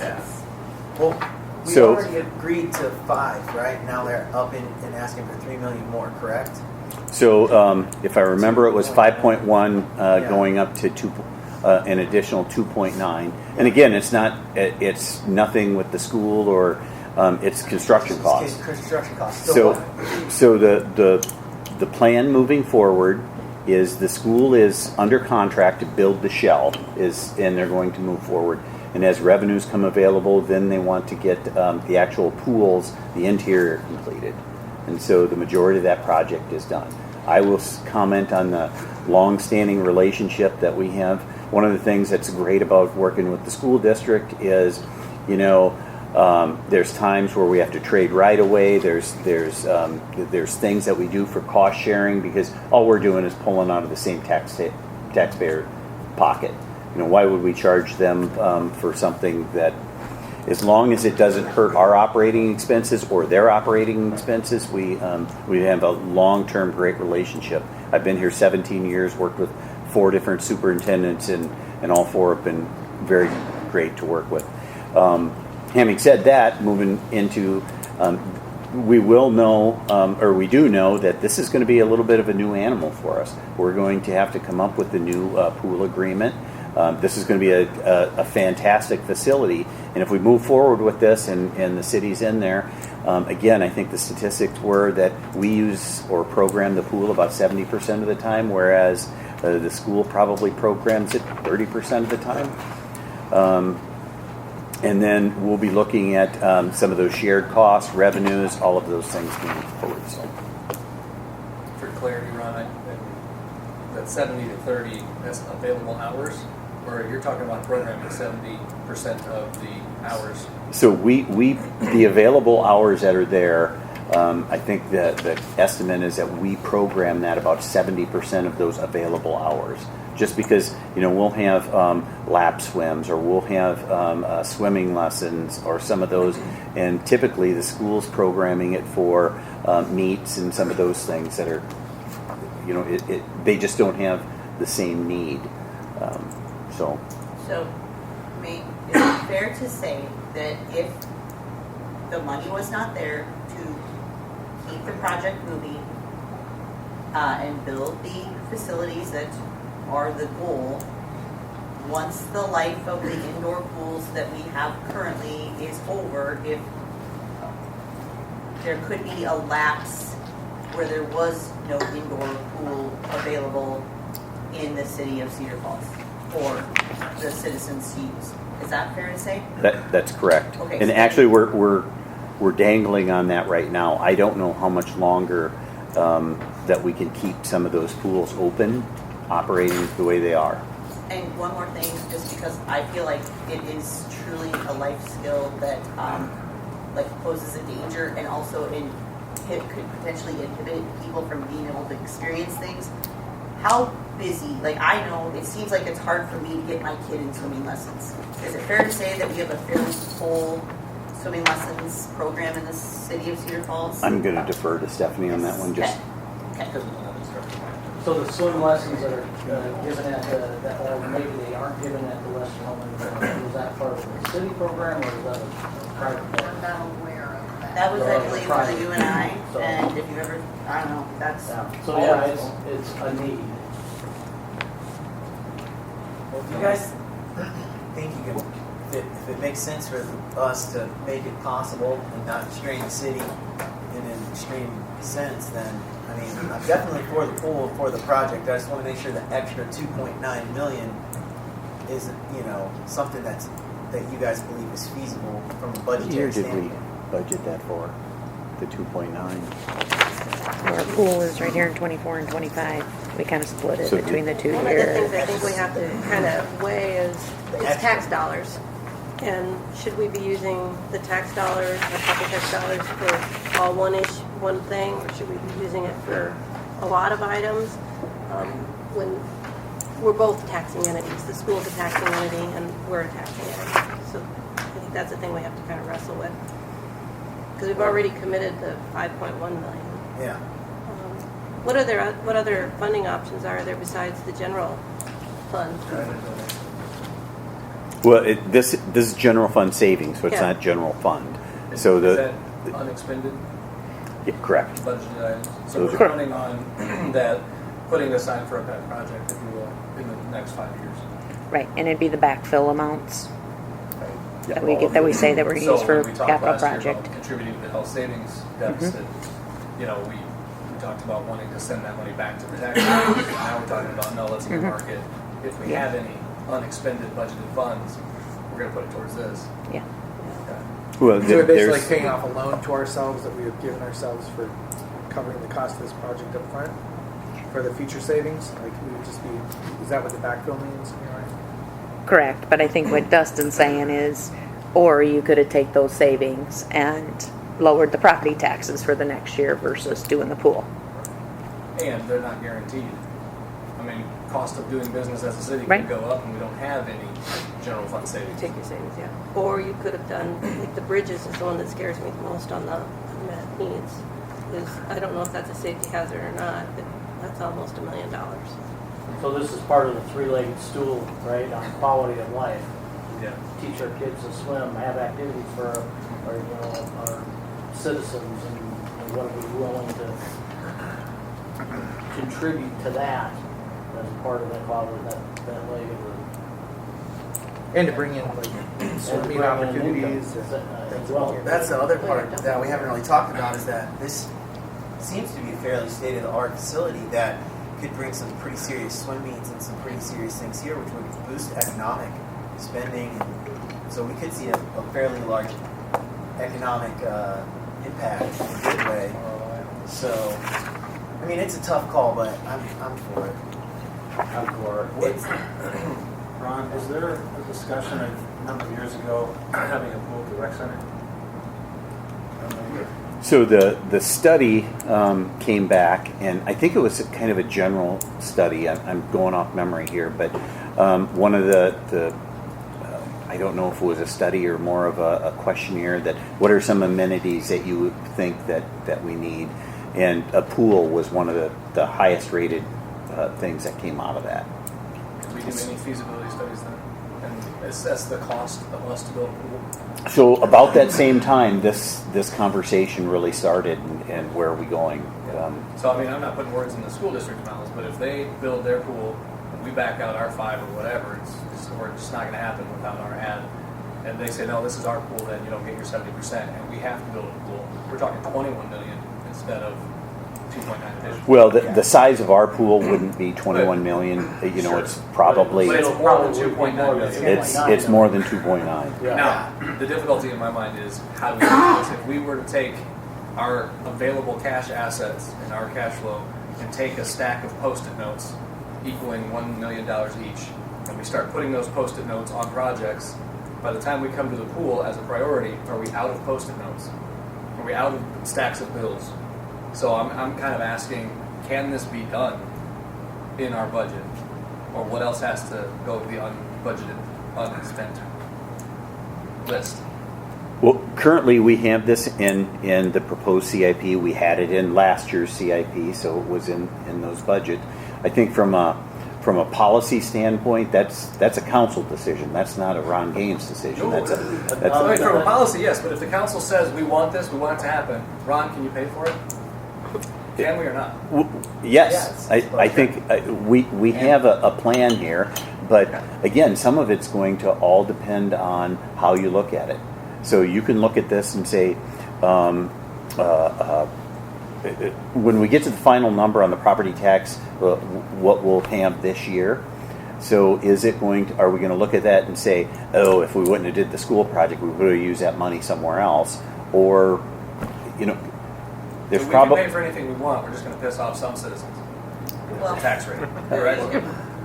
Well, no matter what you do, you're going to do that. Yeah, but again, I think we've got to look at this from, are we going to be able to, in 5 years or 10 years, look at the swim meets and go, see, we got that money back. Yeah. It's not going to go directly back to our budget, right?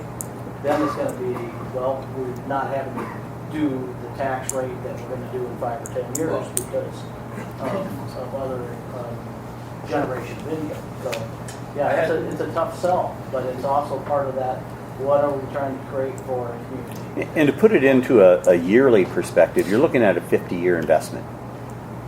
Yep. And we're coming to the end of 2 of those investments, right? You don't have much of a choice. So, yeah. It's not just that we're hopping on the bandwagon with every other municipal in Will the capacity of this, or the 70% of programming, be sufficient to replace the other 2 pools that we decommissioned? Or are we getting greater capacity out of this for public use? Or will we down the road in 10, 15 years look at a rec center pool in addition to this for the growing community? Yeah, 30,000 people. Yeah, I think some of that. That's going to be a different discussion. Yeah. Because So it covers the 2 pools. The information that I've been told is yes, is it would. With Stephanie is knowing the numbers a little bit better than I do on programming. Was your answer to Dustin's question that if you added the $3 million additional expense, that you'd probably end up with a property tax increase?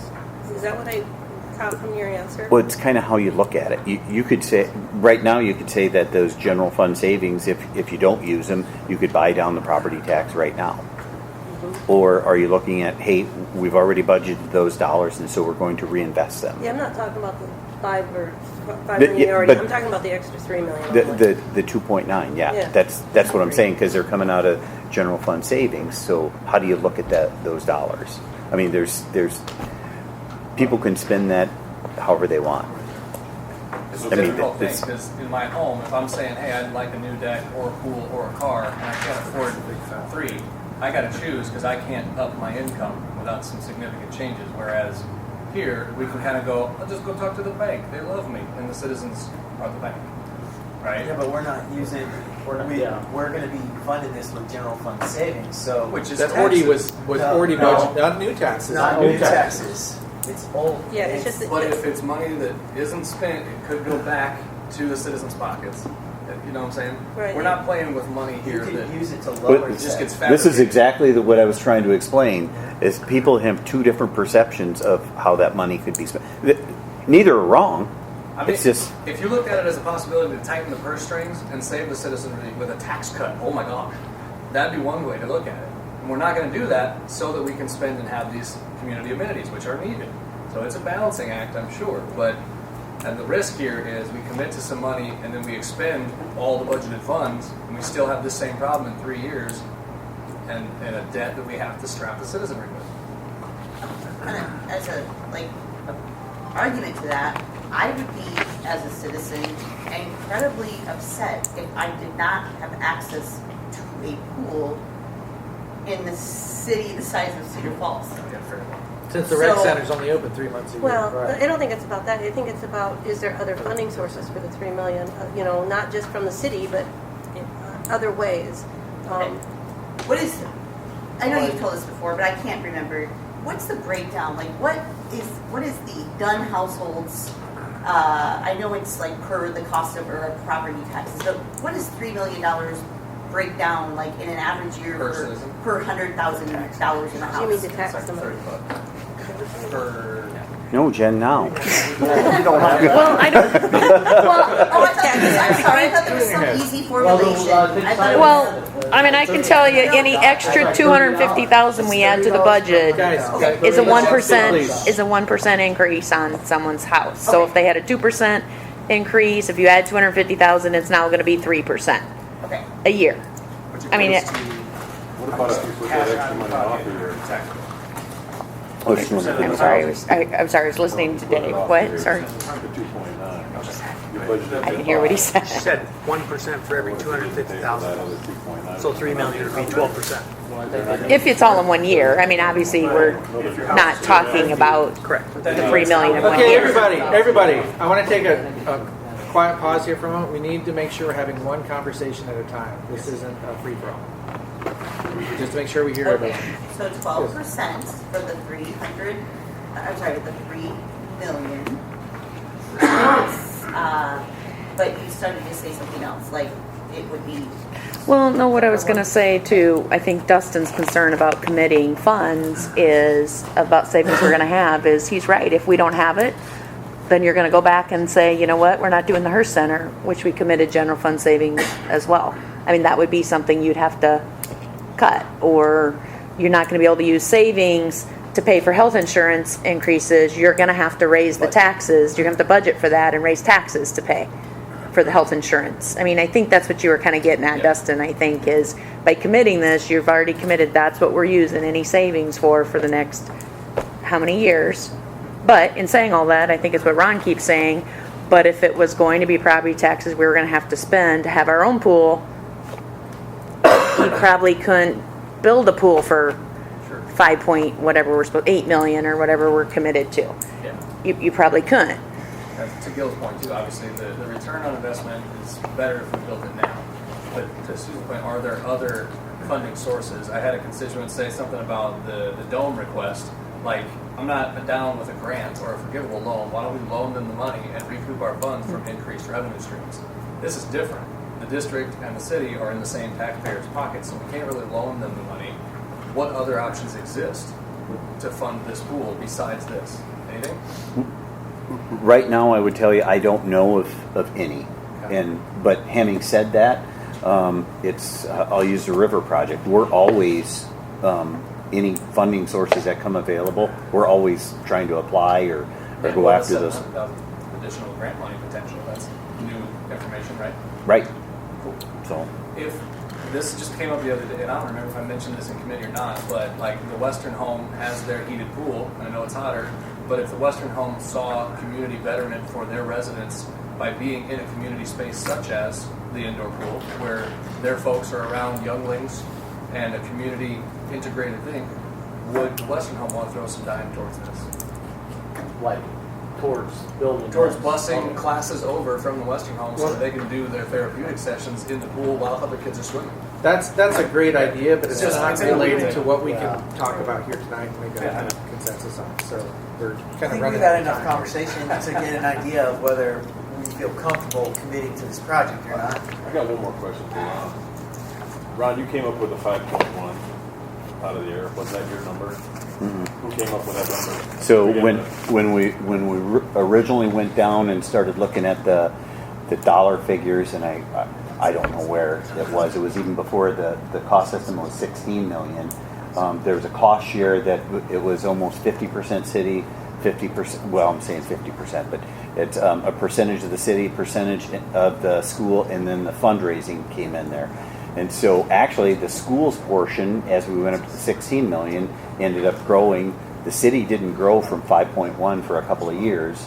And so now when it's now gone up to beyond 16 million and we're at 20 million, the school district came back and said, okay, so hey, we're kicking in quite a bit more. Where's the city at with regard to this? So if you look, now it would be city, the school district's at 8.1, city would be at a total of 8, and private fundraising in this particular case is 3.3. So we're taking advantage of that as well. Is there a reason that number didn't change when the overall price went up and stayed at private at 20%. At the time, the school district said they were going to absorb that. And then with the increased cost, then they just couldn't. So it's still going to be, even though the price went up to $5 million, it didn't change the goal of the private funding. Well, if I'm being told correctly, they're trying, and Yeah. there's no Right. more. You can't get both in return. Private funding is being begged for, and it's not. So it really, but then just drop to 20%. You know, very Because it's not candidly, 20% one of now. Yeah. I get what you're saying. one of the things that hurts the pool group is the Tiger Performance Center, because everybody thinks it's the same, and so hey, you got $1 million from Shields, and well, it was great for the Tiger Performance Center, but that doesn't impact the pool at all. Who's naming the natatorium? We call it the mayor's natatorium. Nope. I You don't have can that money buy on my pocket. You can buy a lane. Yeah, sure. You can name a lane. Well, they asked you Looking for for another. You can. Like I think that's what the foundation did. So we need to keep ourselves trucking on forward, and what's the What exactly consensus? you're What's the talking pleasure of the council? Continue on with the dollars Yep, as we shown? need it, so. I'm in support. Okay, hearing some consensus, all right, got a thumbs up, all right. So. So we're moving forward. So, these topics don't get any easier, folks. You'll be able to vote on it, doesn't matter. So this is more of something that's going to come and visit you early December, sometime in December. So the mayor and I have been working with the staff down at Mike and his staff and Stephanie, and so being very candid with what's going on down at the pool. Last summer, the last few years, there's been some very challenging things go on with regard to behavior of individuals, and we've actually had to have the police down there for, I would say, the majority of the summer. We've been able to use some of our POs. Just to do an orientation, this is actually not. Right. You just. It's not, but you wanted to cover it with the pool. So Yeah, this one- is an additional item from Ron that's Right. not in the document. Yes. I apologize. I'm starting to get punchy. So again, the falls and mittens policy. This is coming up, and I think this was a great place that we can at least cover it. But the mayor actually charged the staff to actually come up with, hey, what can we do next year to try to minimize what's going on out there? And I can tell you, it's been a big concern. There's folks that have withdrawn from the pool. They've withdrawn their memberships because they just don't like what's going on out there. We've lost lifeguards because of the way they've been treated by some of the patrons. There's been a number of things that we're looking at doing. And so one of the ideas that was thrown around by Mike and his staff, and this isn't something they just whipped up in a 15-minute time period. I went down and they presented what they were doing to me. And I think actually we have a handout. Is it? So, Mike, would you pass that around? Sure. But it's a little bit more detailed than what this is. But these guys actually went and put a lot of time and effort into trying to figure out, okay, what's the problem that we have and how do we address the problem that we have? So the problem really is there's a small percentage of folks that come in, and they come in for one reason, to make trouble. And of that small percentage, the largest percentage of those people that come in to make trouble are drop-in passes. They're the ones that stop by for the day, and they're going to come in there and they're going to start stuff. Just to give you one, when school was still in session last year, the school resource officer called Chief Howard, the Waterloo school resource officer called Chief Howard and said, hey, you're going to have trouble over there tonight. We're getting word. And so we staffed up and we were able to not have trouble that night just because we were able to do that. But anyway, I digress. So really, we know that a big portion of the problem is the drop-in folks. So Mayor came up with a number of ideas that were really good ideas. The staff took some of those ideas and they ran with them. And you know what? If you look, 2022, and then what the revenues would be with 2023, the proposed. It looks like we increase revenue. That wasn't the goal here. That's just, in this particular case, it's a benefit. The goal was really how do we get the people that want to be there and have a good time. So let me just run through. So passes. So if we go over to passes, and the cost of youth senior was $125 last year. This year they're proposing that youth senior pass to be $50. One of the big things that they said is, let's get rid of the family passes right away. And part of the reason to get rid of the family passes is because we have a lot of trouble every year as well with the definition of a family. I mean, but you wouldn't believe, it takes up a lot of Kevin's time, it takes up a lot of folks' time, just because what's the definition of a family. So anyway, I'll just run through here, and if you look down there, passes $130, the cost for an adult down to $40. A lot of times you ask the question, well, why would an adult be less than a youth or a senior? Well, youths are the ones that take up the majority of the lifeguard's time. Those are the ones that we're actually trying to pay for. And we're having to subsidize the cost of the officer's time through that. And so the other thing that we looked at is, hey, if we can get adults there for a cheaper rate, that's more chaperones that we actually have in the facility as well. So I think what you're seeing there is a much more detailed plan than what I have on the screen here, but it's really just kind of a start for a talking point. And again, I think I peppered Mike with just a ton of questions. I think the mayor did the same thing. We're pretty satisfied with where they'd like to go here, but it's just we know there could be some blowback on this. What about? Go ahead. Question. When you get the pass for the year, you have to get an ID, right? And you have to get a picture on it and all that. What if everybody that wanted to get in, even on, because the daily people don't have to have an ID. That's correct. They just drop in. So what if everybody has to get an ID, even if you are going to be daily and it tells you daily. That way, we have a picture. If they cause trouble, there's a zero tolerance policy. They're not allowed back in. We talked about that. We talked about that in depth. Here's some of the stumbling points. So Joe Citizen walks down and says, "Hey, I just want a daily pass. I have my my $12. I'd like to go in." Well, now all of a sudden, nope. You got to go up to the rec center, and we got to get you a card, and that's going to cost you an extra $2. And now you're going to come back down. Yep, that's fine. Well, but that seems fine, but the interaction with the user is not fine. I mean, the customer service portion of that really isn't. How hard is it to set up those cameras to make them the pass right there? What if we could get them a pass right there? Is there a video as the people come in? Remember how he started with, they've looked through all these options and this is the best I know. I would add. But it's a good question. We thought of that too.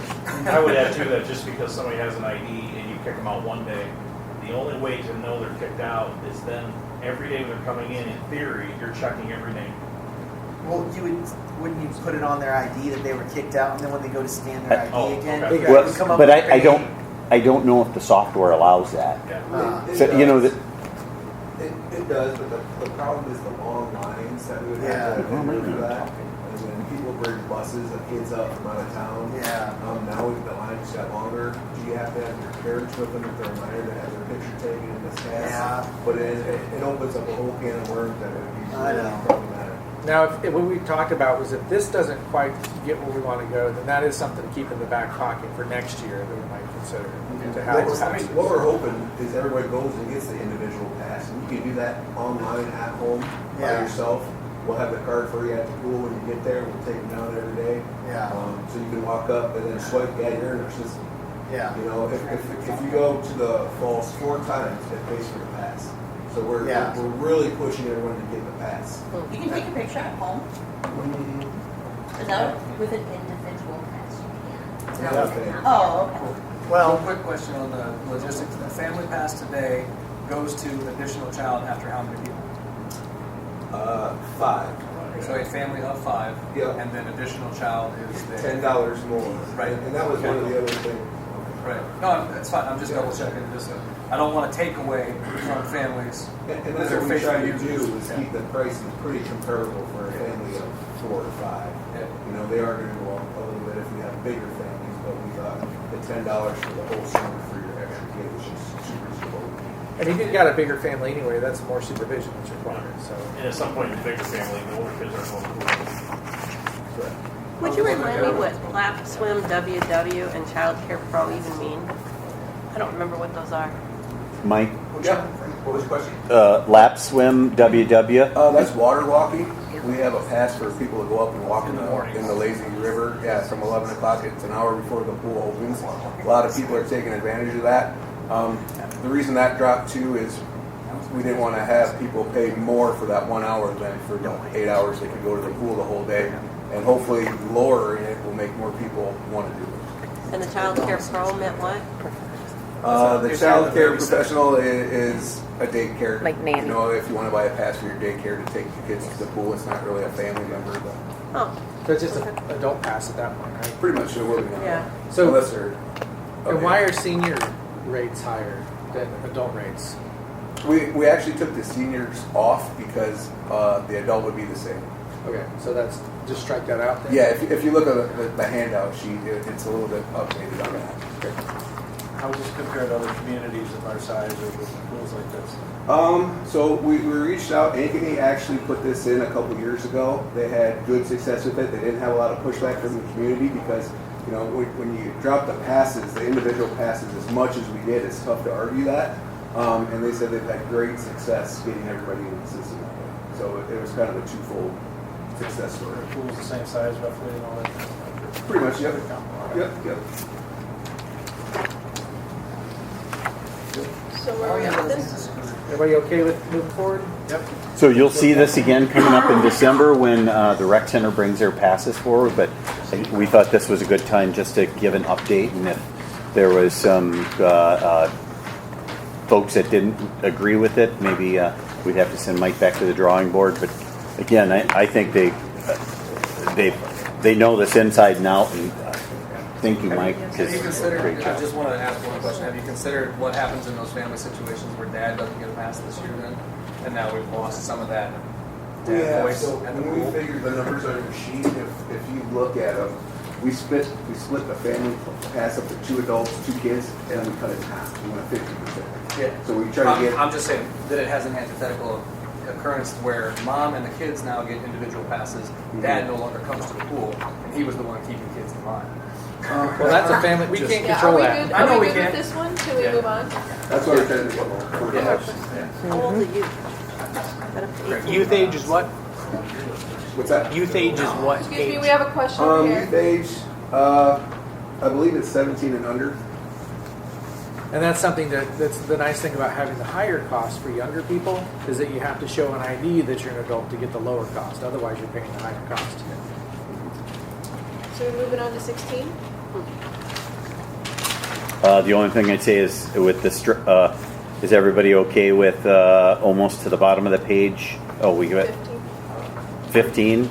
Are we? Quick last one. I don't want to get into the weeds, but is there any consideration for a price break for kids who can't use the slides yet? Because I'm pretty sure I'll hear from a few residents that how come my kid who can't even use the whole facility pays the same as the other kid now? So just Like it's consider. Yeah. Okay, so 15? Just changing to, we've designed them, now we're implementing. Piece of cake. We good with that one? All right. Yep. 16? Can I ask a quick question? I'm going to backtrack this, maybe for Kevin. On number 14, I've had some discussions with demo dashboard issues on properties and potentially in the right of way, they lean over different people's property, and then the certified letters have come out. And they say that this is the third warning, but people say, I didn't get any previous warnings. Are they counting the Currents magazine as a warning for the demo dashboard, or they actually got letters? That property would have gotten 3 letters. Yep. It might be a new owner, it might be, the only one that really matters is a certified one. I mean, we let people know how many times we've sent that property a letter. I got one of those certified letters last summer, and I said, 3 letters? Show me the first 2 copies. That sounds like a personal issue. No, I had another person just last week, same situation, it wasn't me, but I can relate to what he said. So you'd want to adjust that offline. Well, I mean, it doesn't affect continue working with property owners, right? Okay. Do we still have a lot of trees to come down? All right. 16. Design and develop facility improvements to various city parks.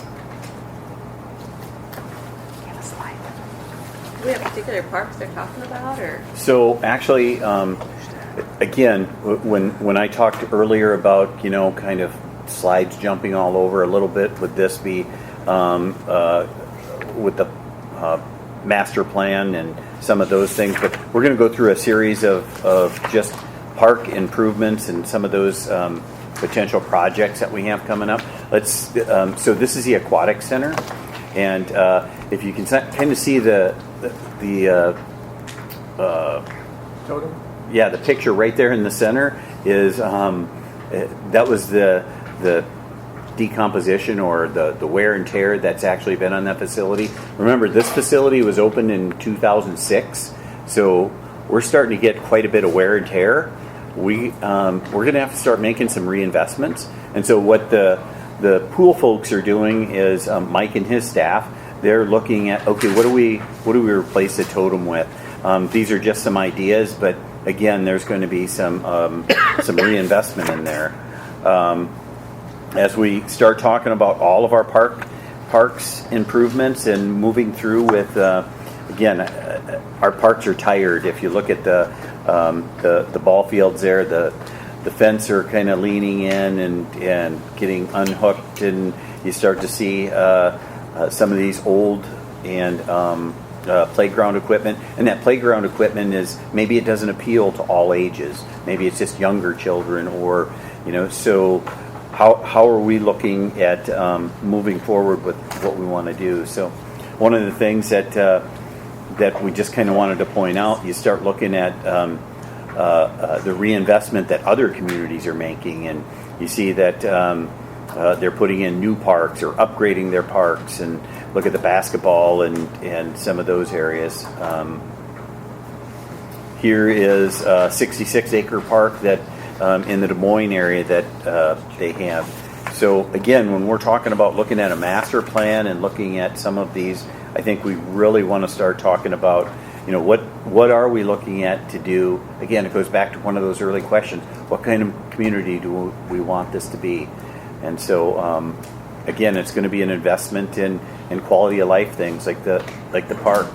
Here's, I think, starting in FY25, we're looking at alternate larger projects and smaller projects. So maybe it's $200,000 investment back in the park, and the following year $100,000 investment in the park, which is good. Those are just general monies that we have in there, but I think the thing that's going to guide us much better is when we get that parks master plan to say, hey, we need to specifically address this in these particular parks. So, excuse me. Yes, there's hotel. What is it? Hotel, motel, and GO. Yeah, so it's 7% of hotel, motel, and you remember 50% of that 7% goes to parks and trails, if I remember that correctly. Did put my calendar in this. Was this the kind of thing we could, like where we talked about the swimming pool and the extra $3 million? Is this the kind of thing that we could put money to as well? Absolutely. Absolutely. Well, And you said where we get more people coming to town for swimming pools, swim meets, pickleball, hotel usage would kick up a bigger percentage to feed into this program. yes, I mean, you're absolutely. It's all of those things. Chicken and the egg. Chase has been working very closely with the group down at Searly to put some of those improvements in, and do you recall offhand what the dollar figure is for moving that It's forward? a small park renovation. It'll probably be around $300,000, 25% private funding. Mid-sized playgrounds, probably around 75,000. But again, that's an area that needs it. One of the most popular things at the Place to Play Park is the fence. The fencing. You get that fencing, and that's one of the plans for up there at Cedar Lake Park. So Keep the kids from running away. yep.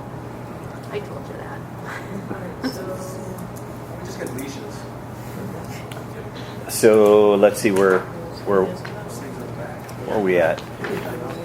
We're at Bike Master Network Plan. Page 21. Yep. We're on 16 18. on the page 20 is kind of where you're at. As long as they're good with 16. Oh, yeah. 16. As long as we're good with 16. So 16 we have a go, The- and then 18 is struck out. Just that political campaigning work session we did, it's done. Okay.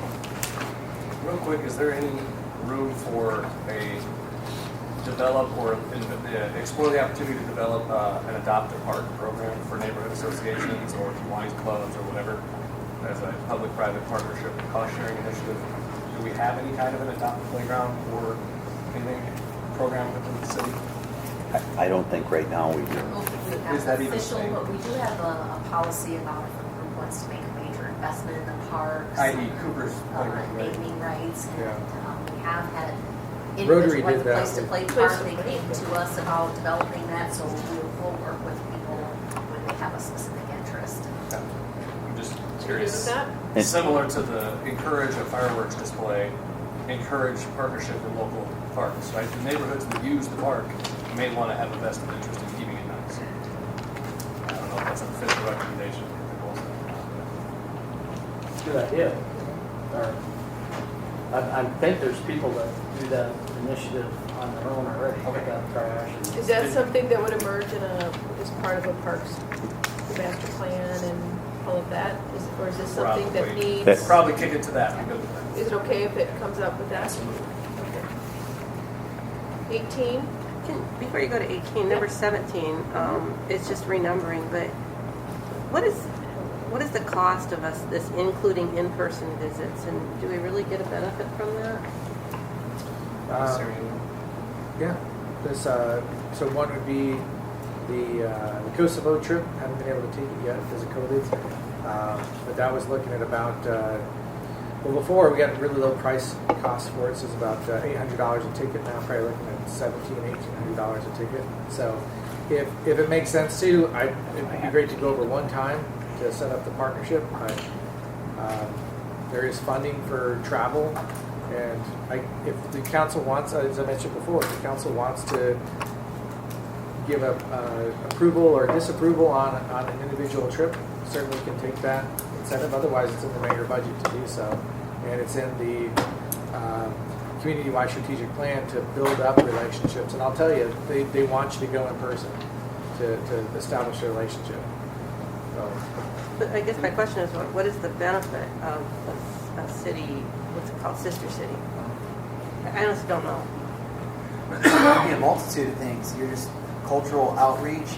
You could make connections with other cities. You could bring in possible business. And I mean, it's the same benefit as just meeting people and going out and living life. Diplomatic, right? Huh? Diplomatic? Well, I mean, diplomatic. I mean, I'm not. all the proving benefits I've diplomatic, incurred, but diplomatic's good. all the benefits I've incurred through my business has been going out and reaching out and meeting people and interacting with others. So I can give a presentation on it. I'm kind of worn out to be able to talk. Yeah, no, I just was About it. curious about it because it never made up a lot of sense to me. I mean, I'm not worried about leaving in there because the mayor has it's like a budget already of $3,000 for travel. So it's not an extra cost that we have to approve. It's already within the mayor's. Obviously, if it was over $3,000, you would have to bring it to us to get approved anyway. So Are we okay with that? Are you okay with leaving that in? I suppose I just wanted to know what the benefit was to the taxpayers. So is that something that can be shared in the future? We're making that list of items. Will that take care of that for now, Susan? Yeah. To address that? Okay, thank you. 18. 18, there's some editing of some verbiage here, but the proposed language is implement. the bike network plan as funding and construction allows. And so I think you see the existing bike plan network up there. You also have that as a handout in your thing. And I think Daryl's point of the QR codes is probably very relevant here as well. Because it fits in right here, I saw a letter from Andrew in the handouts. Is that somewhere else in here about creating an official committee? Right here. Next slide. So, so again, that's if everyone's all right with the updated bike plan. So again, this was a letter that the Bike Ped Committee actually presented, and that's a handout within your plan as well. And so that's their request to become an official commission by the city. I think right now, I don't know if the proper term's ad hoc or if it's a non-city coded committee established by Mayor Cruz. They select their own members. They create their own charter. So what they're asking for is some increased legitimacy is not the right word, but some increased stature, while also having council or the mayor make the appointments for who's on the committee or the commission with council consent. So there's more fingerprints of the mayor and the council on who's on that committee. Becomes a more official. Yeah. And if it ties in similar to the Planning and Zoning Commission and other, let's say like the Housing Commission and other groups, when things come before council, right now it's because they're just a committee. Anything that they bring forward then is going to have to go to the Community Development Committee and then to the council. Where if they were a commission, then they'd have the same level of oversight and recommending power that one of the standing committees would be, and would just go right to council from there. So I support it just to give them a little bit more oomph in their work and to also give us a little bit more say on it. As long as there's no legal pushback or anything. I think what would happen is the next step, if the council's fine with this, is this would be drafted into some type of an ordinance and then brought forward that way. Yeah, they're still trying to debate the name of the thing, but at least it would be the Bicycle and Pedestrian Committee. There's no reason to call it an a commission. There's no reason to call it an advisory because it's like having the Planning and Zoning Advisory Commission. Like, of course they're advisory, but that's what we're looking at for now.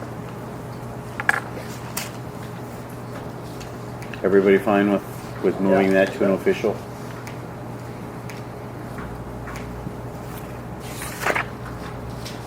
So, moving forward here, just kind of a catch-all for the city here is consider potential new quality of life projects. If you look at what's actually listed on here, is the Cedar River Rec Trail. That's funded in the FY 24-25 time period. The pickleball courts is funded for FY 24. Hearst, that's actually going to be updated to be funded in 28. We'll get to a number of these, but currently the Eco Loop, the campground, some of those trail connections, some Birdsall Park renovations, and a historic survey of Overman Park neighborhood. So I'm going to run through these real quick, but these are all ideas that came up, and again, quality of life projects. I think here's the Cedar River recreational project. I know it's starting to get late. I think everybody knows about this project. What is the bid date? November 22nd. Next week. Yeah. So it'll be next week on this one. We'll know quite a bit more after that. If there's not any questions, I'll move on to this is kind of a new initiative that has been introduced, the Eco Loop Trail. As you can see, there's a couple of slides here with regard. You can't really see it on there. It shows up a lot better on my screen. It's a little fuzzy up there. But I also think you have handouts for these, so you may be able to see the handouts a little bit better.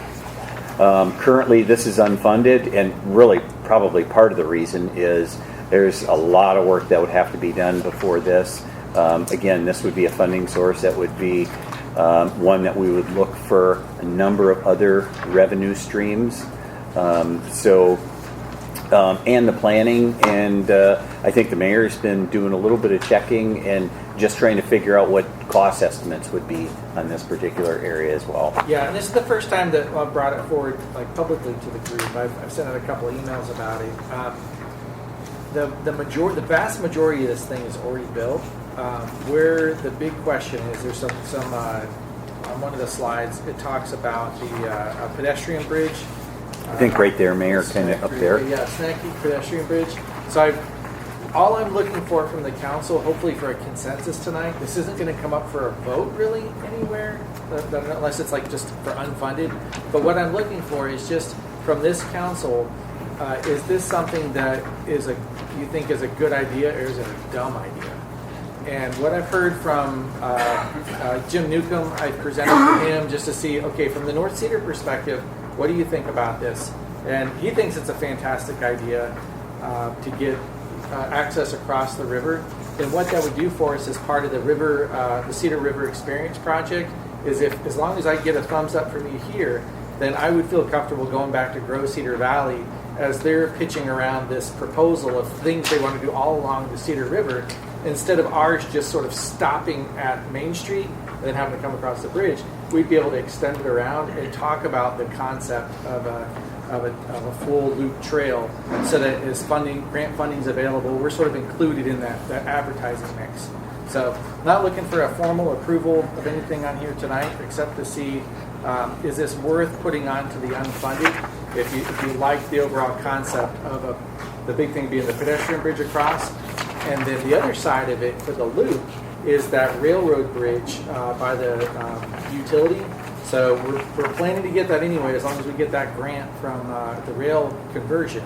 So that is the other major part of it. And with some of the funding that's available from that, we'd be able to connect Washington Park along the river, and you wouldn't have to go all the way around Utility Parkway in order to stay on the trail. So much safer experience.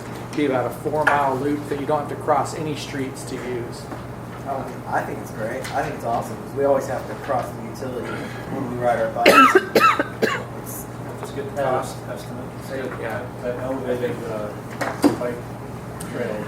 Clearly, this is notional, but to have the ability to have some riverfront area for even community events that's accessible other than by foot or long distance foot is a fantastic value add to B&T stuff. So I'm in favor of it and want to add to it quite a bit more on the Northeast Bank. Sure, and that's the cool thing about it is it's sort of a choose your own adventure with having that path around. I added in some extra things in here that I thought could be neat add-ons. Somewhere in here, there's public art on the other side of the river. So maybe having, we don't have these numbered, but it says North Bank or Northeast Bank public sculptures. When I was over in London in August at Kensington Park, it was so beautiful to walk along in the park areas, and there'd be a piece of public art, like a statue or something, every so often. So we wouldn't pay for that at the city. That'd be up for private funding. But just to think of that space as being a more pedestrian-friendly area, and then you move on past Creek's Crossing, you're now in the big natural area, and that's it. Like there's really no signage or things. So the question for this is just about this going on the unfunded list. And we've got, okay. And it probably would come up for the if we do a phase 2 for the river recreation project, and we're talking about the dam and that part, they're going to already have to do an environmental study, so it'll probably come up then. So we're talking years down the road. Yeah. Thank you very much. I appreciate it. Mayor, do you want to jump into the campground part? Sure. Campground is a more squishy idea. This is something that I've talked with a couple of council members about, and it's the Cedar City campground. This is just one possibility. If we have the space across from where Cedar City Creamery is, we have all that land on our own, like that the city owns. Are you going to get us through the night? Pay no attention. $2. So, That's where the co-op was? yeah, it's about where the co-op was. So this actually is kind of ugly when you look at how all these things stack together. Somebody's wife said, get rid of this. Yeah. Hey, how did she get so many? And I got like 3. Even it out. So this is a possibility. Also, if you look on the original, the Eco Loop one, I had a thought in there about potentially a campground in Washington Park, because it's just not very. It used to be a golf course. It's really not used all that much, as far as I know. It's just sort of this space. So that could be a potential too, and that's as far as I've really gotten on the campground idea. I've shown this to a friend of mine that's been camping for 3 years with his family, traveling in the United States, and he loves it. That was great. The big thing will be how you position the bump out or the lookouts close and keep them. Yeah, and you don't want to stack them together. Yeah, we need drive-through spaces. Yeah, that's what I was going to Maybe say. it's The half of them. And I originally did this drawing because I was thinking about if it was a seasonal campground, and Gil and I talked about that, of like a neighborhood where you'd have people who live in 6 months of the year. And I went through with a group back in July in Des Moines. It was a national group of designers who helped me out with just sort of fleshing this out a bit. And they said that a seasonal campground in your prime area does not make sense. You really want to have the weekenders there because you want turnover and you want folks. But maybe a seasonal somewhere else works, but that's not going to be the focus here. So this is like a weekend extreme sports kind of experience right along that area. But don't forget the drawing, playground. So I'll be the Debbie Downer here on this. So this is, remember, the majority of this property was bought with FEMA dollars. A campground would be a permitted use, but when we start to talk about, is there infrastructure that has to go in there? So I don't know if that would be a permitted use. Sanitary, water, if you're looking for those type of hookups, it wouldn't be concrete pads, wouldn't be allowed. It could be gravel pads, those type of things. Could we do it at Washington Park, since that wasn't buyout? Could we put in infrastructure there? That could be. I don't. We got FEMA money. But it's not bought out. Did we? FEMA bought out I think property. to renovate from the golf course to the park. Yeah, we'll have to look into those. Yeah. I mean, there is a number of Ike's property would be perfect. Ike's. So if you wanted your family members to actually grow extra appendages. It's getting late. It says fine. It says weekend camping, not seasonal. So that cuts it down. What's the rate on that? I'm gonna do a check. We've got 7 minutes of your official time left. And what? No, we were scheduled for 9. Where? 8. Oh, we always said 9. No, 8. No, Oh, 8. Okay, well you're already over. we've never got done by 8. Oh, But we've never gotten done at 8. I guess we're scheduled 4 to 8. So, how much more do we have left? And what do we want to try to stay focused enough The and cover Unidome. tonight? Keep on going. We're here till 1. We're gonna keep going, So we're done. Well, the dome. and we're gonna Right. focus. Spot the candy. That's the first smile I've seen from you in 2 nights, Ron. Keep looking at the wrong Let's do it. sometimes you got to smile through the pain. So let's move into item 20D, pickleball courts. This again is another project that was brought forward by usership. It's looking at Orchard Hill Park and doing some expansion. Again, just trying to keep this moving. We're the pickleball folks are a very, very passionate group, and here's a number of why, but I'll move into here. So we're looking at potential tentative work, winter of 2020 all the way down to completion at 2023. Total project for about $400,000. Again, 50% It's very commendable. private. And so you start to look at, again, hotel, motel, parks, and general obligation bond of 110. This is one of those quality of lives we should have had last year. here, it's just blowing up that much popularity. It really is. And you know, these folks are fanatical. I live not too far from the one, and you walk out at 6 a.m. in the morning and you can just hear them already playing. There's only two types of pickleball. There's people who don't know what it is and fanatics. And the fanatics is growing. Is there any way to do a covered structure? Have they looked into that to provide for inclement play? I mean, we could put it next to the pool. Are they still playing for the next couple of days? They're still playing 5 days. Go to gym. 5 days a week, right? Sorry.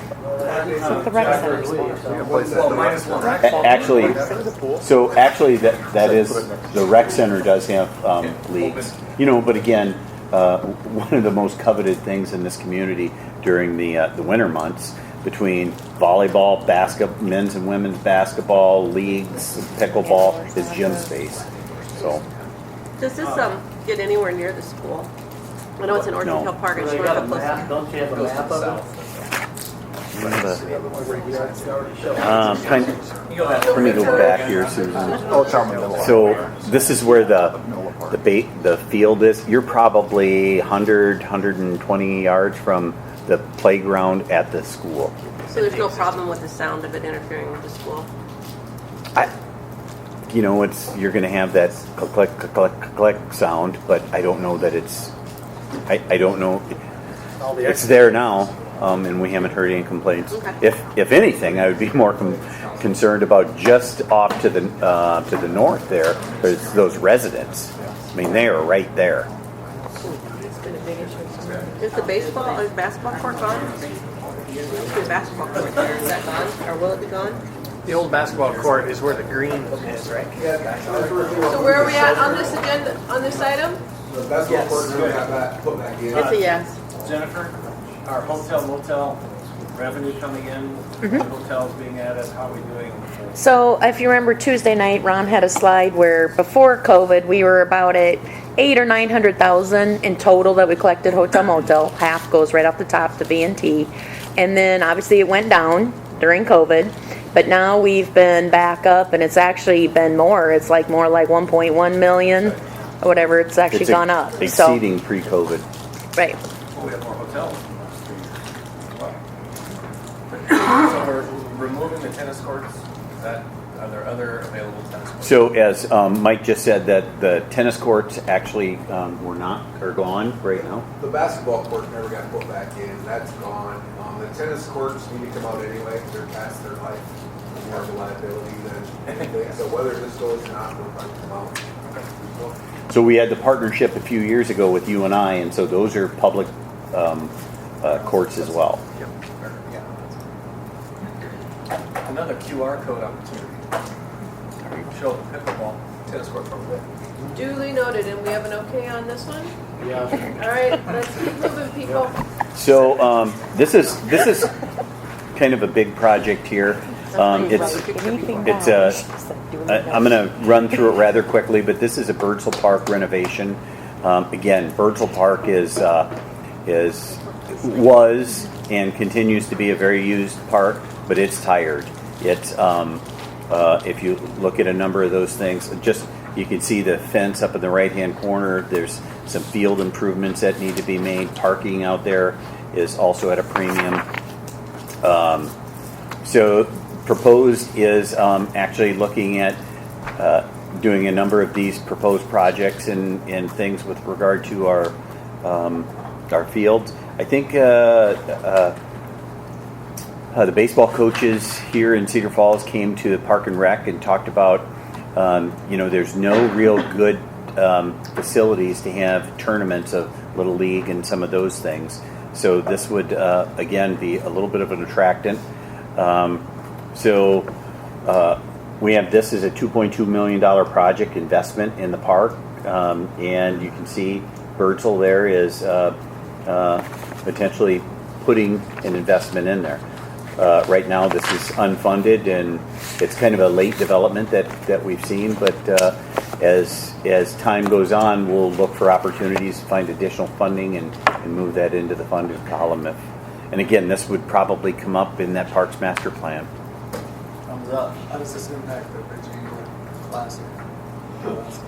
So I asked that question because I know that the cross country has a certified site out there, and so I think we'll probably just have to work with them and see how that kind of impacts. I think it runs right through one of those. And again, I think this is a great starting point, great concept, but Mike would even admit that there's some tweaks that are going to happen along the way.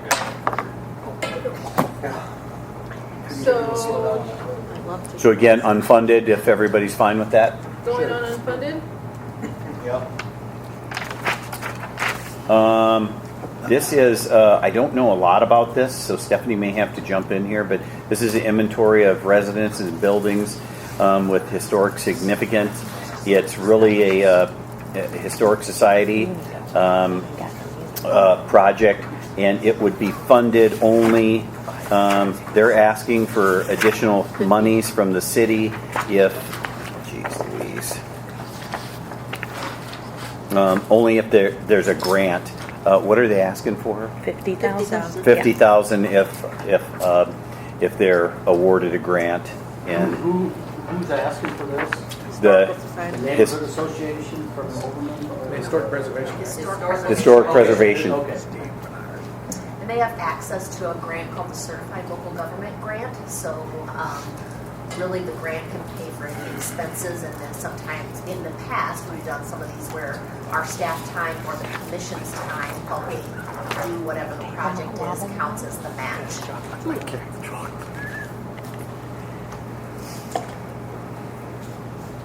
Okay. So are we all right with this? Unfunded? Is that where it is? It's on the Wait. I think we're It's confused. actually- I think we're confusing. No. This is the historic reconnaissance. Right. So this one's funded. 61. Right. The 50,000 was for number 65. So this is only 13,000 for this one. Mainly Okay. they have a grant of So- 11,000. It's just ours for 2,400. So we right now have it as a potential funded in FY24. But it's only 2,400. That's if they get a grant. I'm okay with it. Okay. So here we are, again, trying to figure out where do we put a number of these projects. And so quality of life projects with some other entities. And so I'll just jump right into here is, so this is a Historic Society expansion request. It's, this is number 65 then? Yep. Number 65 in your CIP. The request is $50,000 towards an Enhance Iowa grant. Their request is $300,000 over 2 to 3 years, starting in FY24 for an expansion of their building. So does that mean they want 50,000 3 times for 2 or 3 years? They want versus one? 50,000 from the city Just one time. Right. Where are they at right now? Where is that? So The old pipe pack building there, is that on Clay? They purchased that site. It's like 2 streets. So this is a one-time request for 50,000? yes, and again, this is one of those when you start submitting requests to like organizations like this start submitting requests to the state of Iowa. The first question that granting authority usually asks is, "What's your local government doing? Are they invested in the program? Because if they're not, why should we be?" So I'm on the fundraising committee for this. I work hard. So 1 yes? 2 thumbs, 3 nods, Yeah, it's a okay. hand. It's All right. okay. Okay. Really give it to me. So here we are with the Unidome renovations request. You have a pretty big packet in your materials there. The assistant AD, the AD, and the president of UNI came. It was probably a month ago, maybe a little bit more, and presented to the city about the need for moving forward with this. I think their presentation asked for 3 to 5 million, but if you look in their letter, I think it specifically asked for 5 million. So, again, I think that's the. Oh, here's the that's the pool slide. So On the letter, it goes. it specifically asked for the 5 million. So In bold. It's round. It's, you noticed that too. It's a pole. So again, they're going to be seeking significant number of projects and a significant number of funds from the community, from the state of Iowa, and probably others. And they're asking for, again, $3 to $5 million from the city. I think they're in their letter. They said something about $5 million would be 10% of the project, and they thought that was a good partnership. I will tell you the ROI on this particular project is very interesting when you start talking about, what do they say, about $117 million into the community annually. And I think this is probably one of those weeks that if you try to go out to any restaurant or motel, you'll see that most of them are full with the high school playoffs going on. So Why couldn't we use that money they pay us every year, that $500,000 for police and fire, and just do that for 10 years? Because then it doesn't seem like we're taking from taxpayers in Cedar Falls to fund a state university. but it actually would be, because if I know it kind of would be, but it would look better for us to say, well, they're giving us $500,000 a year, and we have police and fire together now.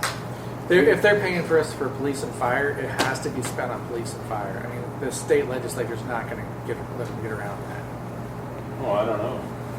But Well, Well, yeah, just they're not going to to. Dave's point, Mayor, could we say, you know what, we will provide this service for $1, and then take that. That's called money laundering. Well, no. I mean, it's if you're putting it toward one purpose and you're saying I'm actually going to use it for something else. Well, then let's That's just not illegal. charge them for that.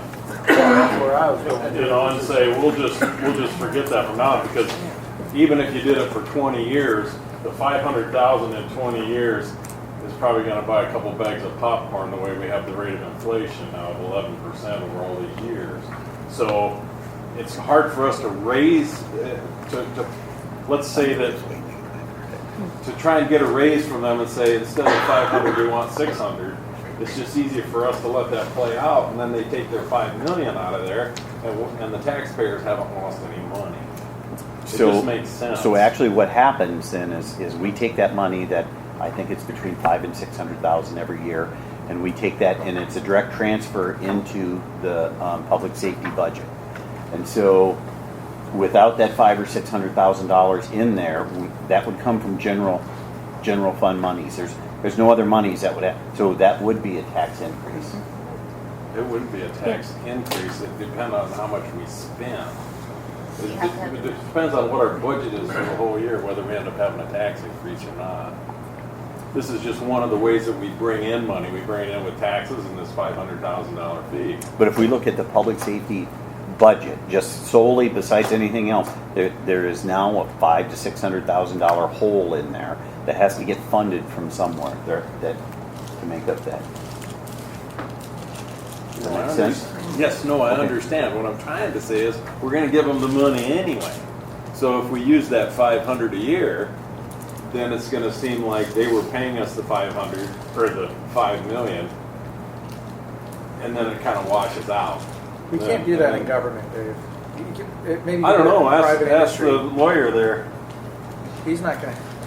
So can I check on the agenda item right now? I believe the item in front of us is about this request, and then I the have a other question for funding Ron. pieces are separate. Ron, you were describing the Hearst Center as a loan that was paid back with revenue from ticket sales and things like that. And I think Dustin, you had explained or suggested loaning money to the dome and then getting revenue back to repay the city. The Hearst Center? Not Hearst Center, the Pound Center. Oh, so I would have to actually go back and look at that. Probably the last time I looked at the agreement was 7 or 8 years ago. But so the McLeod Center, there was two things. There was a gift that the city made and then there was also a loan that happened. And I think that the loan portion was because there was some funding shortfalls, and I don't know if a lot of people remember, but McLeod Center ended up coming in. McLeod went bankrupt at that particular time. So Is that something we could consider, though, of saying $3 million for the gift, basically, and then $2 million on top of that they're looking for as a loan. Could we The other way around. approach them as splitting? Well, we've already kind of committed to verbally $3 million. I never committed to anything. I You never did, did. you guys did, really? What's that? You committed to $3 million? No. No. So, We didn't commit to anything. okay, I take I that back. don't know anything about it, but I take that back. So We we committed to have consider. we have no stake that they're expecting anything from us. I'm sure they're. But they came to us originally asking for $3 million, and that was the discussion. Now they're asking for $5 million. To Amy's point, I mean, we're looking at, do we want to consider funding opportunities for the dome renovation in partnership and figure out a way if we can make it happen? If we can get in the weeds tonight and figure out where that money needs to come from, all we're trying to figure out is, does the council want to partner in some fashion if possible? To me, it's not about whether I like the project. It's a great project, but there Right. again, it's got to come from our tax dollars, our deal. Is it proper for us to just give that away instead of doing objects that we could do on the unmet needs? If we had to pick winners and losers tonight, quite honestly, I'd want the dome to be remodeled and all that because the ROI is likely there. But I would say they've got other things to do, and I don't mean this in a rude way, but you can put lipstick on a pig. They got other things to fix other than just throwing another $50 million at the dome. I look I'd like at to it. see done first. Yeah, I look at it. They're a taxing entity. We're a taxing entity. I just don't think we should be giving our tax dollars to another taxing entity as a gift. How I think- much, how much is it? There again? $5 So, million. well, 17 million annually, and they couldn't tell us how much 117. revenue. No, 17 million. is it? Yeah, It was 17 million. 17 million annually, but they couldn't tell us how much revenue increase was anticipated. They just figured some. It'd be interesting if we knew we're planning our revenue to go up $2 million a year. I'd want a percentage of that coming back on that loan, because that'd be all in an agreement. I don't want to get in the weeds here. I think, revitalizing the dome is good for our community, but I'm fresh out of money. But couldn't you say that if it's going to go up $2 million a year, hypothetically, that is your ROI, that is your return, is that we're getting that back into our community, we're getting that back on our hotel motel, Local option sales tax. all of the things Only that 7% for the hotel motel on the stay. That's not, it'll take a long time. And all the money they spend in the restaurants, and all the money they go and Still, dump that in your. goes to the restaurant. well, yeah, But either way, it's going into our community. Yeah. I mean, I know, but it's still Okay. paying back $5 million. I want to see a loan revenue sharing, something coming back. This is way less tangible than usage fees on a community pool. And we just talked Yeah. about 2.9 million on a community pool, and this one is 5 million for a lot less tangible connections. So I'm a little hesitant on this one. And they have other funding sources that we don't. Right. So before we talk about 5 million, do we want to even talk about it at all? And start at, so we do want to talk about it. I want to talk about it. I want to talk about So, seeing so what's I possible. think the majority of us want to talk about it. Now, there we let's start the election. Who's a million? Who's 2 million? $1.5 million? $2 million? So- Okay, 2 million over here. Where do we want to go? For guiding us back on track, you've got 4 consensus that we should consider. Yeah. Okay, there we go. But Ron, do you need do you need to know, not Well, just do you want to or not? Again, we'd be putting this into the CIP moving forward, and so again, the CIP, the budget, those are things that we're looking for. A very first question that we ask is, what do you want to get out of goal setting? Direction. We want some direction with regard to. The mention of the $300 or $3 million, So and that- then the $3 million loan. So they called and asked after, first of all, they called and asked and said, hey, are we asking for too little with $3 million? Because we see the school's asking for another $3 million. Yeah. Should we ask for 5 now? And I said, well, I think 5's a stretch. I mean, that's what I told them. Personally for $1 million to begin with? They did. Yeah. And so I ponied up $5. But seriously, so one of the things that we looked at is going back to Tuesday night's conversation and the Economic Development Fund, that the policy is that we put that money into a fund for economic development with regard to projects and any type of economic development projects. So the proposal that I would make if the council is looking at funding this is we would do a 3-year fund that could be over FY 24, 25, and 26, and that would be $1 million a year out of that economic development fund, which if I want to see some revenue coming back. I don't know how you do that. I don't know what they're gonna. Yeah, with the McLeod Center. What's that? With the McLeod Center. You have- Cloud- I like Ron's Dave, I idea couldn't about hear you. $1 million What'd you a say? year. Yep. Right? $1 million a year for 3 years. How's the direction on Put in the CIP. Good job, Ron. Do we have consensus? No, because you're going to be depleting funds or raising taxes. And I want to see some revenue coming back from ticket sales or something from them, like you said, the McLeod Center. If you can look at that agreement. I don't know that we have. So what the McLeod Center was, is it was a $200,000 gift, and then it was $300,000. They pay us $15,000 for the 20 years. Okay. That's what they do. They just $15,000. It's not a percentage of revenues. It's just 20 years. They pay us $15,000. So that $15,000 just goes in the general fund for the past. When did you say it was built? Oh gosh, it wasn't it like 04 four, or 05? yeah, whatever. Well, So We're getting something like that. We're So almost- that's an option where there's a static dollar amount of revenue stream coming into the city for that investment. Because I remember That's- they're sitting in front of us and saying, we're going to increase revenue. We're at 17 million, and I says, what's your projections? And they were silent. And they all kind of looked at each other. And if you're given a proposal, any kind of financial proposal I've ever done, you got a number to say this is your increased revenue. And they didn't have it. I was kind of surprised. And this is only part of a $250 million plan. They're not going to be not asking for more money again. So Well, this specifically out of the $250 million, the dome is $50 million. The other is going into education and some of those things. Okay. And I don't know that the city can. We're not getting into that, but I can see where the economic development impact for this, but that's a policy decision. And then we get our $500,000 back every year from you and I. So in 6 years, that will pay off anyway. Answer to that one. So we have, so you have Public consensus school. on $1 million a year for 3 years, correct? but I'm No. still a no. it's not a vote. It's direction to plan and see if that might work. But Yeah, because this will come back in front of. yeah. This will come back in the form of a budget and a CIP item. I want to see a Yes, sir. static fixed dollar amount coming back. Like If there was a solid agreement, I guess I'm in favor of that. I didn't mean to cut you off.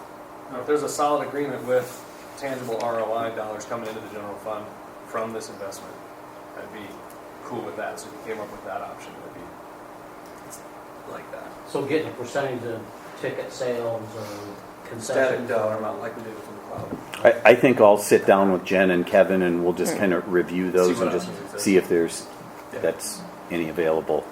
And That's a tough then, ask. yeah, but we'll just see. No, We got I'm direct. saying. forecasting greater revenue. Do you have the from- direction that you need right now? I believe so. All So right. was that the 1 million For 3 for years. 3 years as a loan or as a economic development? As an push? investment with an agreement. Okay. When you say investment, I'm not sure what. Yeah, I You're don't not know whatever looking for a numbers that loan. come back, but Okay. you know, I don't want to get too in the weeds, but All right. yeah, we'll help you make this project happen, and we'd like to have a revenue stream for the next 20 years. On back to Daryl's point too, I'd like to know what's gonna happen to 17 million, is it projected to go up to 20 million because of the changes that went into this? Well, that's where the revenue stream coming back Yeah. should be a portion of that.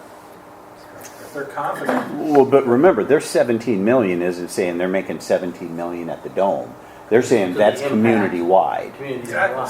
So you know, to that point, to Simon's point, that's kind of the ROI That's right the there. point. Yeah. Is- So, But I see what we understand what you guys are asking with regard to a potential. I mean, you did it with the McLeod Center, so let's figure out something. All right, so we've got notes on this one. We've got what you need. Let's move on to high school. I think the pool's good. Pool's Do you good. have additional ask or not? It was just comparing the asks. Yeah, that Okay. it was. So Cedar Valley placemaking. This is again. Remember how we talked about we're setting a budget, and this budget's going to it won't even start for 3/4 of a year, and then it'll be in place for another year. But so this was one of the projects that came up in the middle of that year. This was at Cedar Valley Placemaking, where Grow Cedar Valley, and we partnered with Waterloo, and so total project here is looking at about $600,000. So we have not received the grant yet, that destination. So we'll have to see. What's the ask on us then? At 600,000. Right there, yeah, it's just shy of 600,000, Mayor. We already committed to that though, right? With the grant application? We just committed to the application. We didn't Well, do it. we committed to. Because that was my understanding was, if we said, hey, we're in for this, go ahead. and put I us on the- don't know how you backpedal out of it if we get awarded the grant. You can't.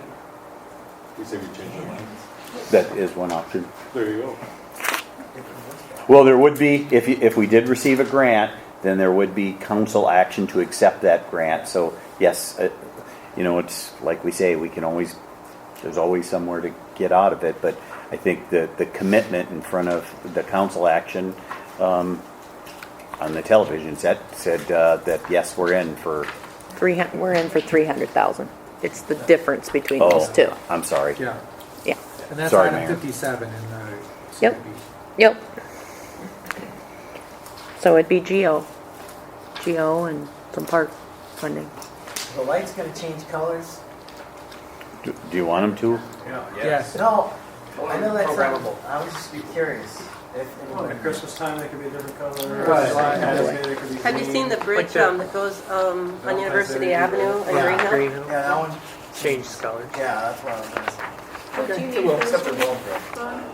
to music. I think or- so. I think so. We're adding that will be included in the CIP. So we already did So now we're 5. moving on to the miscellaneous items. Moving on to the miscellaneous, and hopefully we can run through We these. And also have, what you kicked the can on the first night, The resilience. in terms of resilience planning. resilience plan, all those items. I heard you guys want a year. Referral, Yeah, referral. I'm too tired. I got stuff to do, sorry. So what happens? Don't apologize to me. I bet, Documents. So figured this one. so again, Before we come to the Jen, document, do you need this? if we kick that Sure. to referral. Yep. Remove it? Yep. Yeah, just remove it. What are we removing? I'm sorry. So we're on resiliency plan, the items. Mayor, I would suggest, like you said, removing it, referring it, and they can talk about it if you ever want to do an amendment to the plan, or if we want to just add it in for next year's goals. The only question I have, Kevin, I'm gonna ask you, Kevin. once he's done talking to Chase, but Kevin, Sorry. the only question I have on this is because we took official council action to postpone this to goal setting. We still have it on our table now to be able to kick it to a referral later. That's no- Absolutely. Okay, We took action. yeah, that's what I was just verifying, yeah. I have a request on, like, before we move, well, I guess we can, it's kind of miscellaneous. So I talked with Jen earlier today. At the end of the document, so page 28 of the new document, we get into item 18, which is the capital improvement program improvement projects. And it says to be updated after approval of the CIP. Well, there's 1, 2, 3, 4 pages that are just what's in here, like what's we're talking about otherwise. And I talked with Jen about it. She said she wouldn't have any concerns from a procedural standpoint of just taking that out of this document, because I never referred to it because it's already somewhere else. So Which items is Mary? this is like all of item 18, which is the last 4 pages talking about specific individual, basically a spreadsheet. I find no value in having this that stuff in the back. 28 through 31. So Mayor, you would just reference the CIP? Yeah. Got it. And then you don't have to update it in 2 places. Not to but because I am obviously, is the CIP or like this is organized like, okay, road use, Yeah. I can see the headers. Is the CIP spreadsheet organized like that? No, it's not by funding source, other than the back page. You could go to the very back page and see how much we're spending out of road use tax, local option, GO. But how would I easily find something? I was like, oh, I'm gonna go find a road use taxes item. I just have to call. I use the CIP every day, and I can't easily find stuff. So I'm wondering, that's my point, is it easier to find? I get what you're saying, is it Yeah. easier to this make it easier to find it, or no? Just text Ron, he'll tell you, okay, it's documented. I'll find it. Can we at least put a reference in there, so remove 18A on down, Right. but put in capital improvement program approved Absolutely. in this document? You know me. Yeah, Let's library. cite it somewhere else. As long as the connection's still there, so that our citizenry, when looking at this document, knows where else to look, I'm good with removing that entirety. Thank you, and a couple You of don't trees, have to thank you too. document Do we have both places. agreement on that? Yes. Okay. Cool. Remove to some other. Removing the resiliency stuff. Okay. All right. On miscellaneous.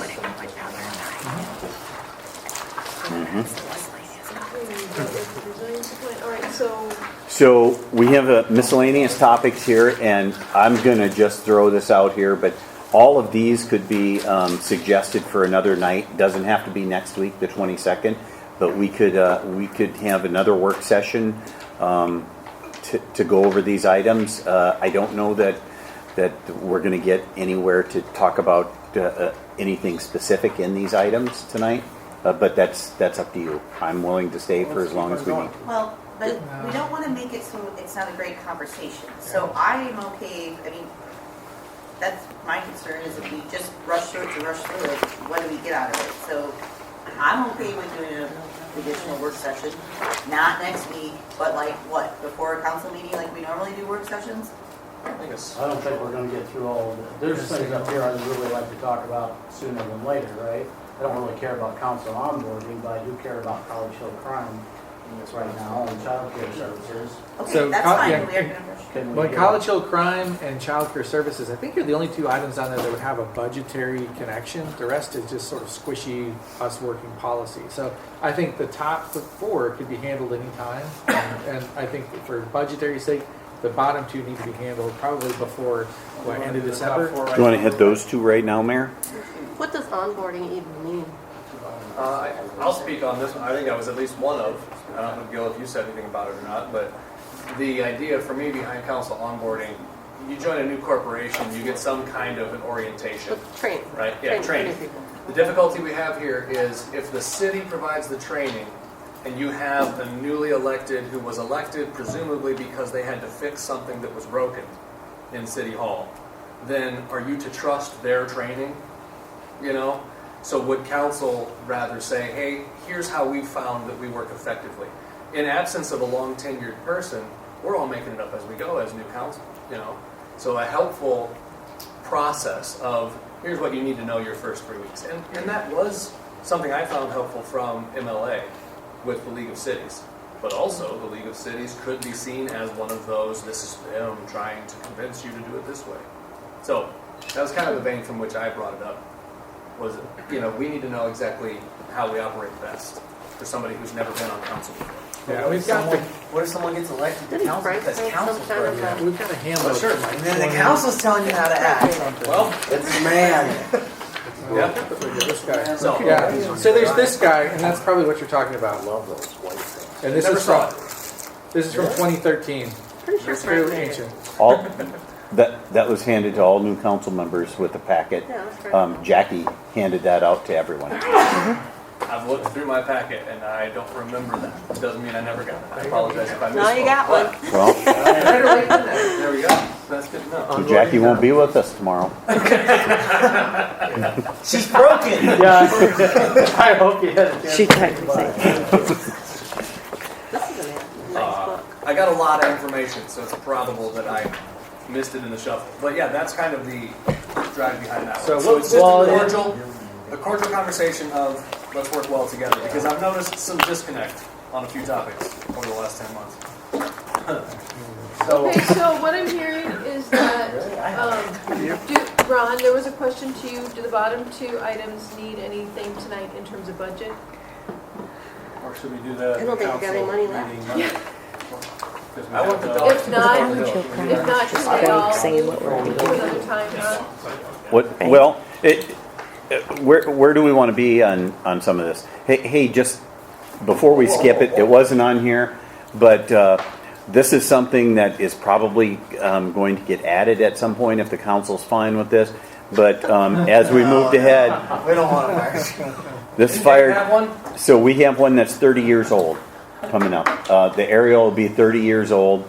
If you talk to Chase and his staff, what you can see is this is, it's really starting to show. The aerial isn't one that we have a lot of miles on, but you start to, the hydraulics and a number of those things start to see that wear and tear. If I remember correctly, it was around $700,000 that they purchased it for, and now we're looking at somewhere in the $1.8 million in 2028. Part of the reason we bring that up is if we sell bonds in 2028, we may be able to push it out another year. But again, if you're looking at 1.8 million and we're 3.5 to 4 million every year, we're eating up almost right around half of what our bonding capacity is. I would assume you could sell the old one unless you're going to keep it.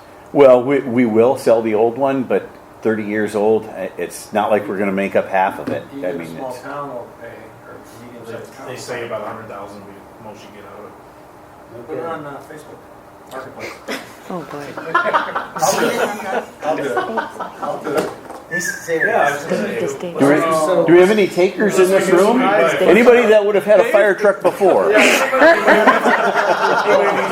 might be interested, but I was sitting quiet. But Dave, you have to convert it to electric. Ron, I'm sorry, I said 100,000. You have to convert it to electric.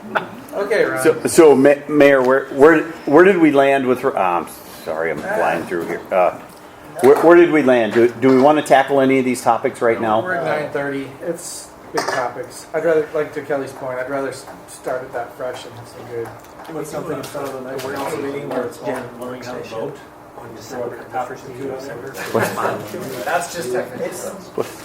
So with the child care services one, that probably would be a good committee topic where we might have a speaker from the outside come in and brief us on what they're doing. So I want to give us the time it needs. I think the child care services is one that I get. It's a big problem. But just speaking from the city administrator standpoint, I don't want to get in the daycare business as a city. But how can we help some of those is really. I thought you were a softie. I am. But there's ways that there's possibly incentive or help. Maybe you could partner. Yes, there are ways to partner. You could partner with, it doesn't necessarily mean that we open up Toddler Central down the hall from Ron's office. So again, this ties the question on the into. table is, are there any items that you want to continue officially discussing tonight? I know our brains are tired and we're all getting tired, but I'd like to listen to Director Burton talk about College Hill crime for I'll invite 2 him to a minutes. committee meeting tonight. Yeah, let's. Well. But it's not a 2 minute. It's not a 2 minute Yeah. conversation. So let's now. If we don't have a consensus from the group to do it, I don't want to do it. I don't want to open the door. You want to do it? I'd rather talk about it. It's a serious topic. I'd rather dedicate Public time. safety. Well, he was only talking 2 minutes, so I'm with that. No, it's not going to be 2 minutes. I guarantee it. This is not something that'll Sorry, good. be that quick. Yeah. So I'm with without a consensus to do it. I know that you had a question, Dustin, that you wanted to bring up. Yeah, no, I'm just thinking in my mind on the same vein as the resiliency plan kicked here, our public safety assessment, an external audit of sorts was kicked to this same session. I want to make sure that we do due diligence and cover that. Or, like the other one, it's legal to say, we're going to discuss it in a committee meeting later. That one isn't on any of these, and it needs to be. And we didn't have a public safety committee back when we first referred it. That's a fair point. So we could refer that one to a public safety committee meeting, where I think it might be valuable, since we're under new management, to hear a presentation before we go forward with that purchase anyway. I still think we want it, no disrespect. I just think it's wise for us to continue to evaluate, are we doing things as best as we can be? And you guys certainly have different ideas than prior. So I'd also still like to hear a 2-minute synopsis without further discussion, and then kick the other items to a committee meeting. I don't know if we have other consensus on that. That's where I am. That's where I am. Okay, but why the 2 minute if we're not going to be able to have a good discussion? I'm seriously asking. Yeah, that's fair. But that's it's not that I don't want to hear about it. I do. Can you cover it? That's Can you give the guys some information so they have drinks I tonight? could give some information very quick. Go for it. That's 4 people. no follow-up question. Just on the topic of College Hill crime, I would tell you, over my 30 years, the College Hill is less busy than it's ever been in terms of people and the amount of bars. We devote more police resources and more overtime to College Hill than we ever have. Even though it's less busy. Yes, absolutely. Some of the things we've done, we're really on our 3rd iteration of cameras up there. that the city has paid for. We've added some deterrent signage, letting you know if there are cameras. Cameras can be viewed in real time by staff at the Public Safety Center. Like I said, more overtime than we've ever spent on foot patrols and additional staffing. We use PSOs during idle time at the fire division on busy nights to help with special events and busy evenings on College Hill and downtown. That's a resource we never had before. We do foot patrols, do bike patrols.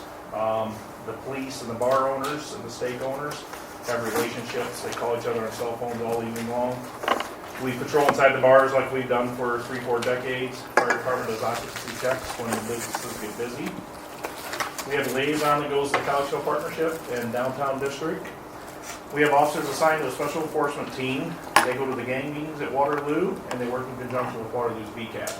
And BCAT is our violent crime apprehension team who knows the players in the Cedar Valley who are causing problems. We also have business on College Hill that now hire their own security from the Sheriff's Department. So Quick Star and Jimmy John's quite often have their own deputy. And they used to only do that on special events. We use unmarked cars, we use plainclothes officers. We're involved in any large event planning. And those are just notes that I made. You know, we have less activity up there than we probably ever had in terms of overall activity.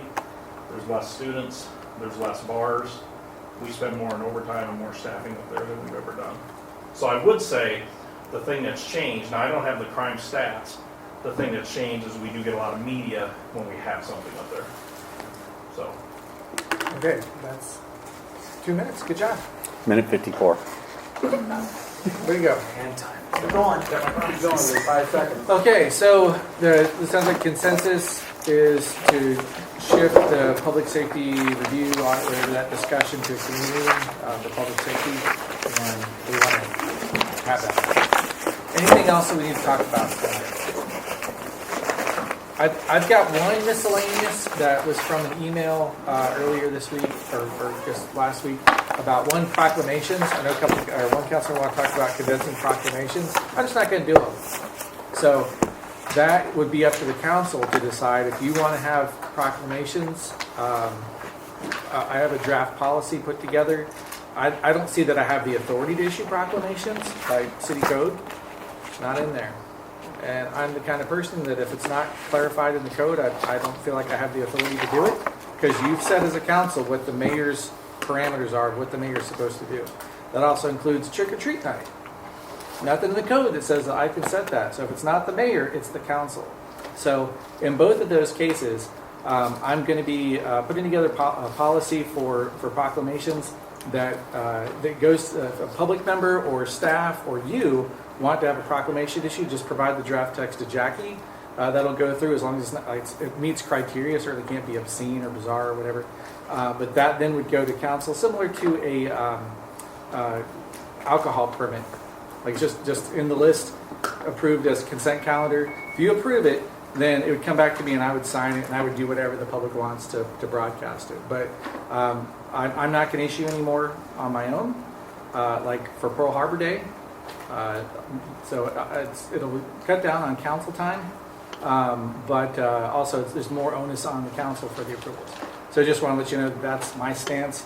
So I'm not doing it, but you're welcome to. And then with the trick-or-treat night, that's going to go to as a recommendation to the Parks and Rec Commission for them to look through the information and give a recommendation whether they want to switch it back to the Halloween night or if Saturday night works. So they'll make a recommendation to you as a council probably in May, and then council will make the decision. And then from there on, if you want to do an ordinance of what it's going to be, or you can just decide every year, that's fine. But it's not that I don't want the authority or whatever, so I just don't feel like I have it. And as a former council member, I want that to be in the council's hands. So that's it. So what generates proclamations now that you have done in the past? Is it So the public will email me and say, hey, I'd like to have this in here, Small Business Saturday. I'm like, sure, why not? So do we then get They that? could come to you. They would come to or us they could, instead of going through. Or could we get consensus to kick this, to develop that policy to the Community Development Committee? Yeah, I have a draft already, and I can send it your way, and you can decide if that works. Let's refer it to Community Development. Because I don't want to not good. do them. Mm-hmm. Because I think they're a great. Yes.